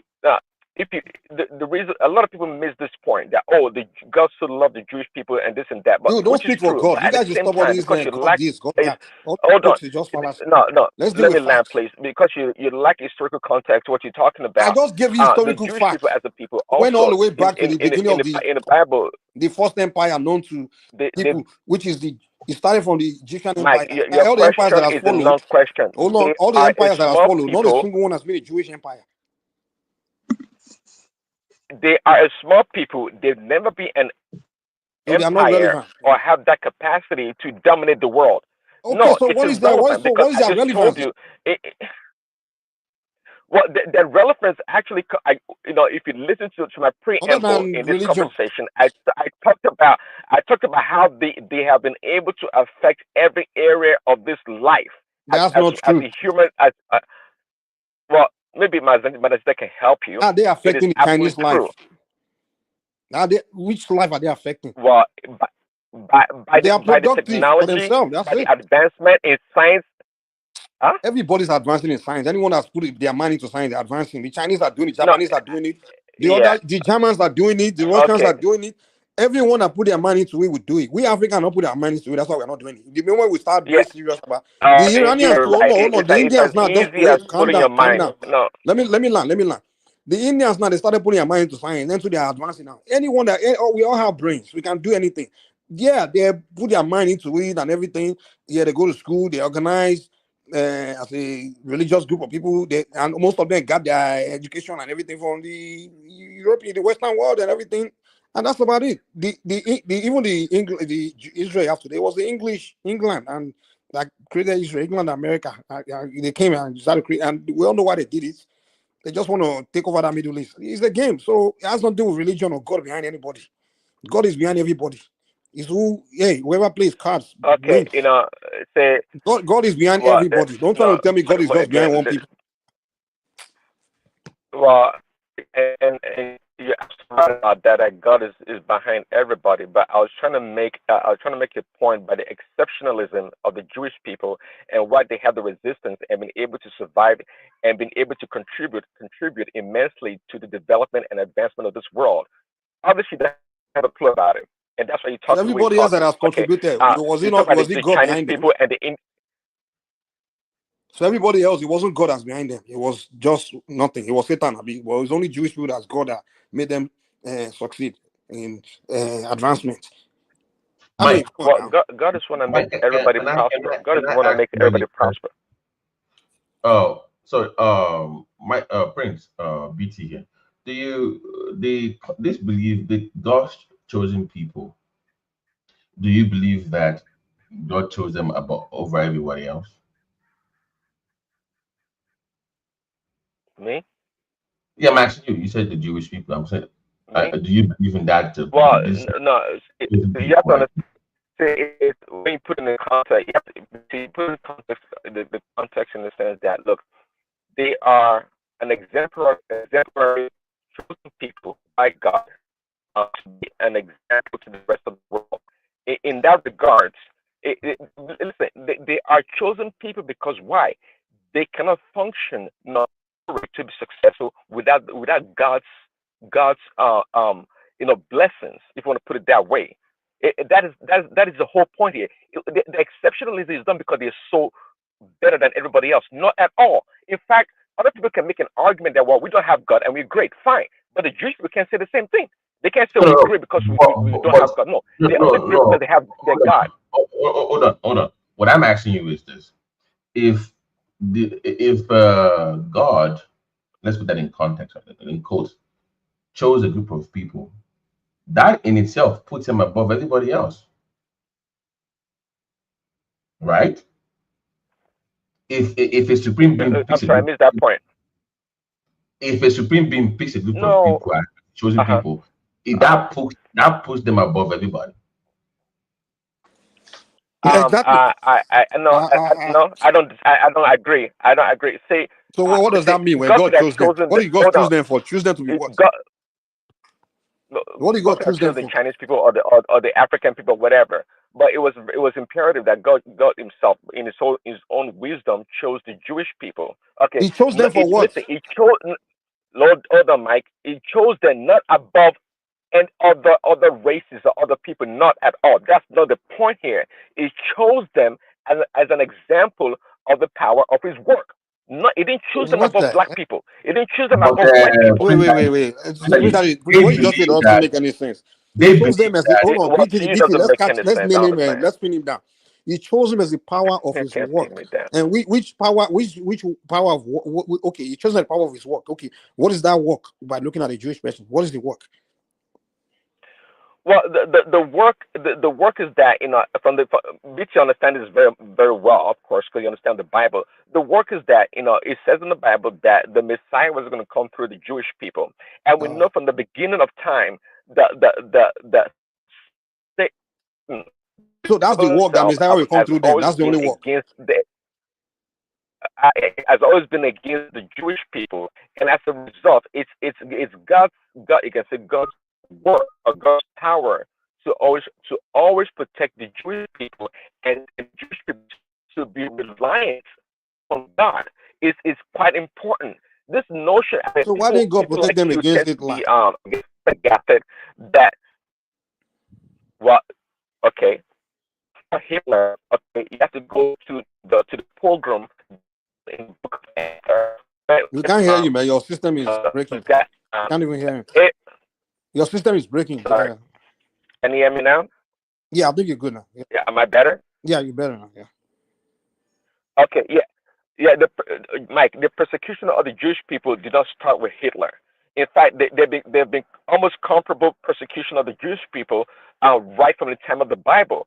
If you know about Haman, the son of Amadatha, the Haggagite, that planned against the extermination of the Jewish people in time of Cyrus, is well documented in the book of Esther, right? So the reason sometimes I said it earlier that God also makes sure that when the Jewish people do wrong, that they are punished. It's well documented in the Bible. God punished David and Israelites when So they when did everybody wrong. else do So wrong, we don't get what can we punished. say about Hitler? Well, Prince. of course, we get Okay, so what's the punished. difference? Yeah. Prince, Can I? Mike, But Prince, you know the Zionist beliefs, right? They are God's chosen people that are been picked by God to rule over the earth, to dominate. And that's what they believe. So I'm not coming from it from your own perspective, Mike, as a Christian, but the Zionist believes that they are chosen by God to rule over everybody else. So how is that really an example? Okay, If BT. you're dominating everybody and you believe BT. that. Oh no, BT. But can you hear me, BT? Because Yeah, I can hear you you. hear Me? you. I can hear you. Well, my BT. Yeah. So, but what I said in comparison to the Zion, see Zion, you can say Zionism. See, people so differently because they think they are like they even beat everybody else. They seem they make mistake. See, Zionism. Hold on. Sorry, Zionism has been abused. There's no doubt about it. Some Zionists they want to establish superiority over the rest of, and that is not God's plan. Not at all. Can you see? That is not God's plan. Can you hear me? So your system is kind of breaking, you know, but you say it's not God's plan. What's not God's plan? I don't know if people like speaking for Okay. God. It's not God's plan that Zionism rules over the world. It is not. So How if do you a even know group of God's people plan? came together, because it's well documented in the Bible. Prince, I'm saying that, but that is what they believe, and that's what's added. Do you know? Hold on, I Prince. heard you. Prince, now hold on, please. Do you know about the Greater Israel Project? I'm sure you've heard about the Greater Israel Project. The whole plan is they want to expand beyond what you have right now to Jordan, which they already control through the CIA, anyways. So they want to even expand beyond what they have right now to Jordan and all to the borders of Iran. That is the end. That's the end goal now. So how is that not domination of other people's land? If I tell you that, okay, my God just told me, if I say Ogun told me to come to your house and take your wife and take your car, and because my God told me so, therefore you must obey, what would you say? I can just say God told me to come and take your house and your wife now. So we can all play the same game, is my point. Which you know the sad thing. If Israel today decided that they want to invade an African country, you know all the African Christians like they will support them. Like, hey, they are God's children, you know. Yeah, it's God that sent them, you know. They will buy that rubbish, you know. They will say in the name of the Bible told them that the Jews are the chosen one. You know, they open the door for them to go and attack the fellow Africans. You know, I don't know. We are the easiest people to be scammed. I don't even know. These are the people that bring books to you to tell you that this is what God said, and you just believe it. Are you kidding me? I mean, if God wants you to believe something, He Himself will come and tell you now, like, it's true. They are telling you that God chose him, and you all believe it. Are you kidding me? Well, I mean, BT, you know, that black man supposed to question and he got picked. Yeah. Because I don't know. I don't know we if are I'm the one better that now. dominates in everything. You understand? We are the What do you sex dominate? symbol of the women. You know, we dominate in sports. Now we supposed to be cleansing, and we got choose them. You know? Prince, can you go back and come back in? I think maybe that will help a little bit. Just go back and come back in. It's not. BT, Okay. Let me. BT, you don't agree with me? Yeah, I mean, you know, that black man supposed to cleansing and he got picked there because every woman, a Mike, black man be their number can you one. let me back in? Yeah. Can you let me back in? Can you let me back in? Not me. I don't have control. It's one man. He's probably in the background. I don't know. Ask him. In the private chat, he's there in the background. Yeah, one man is in the background. He'll let you back in. Yeah, maybe that will help a little bit when if you come back in. Yeah, but the whole idea of because you're Christian, you have to automatically support Israel, and if you don't, you're an anti-Semite. That idea of you can't question anything they do. They are always right. They're never wrong. And if anybody says anything because you hate them, no, I can be critical of your actions. Doesn't mean I hate you as a people. You know, BT, you know what's really funny? Like other people are running into, like even the South Americans, they are holy. They believe in all these Catholics. They don't see the Israel. They don't believe this thing. It's only Africans that say it. I don't even understand. It's only Africans that go around and tell me, yeah, they're the chosen thing. I mean, I'm like, are you kidding me? I don't know how we become this kind of people, man. we just believe something brought to us. I mean, they're the only one that will say these things. Like they're the chosen people. They're God said God chose them. God, come on, you're supposed even if you're supposed to be asking God, why didn't you choose me now? Come on, choose me. You're supposed to be walking towards God now, choosing you over, replacing them with you instead of you to just submit and agree that they are the chosen one. That I have to now submit, accept that. I'm not saying if God choose someone else, I'm not gonna accept that because I have unfinished business with God. Like, So come, that make you makes choose me. that makes that makes everybody stepchildren. Then if they are the Thank you. so they're like stepchildren. I'll be looking for God. If that's true, and I'll be looking for God to come and change his mind, to pick me, to over them, to change his mind or something. I'm not gonna accept it. I'm not gonna accept another man is chosen above me. Come on now. Well, am I better now? Am I better now? Yes. Way much better. Okay, you see, because you take that the word chosen literally, actually, because you don't understand. See, let me tell you, I think if you truly know the essence of using that phrase, chosen people, I don't think you want it, Mikey. I don't think you want it. Trust me, you won't want it. If you interpret it from a from a spiritual point of view, you would not want it. You don't want it at all, because there's so much enormous responsibility that comes with that tag, chosen people. So much Okay, tell us the responsibility. responsibility. Tell us. I just God told you, chose them to be bombing people, right? Other than you, bombing you, people, what else? What else are they doing? Are they saving the world? Are they giving us anything special? well, because you don't have a clear understanding of the country. Again, I just like repeating myself. The What is contribution of Israel the doing for the world? What is Israel doing to the world? My brother, because you I asked get that question shows that you don't you don't. Prince. Hold on, I get They are your good in fear science, about. same as Look, the Chinese and the Japanese. I'm not even discussing that the spirituality. I'm talking about the current day Israel. Those are that they are the so-called Israel of today. They're not even following what you're talking about. They don't care about the Bible that much. You know that for a fact, especially the New Well, Testament. Yeah, my BT, you know very well that well documented in the Bible that the Jewish people they had deviated. Come on, man, you know this. The kings, hold on, the kings in the Bible they deviated and God had punished them. And what is going on in today's world is not any different. It's not So why are different. you defending the current? No, I'm not even speaking. I'm speaking about the current day Zionist. Well, That's what I'm speaking about because they're the one that control policy and politics BT, today. I understand, BT, and that's why when you talk about Israel or the Jewish people, you have to be able to condescend and have understand the essence of the Jewish people. Even many of the Jewish people, they themselves don't know. And you're right, many of them Oh they Lord, deviated.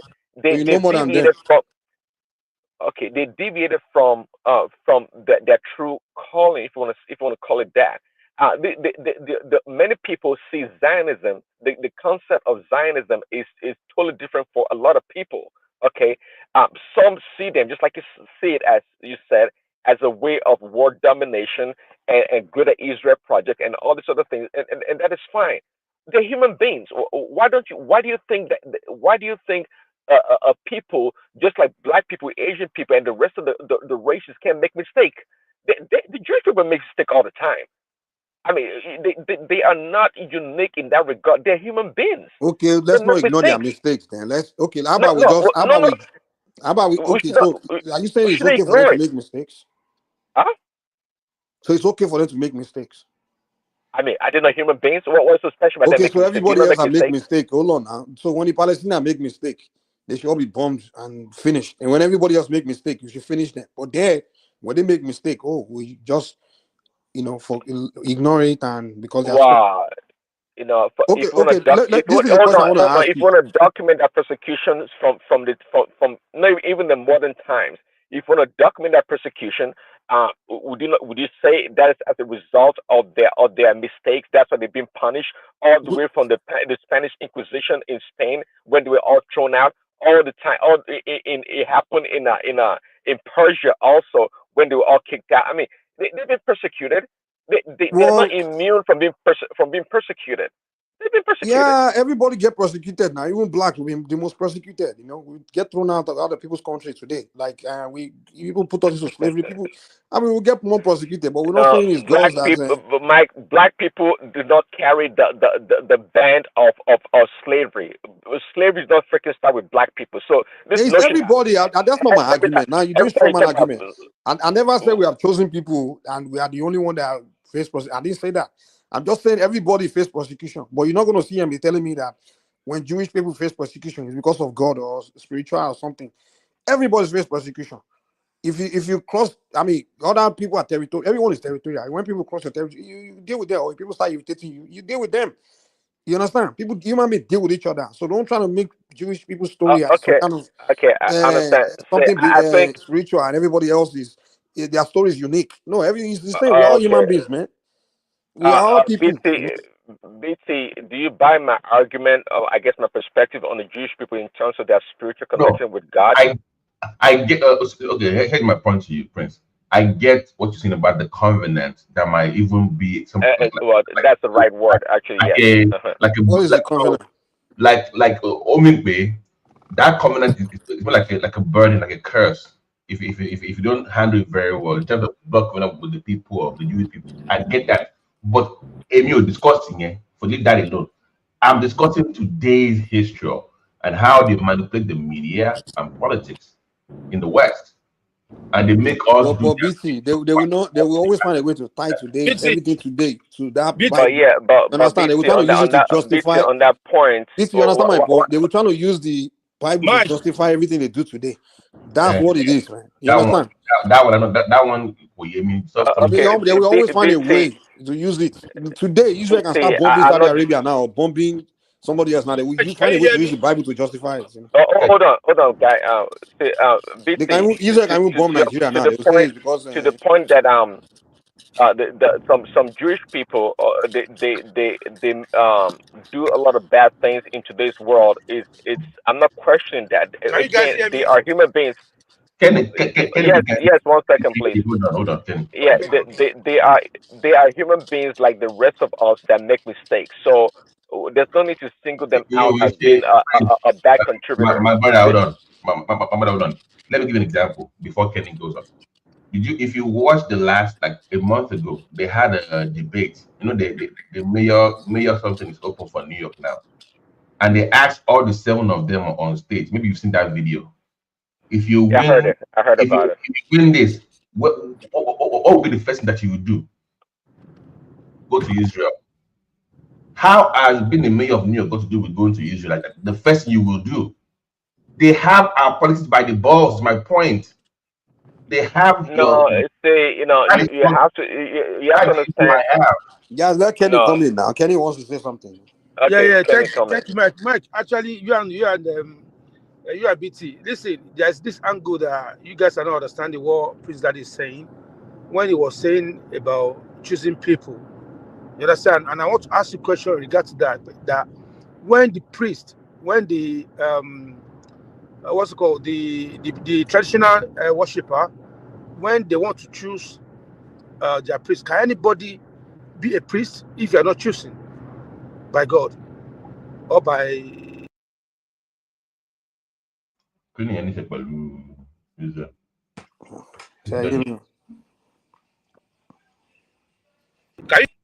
Are you there? We miss you. We kind of lost I'm you. here. What's the question again? Do you understand my question?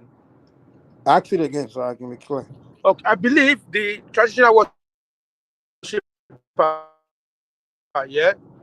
those that do the traditional people before all the priests, the babalawos and stuff, all those old people, they were special people. They were chosen by Orunmila to be a priest. No ordinary person cannot just be a priest.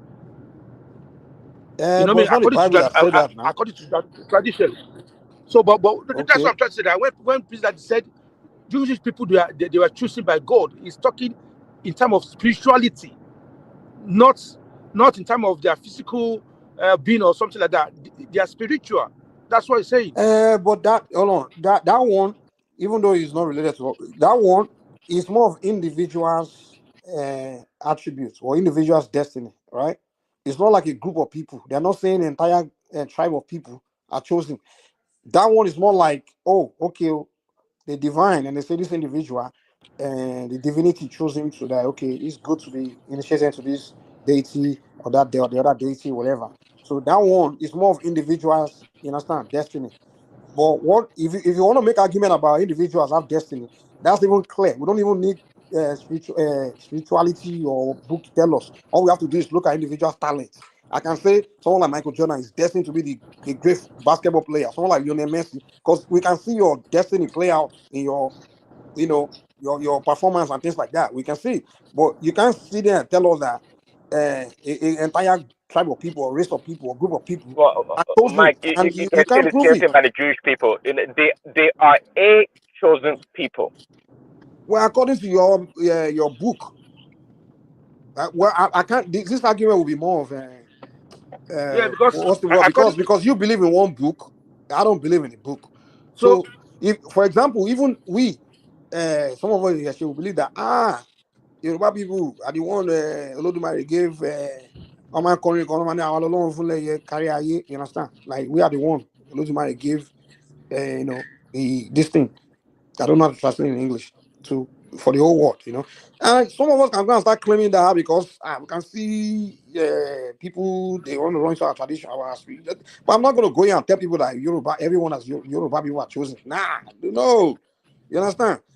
I will keep it to myself. If I believe that, I will share with between me and my fellow Yoruba people. I'm not going to go be telling other people that, come on, God don't choose us to.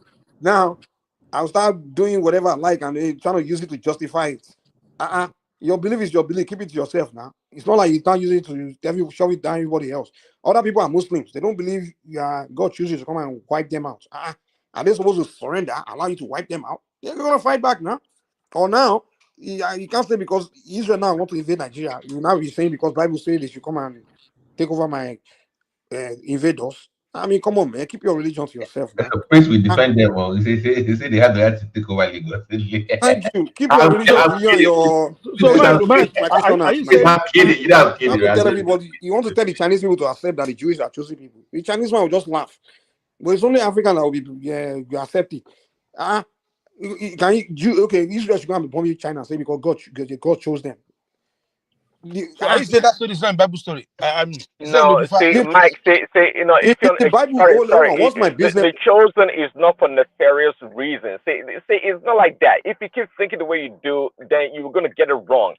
They were chosen as According to your Bible, exemplary right? people, as an example to the rest of the world. They're not According to chosen to what? go. According to what? Hold According to on, they're not chosen to go dominate other people or subjugate other people and do bad things. No, if they did that, they would be punished, and they have been punished, and it's well okay. documented. Okay, wait, We let's know stick to that. let's stick to the chosen. You believe they are chosen people, according to your religion. But those people that don't believe in your religion, you can't force us. You can't make us believe that.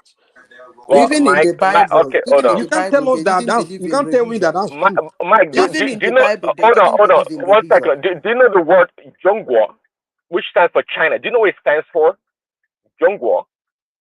Okay, it means center of the world. See, every culture and the people, they have special things about that they believe. The Chinese, they express superiority also. The Chinese think that they are Good. the center of Thank the you. world. But I'm not going to come here and be telling you that because the Prince, Chinese go and say Chinese are chosen people. I will now believe it. point. Like, hold on, Prince. Thank you for saying that. If everybody is special, then nobody is special. That's the point I'm making. Exactly. Everybody believes That's they're the special point. now. Then nobody's really above Nobody anybody. is special. Yeah. Okay, then why are you so keen about trying to dislodge the special ascription of the Jewish people as No, the chosen people? Praise Daddy. If it was a Jewish man that came here to tell me that he's a chosen person, honestly, I won't see him be worried or because it won't bother me because he's a Jewish man. You understand? But the fact that you are a Yoruba man, you are coming here to be telling me on a Yoruba platform that the Jews No, are because that I'm bothers me. trying to tell you the spiritual aspect of it. I'm not see. You have to Which BT, help me spiritual? now. Which spiritual? It's more spiritual. What I'm talking about is not physical or material. It's not. And I know BT knows what I'm talking about. Praise Daddy, whose spirituality is telling you this? Is it the Chinese spirituality or is it the Yoruba spirituality? Is the Jewish man's spirituality that's telling the Jewish man there is a special man, and Yoruba spirituality is telling the Yoruba man there is a special man. The Chinese spirituality tells the Chinese man is a special man. But why are you, a Yoruba man, come here to be telling me that the Jewish man is a special man to me? You shouldn't be doing that now. The Jewish man is not going to go tell his fellow Jewish people that the Yorubas are the chosen people, the special people. But he's not going to come tell me that my story is not true. The Jewish man see me and say, hey, Mike, hey, Yoruba, hey, I respect your religion. So Mike, what you believe. My point to my brother, Prince, is that talking about spirituality, I get where it's coming from. But I'm saying that they are using that to manipulate people like you that are Christians that believe in the Bible to garner support from you. I hope you get my point, Prince. I see what you're saying, but they are exploiting that part to then gain a favor from you to do whatever they want to do, fairly or not fairly, and it's working. So I hope you get where I'm coming from, Prince. That's some maybe BT, but again, some people the notion that Prince some Daddy, people please are let me abusing. talk, please. Prince Daddy. Because already man sue me, you man taking me. Yes, sir. I was sleeping on my bed. I couldn't stand it anymore. I had to stand up. Prince Daddy, you have to be listening to. You can't be doing this. This is 2025 now. Choosing people, Nibo not to choose one. All these things are BS. That when you're in someone now, it's unfair. An old man like you talking like a kindergarten kid. Choosing from where? Who chose them? Who there can we? Who there no school? Hey, Madam Dunsi, calm down. I have to calm down, my sister. Madam Dunsi, Because Happy New Year. Happy New Year to you, my Calm sister. down first. I have to calm down. It depends on where. Hold on. No. It depends on where you're coming from. Please, if you are a Christian, you will call them chosen. If you're a Muslim, they don't mean anything to you. Who chose them? Who are the people that chose them? Which God now? AI. Because which God? That's what I'm saying. If Which you God? are a So Christian, if you're talking on a hold platform on, like calm this, down, that people are calm listening, you should know Calm that down. it's not everybody that Calm believes in down. God. Calm So you down. should know what to say and what not to say. Which down. God? Which God exactly are you talking about? Oh, wow. So you should know the kind of God. You should be able to tell us which God you're talking about here. It's not all of us that believe in this God that all of you believe in. So don't come here to come and bamboozle us with a God that we don't even understand. It's so unfair and it's so sad that people like you, well-educated people like you, will be talking about a God that we don't know. You should tell us about this God so that we can understand where you guys are coming from. When a guy like Prince Daddy, well-educated, well-read, is talking about a God that we don't understand, and he's calling a particular set of people chosen. It won't cost you. So you don't believe in God, David? I don't believe in this kind of God that chose some other people over other people. And then leave those that Because I need to leave the platform after I would continue. You don't believe in God. Other people believe now. It doesn't matter that other people believe. That you respect us that don't believe. Don't just come and bamboozle us with this God that we don't we are even just know. having a conversation. Anybody can is his opinion, is his right to believe in what he believes. I don't know you, and I'm not talking to you, talk him bro. down about that. I don't know you, and I'm not talking to you, bro. Can you just keep quiet? You don't tell me to keep quiet. You are very silly to say that. What's wrong with you? Talk to you. Are you sick? You're sick in your head. You're very stupid to say that. What's wrong with you? Why are you shouting? Did I talk to you? Did I mention your name? I was shouting. Who knows you? Listen, look at my face. You are sick in your head. You're fucking stupid. What's wrong with you? You have no sense in your brain. You have no respect for yourself. What is she? You have no respect for yourself. What's the problem? ọmọ àlè ní ẹni kúlú ẹsì dàrú ni. ogun máa pàdé àti bàbá ẹ òní sóríire ọmọ àlè ní ẹ. Idiot. If you don't believe in God, leave others alone to believe what they believe in. What's the problem? Are you listening to me, Prince Daddy? Are you listening? You're very stupid. You're very silly to say that. You have no respect for yourself. Are you listening to me, Prince Daddy? So you just respect Very us silly and very that trustful we human being. don't believe in this God that you talk about all the time. What's the problem? Then you come and bamboozle us with some chosen people that we don't even know. You think I'm Then afraid you of talk you? about these chosen people all the time. It is so sick and so sad to people like us that listen in the background. Then people are Prince trying to Daddy, correct you. Prince Daddy, That don't you let can be anybody the chosen. deceive you. You believe in what you You can believe be, in. you can be the chosen people. This one is the devil. Why are He you has to not a believe in her. chosen person? Why are you not chosen? Prince Daddy, I'm talking to you. I'm not talking to this idiot that wants You're to idiot. Your father. just see Your father's himself an idiot. relevant. You are not relevant. I don't know you. I'm not talking to you. I'm not here for Very you. stupid. I'm here for Prince Daddy. You guys are fighting over I'm religion. not. Olórí burúkú Like lélẹ́yìí in jẹ́. I Niger. don't know you, and I'm not talking to you. Olórí burúkú ni ẹ́, Talking to, olórí burúkú ṣe. I'm talking to Prince Kenny, you're a Daddy. Christian, though. You're not supposed to be doing that. I'm a Christian. See, obìnrin tó bá ti ní mánà, that sort of human being that talk this way. Ọkùnrin tó ní mọ́ra kò ní jẹ́ kò ní jẹ́ àwọn ọ̀ràn ẹ̀ olórí burúkú wèrè. Oh, respect lọ́kọ́lé gan. I don't think you have husband at home. If you control your husband at home, I mean, you can't disgrace yourself like this. What is the big deal there? You very silly. Open your face. Show your face. Show your fucking face.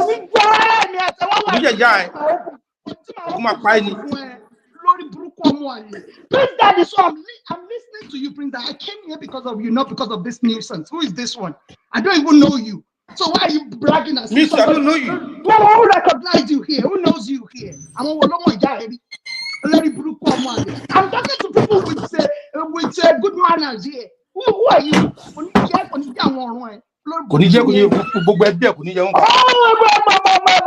Prince Daddy, I'm listening to you, Daddy. Prince Daddy, your mic. Any one of you should go ahead and talk.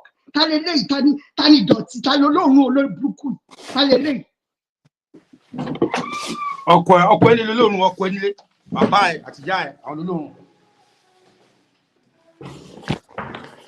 Olú lẹ́kọ̀ọ́ nù. God, I can't find a ballet. This is What's all that? Kenny, Joe, Debre, Joe. I can't find a ballet. I wasn't even talking to him. I don't know him. I wasn't talking to him. I wasn't referring to him. You see? Àwọn bàbá àti ìyá ẹ̀ ogun ló máa pa wọ́n ẹ̀rí sọ̀pọ̀nà láàárọ̀ òfò ní wá sí òfò. Ọ̀rọ̀ àdúrà. Very stupid human being. Olóṣì onímì ò lọ́kọ yẹn ló bá fi ṣé mi. Ogun ló máa pa lọ́kànlé ló sọ̀rọ̀ báyìí. Ṣọlá fi gbowó ni. Mi ò lọ́kànlé náà ni mo sọ fún ẹ. That's why you talk like an idiot. Lọ hàn gara ẹ̀ náà. Ayé ẹ̀ máa bàjẹ́ ní pẹ̀lú ìyàwó olórí burúkú tó ní tí ò lè rorí. Olórí burúkú ìyàwó ló lè fẹ́rù ẹ̀. Ọkọ̀ òfò tó nílé tó respect. Okay? Wọ́n náà mi ò lọ́kọ not be by force. Mi ò lọ́kọ. Mo ní kó tó níyàwó ìyàwó ẹ̀ ò dáa. Olórí burúkú ni ìyàwó ẹ̀ kọ́tẹ́ mi sọ fún ẹ. Mi ò lọ́kọ. Ìyàwó ìgbẹ́ta ẹ̀ ń fàyè ṣé ojú ẹ̀. Má gbé ọkọ mi ṣe. You are even ugly. You are ugly, very ugly human being. Show your face.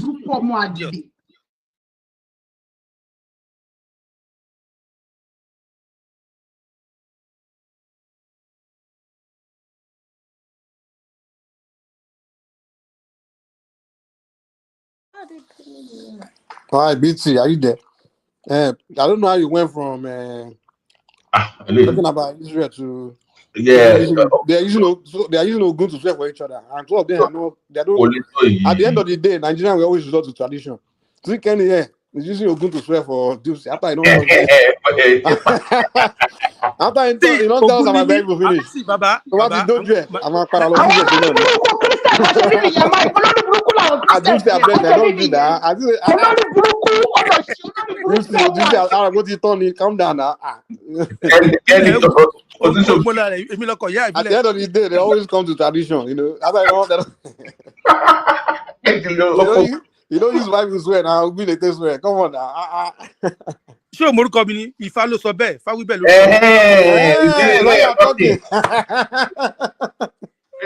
Fáwí bẹ́ẹ̀. You are good chosen people. You don't use God of Israel as well. When real war come now God of Africa God they use. When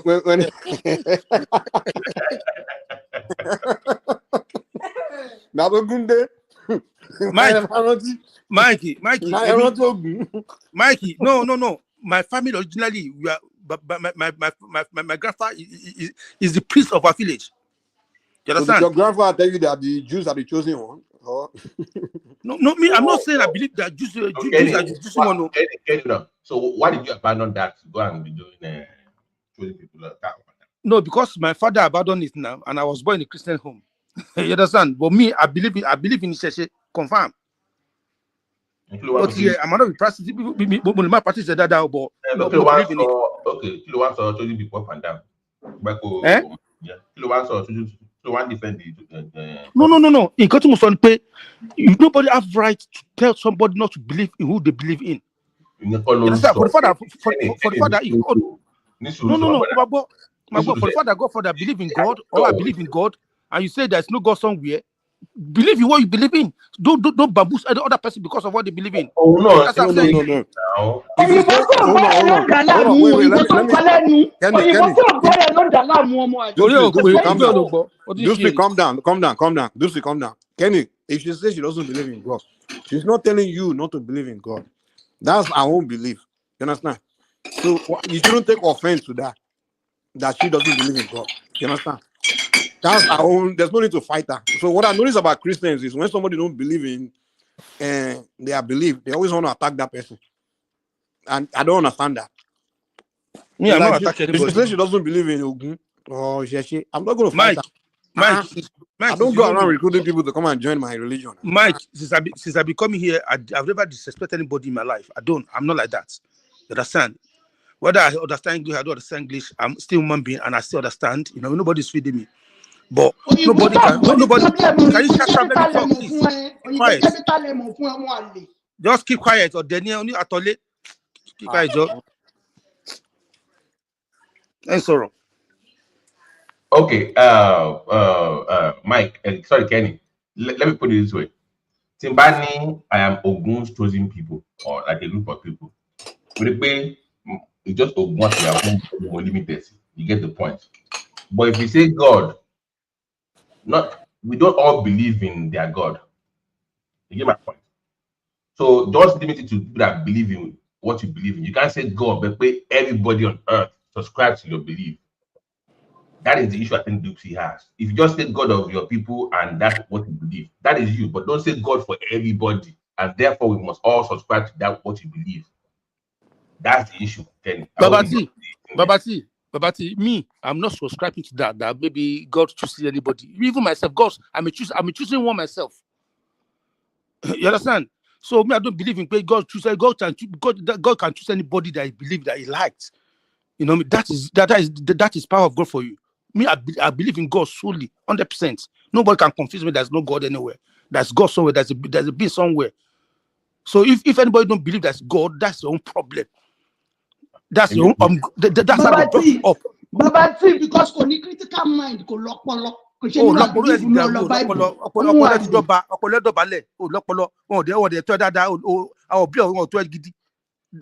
why you talk like a mumu. If they train you well, and even people that people that practice this, say they will never come out and say there's no God. Never. Who born you? Where do you come from? But because they believe in God now. Exactly. But this one say there's no God anymore. But they won't go and fight somebody that doesn't believe. Yeah, but why is he shouting? You always no. She says she always come on here believe. and shout on people. You think you have monopoly of shouting? But Kenny, she says she doesn't believe, and somehow that thing offended you. I'm not offended by that. I'm not. That's a problem. What offended you then? Because you kind of reacted like Mike, I wasn't even talking to him. I don't know him. I wasn't addressing my. It's very, very rude. I was talking to Prince Daddy. So bàbá ẹ lọ máa lé ẹ ò níran ìmọ̀ tó ti wá ò dẹ̀ ní sórí ilé tó ṣe wá ẹ Ògún máa pa ẹ ni. I will swear for you this morning, Mommy. See, this my friend, let me tell you. I'll show myself to you, okay? Because people just come online, you don't know. I mean, you don't know. Look at my face well. Be careful who you are dealing with. My shape of ya will show you like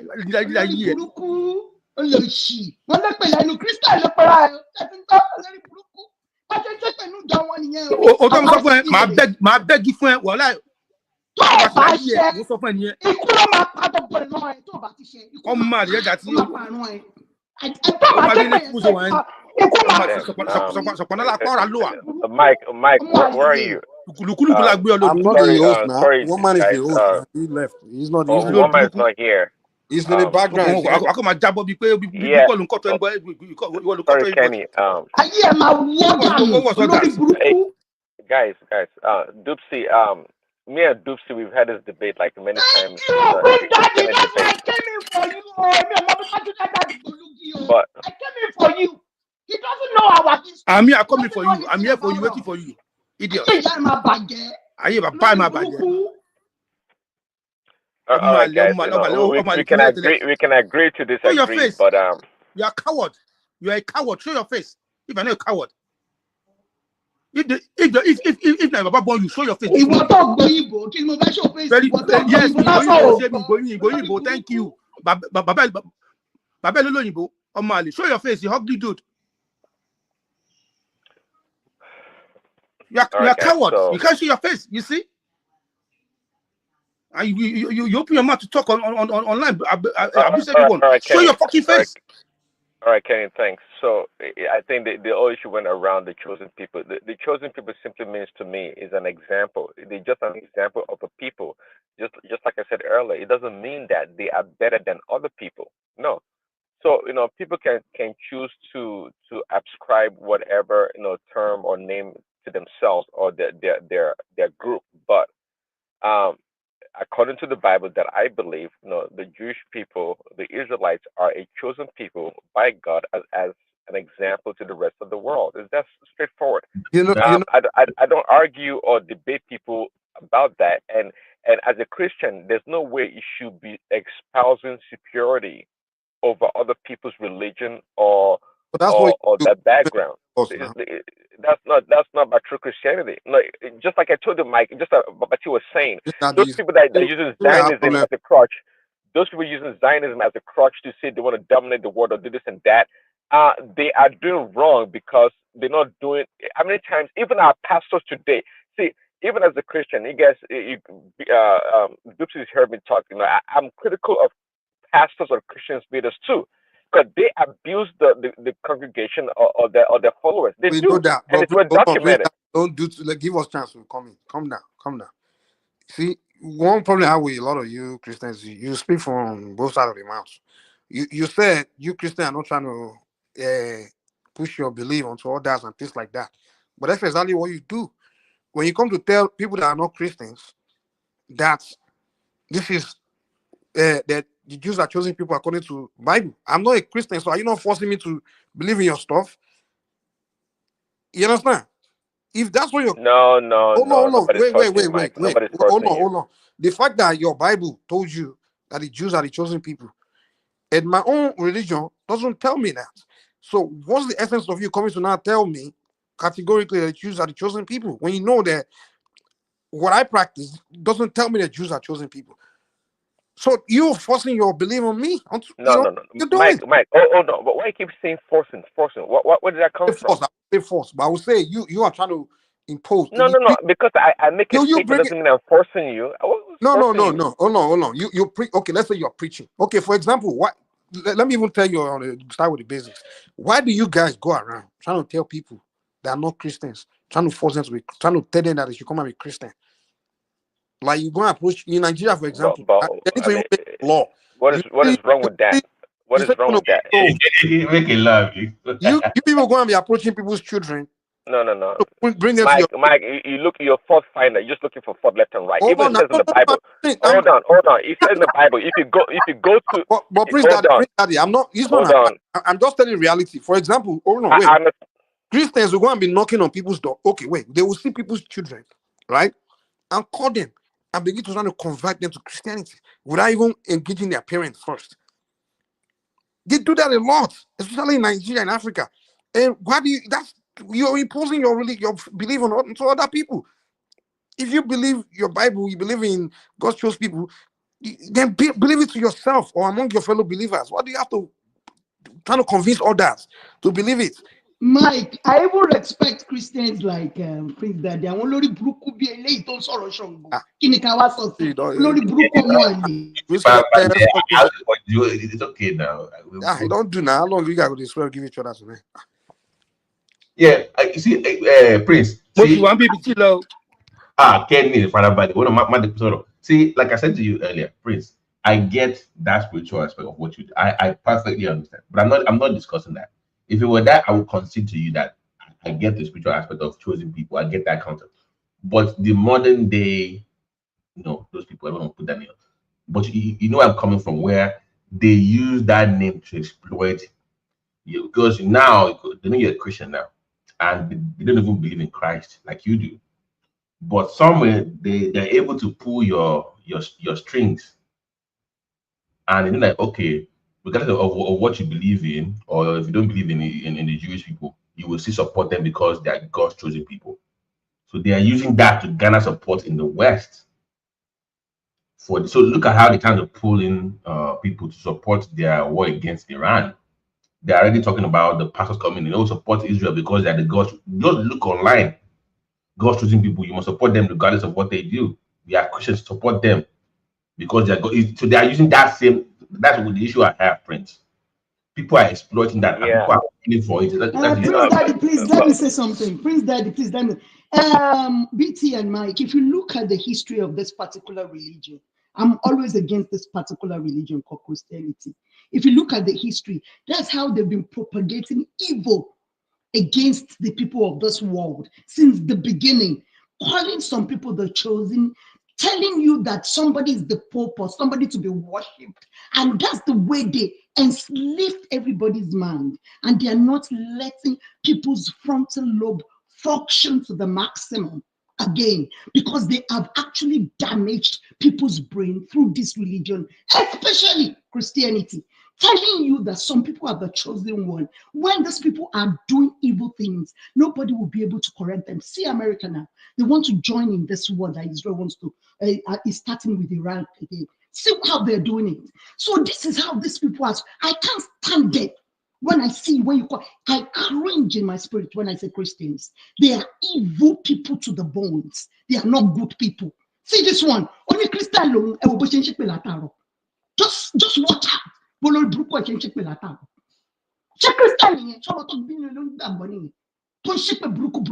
Prince Daddy is, I'm not even talking about Prince Daddy. Prince Daddy is a calm gentleman. You know, I'm not a pastor. I like him. Okay, I'm going to say you see, you continue. You won't call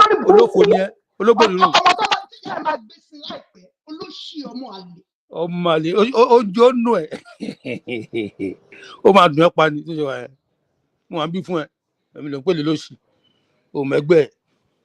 Kenny, farabalẹ̀ now. Farabalẹ̀. Obi tí o ṣe jàre máa dákẹ́ fún mi tẹ́ sọ̀rọ̀ mi ní sọ̀rọ̀ mọ́. Yeah, Prince, go ahead. Yeah. Is Prince there? Yeah, but that's my. Yeah. So I hope you get where I'm coming from. That you should have. Even if they're doing it, I get exactly where I don't care about them trying to use that, but because you guys are falling for it is the issue I have. But why keep falling for that same trap? They keep playing. Why do you keep falling for that same trap? Well, BT, I said it. There's nothing ever been given to men that men has not abused. And some people, due to lack of knowledge, I said it earlier. The Jewish people or the Israelites, they're not different than other people in the sense that they do wrong. They make mistakes all the time. They're human beings. I don't know why we think they're aliens. They're human beings. So they make mistakes in their planning, in their strategy, and whatever else they do. They make mistakes. The notion that maybe the killing in Palestine is overboard right now, it's not disputable. A lot of people are against it. But some people have chosen to support it blindly, which I'm not for it. But one thing that I know for sure, because those people they greatly lack understanding of how God has dealt with the Jewish people. See, God does not support everything that the Jewish people do. Not at all. If you understand the Bible, especially the Old Testament to a certain degree, you will see it's everywhere. A good example was when I think they were the neighbors, the Amalekites, they pretended to be fellow neighbors, and they came to join the Israelites. And in so doing, they sent they had a covenant, an oath that they would live among the Jewish people and freely. And they signed. In other words, they had an agreement, a solid agreement. But guess what? When Saul became the king, he found out about these people and he killed them. He killed these people, meaning he broke the covenant. And as a result of doing that, these people are not Christians. They don't believe in that God or nothing. But in so doing that, God decided to punish the entire Jewish people or the Israelites for the killing of the Amalekites because they broke the covenant. And one would say, why would God do that? No, God does not deal with the Jewish people blindly. He punishes them for their wrongdoings. And as a result of that, guess what? When David became a king and it was revealed to them that, hey, this is exactly what happened, and that's why all this problem is coming upon you. David had to go tell these people, say, hey, what do you guys want in order so we can resolve this matter? And they chose. They chose. Hold on. Let me finish this for 5 seconds. They chose some people among the people. Prince Daddy, can you hear me? We know story, we know Bible story. Well, the question is, what is your affinity with the Jewish people today? Please let Fatai contribute, please. Fatai. Well, okay. Well, my affinity. Let me answer the question quickly. My affinity is because I believe in the Bible that Jesus Christ is the Son of God, and as a Christian, I'm a follower of Christ, and so the Bible is an unadulterated Word of God, and I believe the Bible in its right interpretation, of course, by the Holy Spirit. So because I'm a Christian, I believe what the Bible says. I didn't ask about the Bible. Well, it's part of it. About the Jewish people, what do you mean? What is your affinity with the Jewish people today? The people the people of today. I don't have any affinity with them. I'm an African. I'm a Yoruba person. I don't have affinity. I'm not Jewish. Well, we have a conversation about them, the Israel, and you come start jumping, trying to tell us Bibles. But I mean, why did you? That's why I said it from the beginning. We're talking about the war between Israel and Iran. The Jewish people are an example of a people chosen by God to represent His work in this world. They're just an example of a people. There's nothing special to that. Are they the only example? Are they only other example? Well, again, that's what God has chosen to use. Nobody else. No one else. Well, according to the Bible, that's what it is. They are the only one. Okay, so they are the only people God chose. So that's what you've been telling us what they are. You keep saying that's not what you said. That's exactly what you're saying. The only people God chose. The rest of us. No, Mike. No, God didn't choose them above everybody else. That's your thinking, Mike. The rest of us are inferior. God did not choose them above Yoruba people or Igbo people, or Hausa people, or German. No, God did not do that. I didn't say God did that. I just told you that God chose them to be a people as an example to the rest of the world. It doesn't mean they are chosen as in your mind, in your psyche. Hold on. Take it easy. Were you there? So should join me. Take it easy now. Let's take it easy. Were you there? The beginning, they just brainwashing. Were you there? Please, let's Fatai talk. Fatai, I want to listen to your contribution. Yeah, me kilo chele. Mo ní contribution pé ìyá mi ò ṣe ta ló ń yájú sí àwa ní ládùúgbò wa. Mi ò mọ bí tó ti wá sincerely mi ì tiẹ̀ mọ rí. Ó kàn já sọ̀rọ̀ èmi àti Prince Daddy. Fatai àwọn ọ̀bẹ mi àti Prince Daddy ṣe máa ń bá ń tà náà. Mo kàn tún wá yọ sí Prince Daddy lálẹ́ yìí ni. Prince Daddy ò bínú kò bá mi jà. Prince Daddy understand nǹkan tá à ń sọ. Mi ò mọ bí tó ti wá mi ò mọ̀ rí ló bẹ̀rẹ̀. Ó lóun Christian gbogbo Ṣàngó àtògùn ló ti fi ṣe pé fún mi lálẹ́. But Christian ló pera. Mo ti wá ń bí I'm still here. Wọ́n máa ń gbé wọn family aṣọ lọ sísẹ̀lẹ̀ ni. Wọ́n ṣe ìpè jù. Àwọn Mike àti Prince Baba tí gan lè ṣe pé Ṣàngó tó ṣẹlẹ̀. Àwọn èèyàn tó mojú Ṣàngó. Tó ṣe ìpè. Bàbá láyé tí ká ní sùúrù kò tó gbogbo yẹn náà. Kò tó kọ́ tá à ń bínú sí Ìwọ àwọn méjèèjì àwa ara wa ríra wa lọ́rọ̀ wọn náà. Kò ní no be today Dipsy baby don dey fight Prince Daddy. Prince Daddy. It's not be today now. Kò tó gbogbo kìíní yẹn now. But anyway, sha. But Fatai, I didn't even say much. You know, I've never had my voice before on this platform. I was quiet, try to learn, listen to people. Yeah, hopefully now.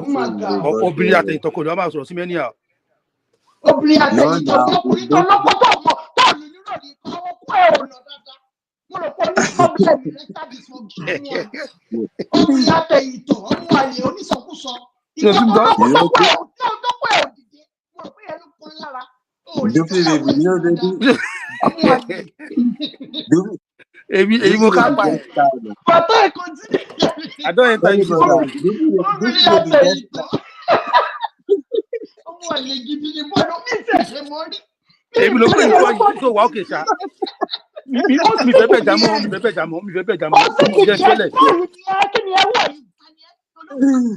Don't fight Dipsy baby. You know understand this baby.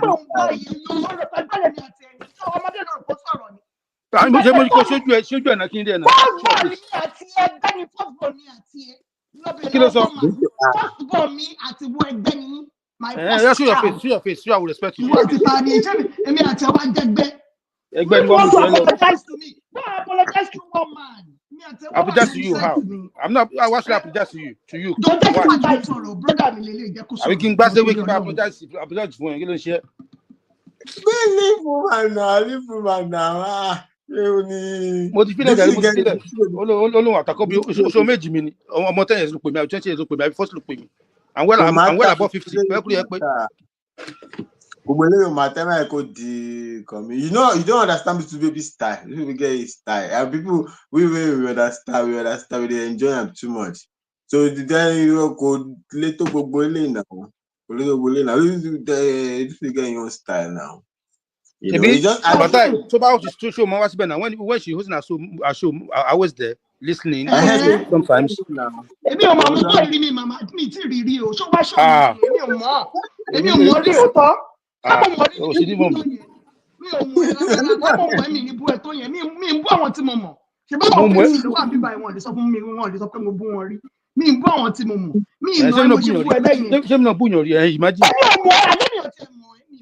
don't have to know me now. If you know Bouillon before, why you call the boo Dipsy baby? Why you call the boo Dipsy baby? Why?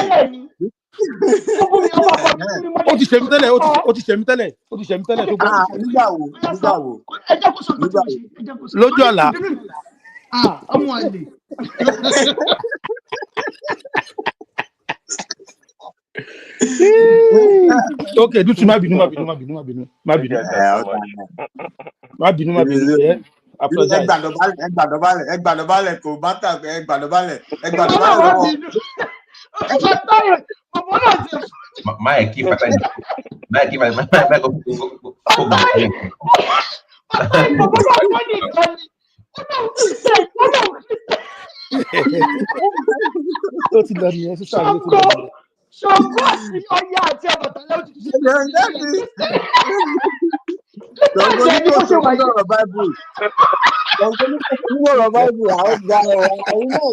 Oh my God, Kenny, you're such a funny guy, sincerely.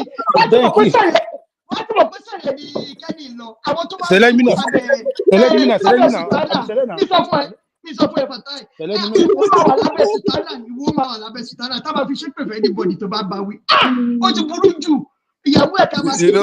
know why Kenny didn't use the Jewish God to swear, because he knows that one will go work. So he knows that the Yoruba will work. There you go again, Mike. You know, he said if I begin to use the Bible in his pen, I don't go work. I use one go work. The superior one, the African one. No first, okay? When people pray, family of Shofani ni Mr. Kenny. No. No, I'm just a member of the Celestial Church of Christ. I'm not family of the family would Father, bó ṣe ṣe pé yẹn mo ti wọ̀ pé ṣẹlẹ̀ ìdí. Mo ti wọ̀ pé àwọn ṣẹlẹ̀ iṣẹ́ yẹn yà nínú ẹ̀sìn. Kẹ́mi, kí ló lè tó bẹ̀ ṣe bọ́ lọ́run ló ló ń sìn. Ó dé tó ṣe pé tó tó yẹn. Kí ló lè tó yẹn? Ó dà má bínú. Mo dá padà. Má bínú. Not to be about sister, not to do you. Àwọn ṣẹlẹ̀ wọn máa lọ pa adìẹ lẹ́yìn náà.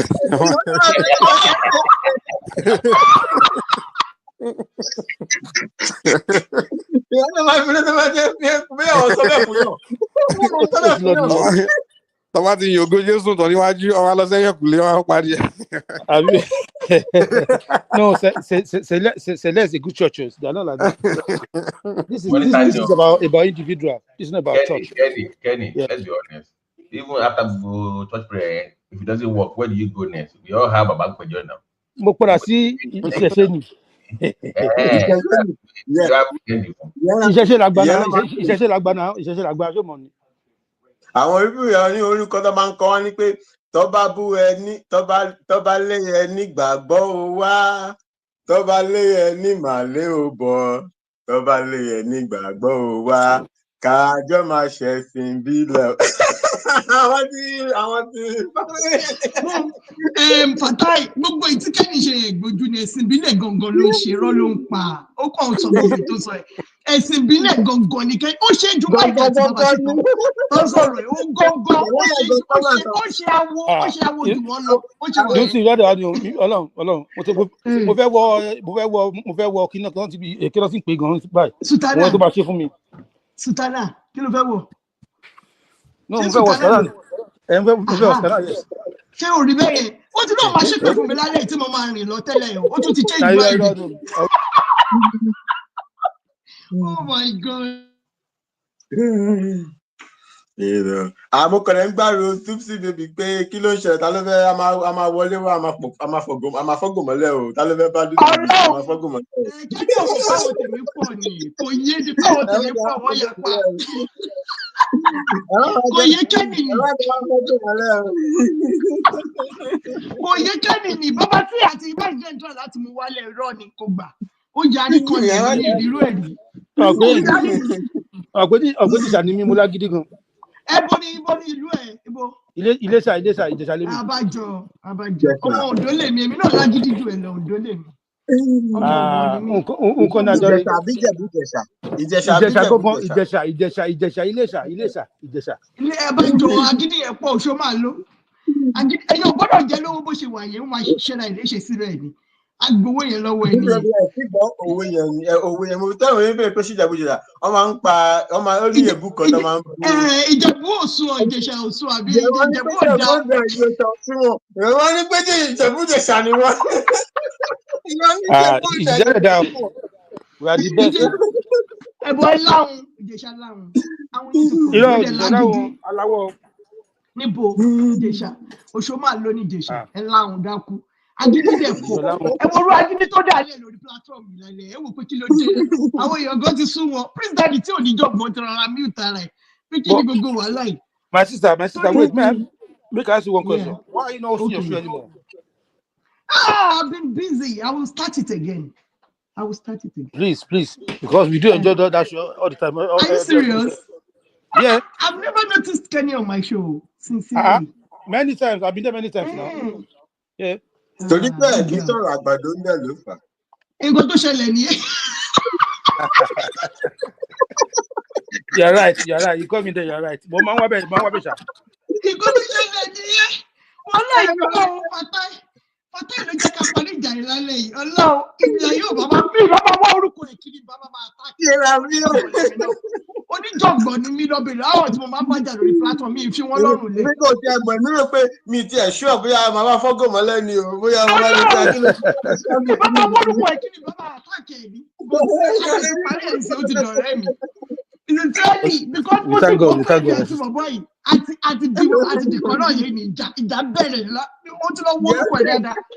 Anytime tó bá ti ń contribute báyìí mo máa tako ni láti comment section. Mo máa tako di. No, I beg you. You're my sister. You're my brother, Kenny. Tinubu is the best. Ṣé Tinubu? Èèyàn Tinubu ní Kenny.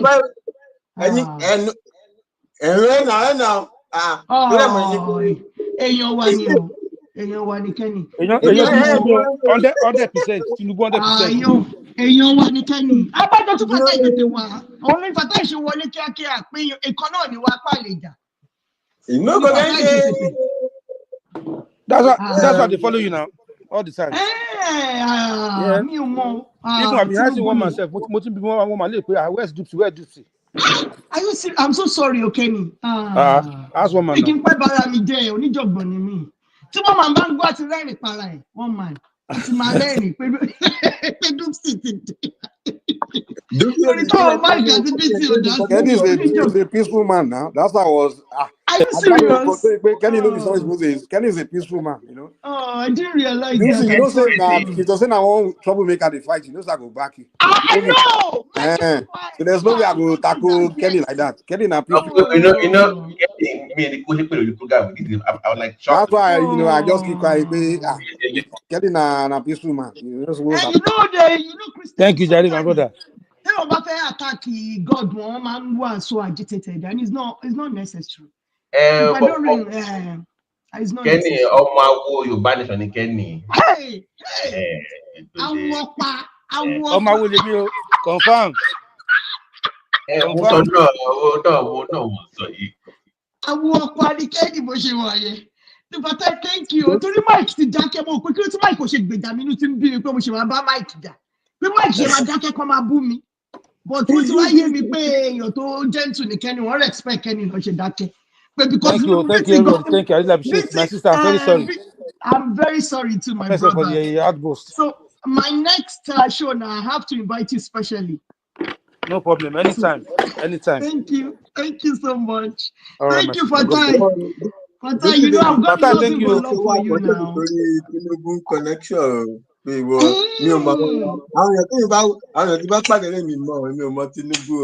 know Tinubu.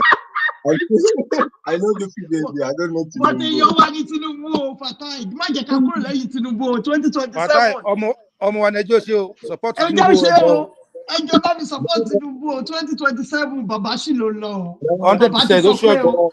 Àwọn ṣèyí Tinubu lè jẹ àwọn tó ju ṣèyí àwọn ṣèyí Tinubu tó ju ṣèyí Tinubu lọ ẹ̀rọ pé àwọn kan wà ju ṣèyí Tinubu lọ. Mo ti wọ studio fún bàbá gan máa release album kankan very soon lágbọ́n náà. ẹ̀yìn tó máa fẹ́ máa bá àwọn ṣèyí Tinubu tó bá ní kó sọ̀rọ̀ wọn ò ní jò sọ̀rọ̀ tó bá ní kó má sọ̀rọ̀ tó bá ń sọ̀rọ̀ gan tí pé báyìí o you don't even anything you don't need to wọ. Wàhálà àti máa sọ̀rọ̀ gan ló pọ̀ jù. Fatai, I'm releasing a single for Tinubu very soon. Very soon. Wàhálà àti máa sọ̀rọ̀ ti pọ̀ jù. O lè sọ̀rọ̀, o lè mí. Ìwọ ni ogun má ṣì má tọ̀. Ọlọ́run má jẹ́ rí láyé mi. Ṣé wàhálà yẹn pọ̀ ni Fatai? So you are not supporting Tinubu in 2027? No, I'm not talking publicly. Not about Tinubu. Okay. I don't want to because the trouble is too much. Really? The trouble is you don't even know. I can't. Sometimes many a times it's a hard task just to even greet you. If you want to say Dupsy baby, you will look here. They want to make. I don't know why to greet is a problem. You want to greet God of the universe. Some people want to attack you for greeting. The attack is too much. I can't. Never seen this kind of a thing in my life. But me, I don't mind them. I love the attack. If you bring bass, I give you both. No, it's not attacking me. It's like there's some things to me are meaningless. Some things to me are meaningless. If I want to say hello, I want to say bye, and some things people are creating scenarios. I'm not a baby, I see, but I'm wondering like what's going on. If you want to talk, Fatai, Natasha now. Why you share your name to Natasha Fatai? No, that is a political. No, not even political. That is a side support. In that matter, there is nothing in this world. Okay, what I see, there is nothing you want to gain. They want to gain from that matter. Okay, even that thing will hurt even Tinubu himself. Come at law. come out So from the Natacha, do you support Natacha, Fatah? Of course. Hey, you believe Natacha is saying the truth, Abi? I don't. It doesn't. I don't know what happened in the back of what happened with them, but from what happened in my face, 100%, I support. So no evidence, but you support all women, I mean. Evidence of what? I didn't say I support all women or I don't support all women. Yeah, but I'm saying she's yet to sue. There's no evidence is put into public. she's written an official complaint. Official complaint is not enough. That can ever get made by anybody now. So why is it not enough? If when I'm working somewhere, if I have a concern, I lay my complaint at my place of work. And then then when you complain, in the next step, provide evidence and proof. That's how it works. You complain first, then if the people, if they want to see evidence and proof, let them open up the investigation into the formal complaint. After 3 months. She laid the formal complaint in me almost a few days immediately. They close it up. Why did you close it up? No. For that, let's be fair. If you file a complaint, they had a hearing. She chose not to show. She did not show up for the hearing 3 times. What means she not show up? No. She show up now. How can somebody show up when you say she's not allowed to come into the building? That's not true. That's not true. You know, are you not talking about the one with Madame Ezekwesili became a shouting something? She had been, I said, she's been declared not to be able to come in the building. You can't have it both ways. You can't say she's not allowed to come into the meeting at the same time say she didn't come into the meeting. She said she can't come in the building. And you say she didn't come into the meeting. She did find something in the court of law, right? I'm asking. Excuse me. Are you going to decide for me? Are you going to decide for somebody where they laid their complaint? No. Hold on. She's a senator. She's a regular person. That's why she laid it at a place of work. So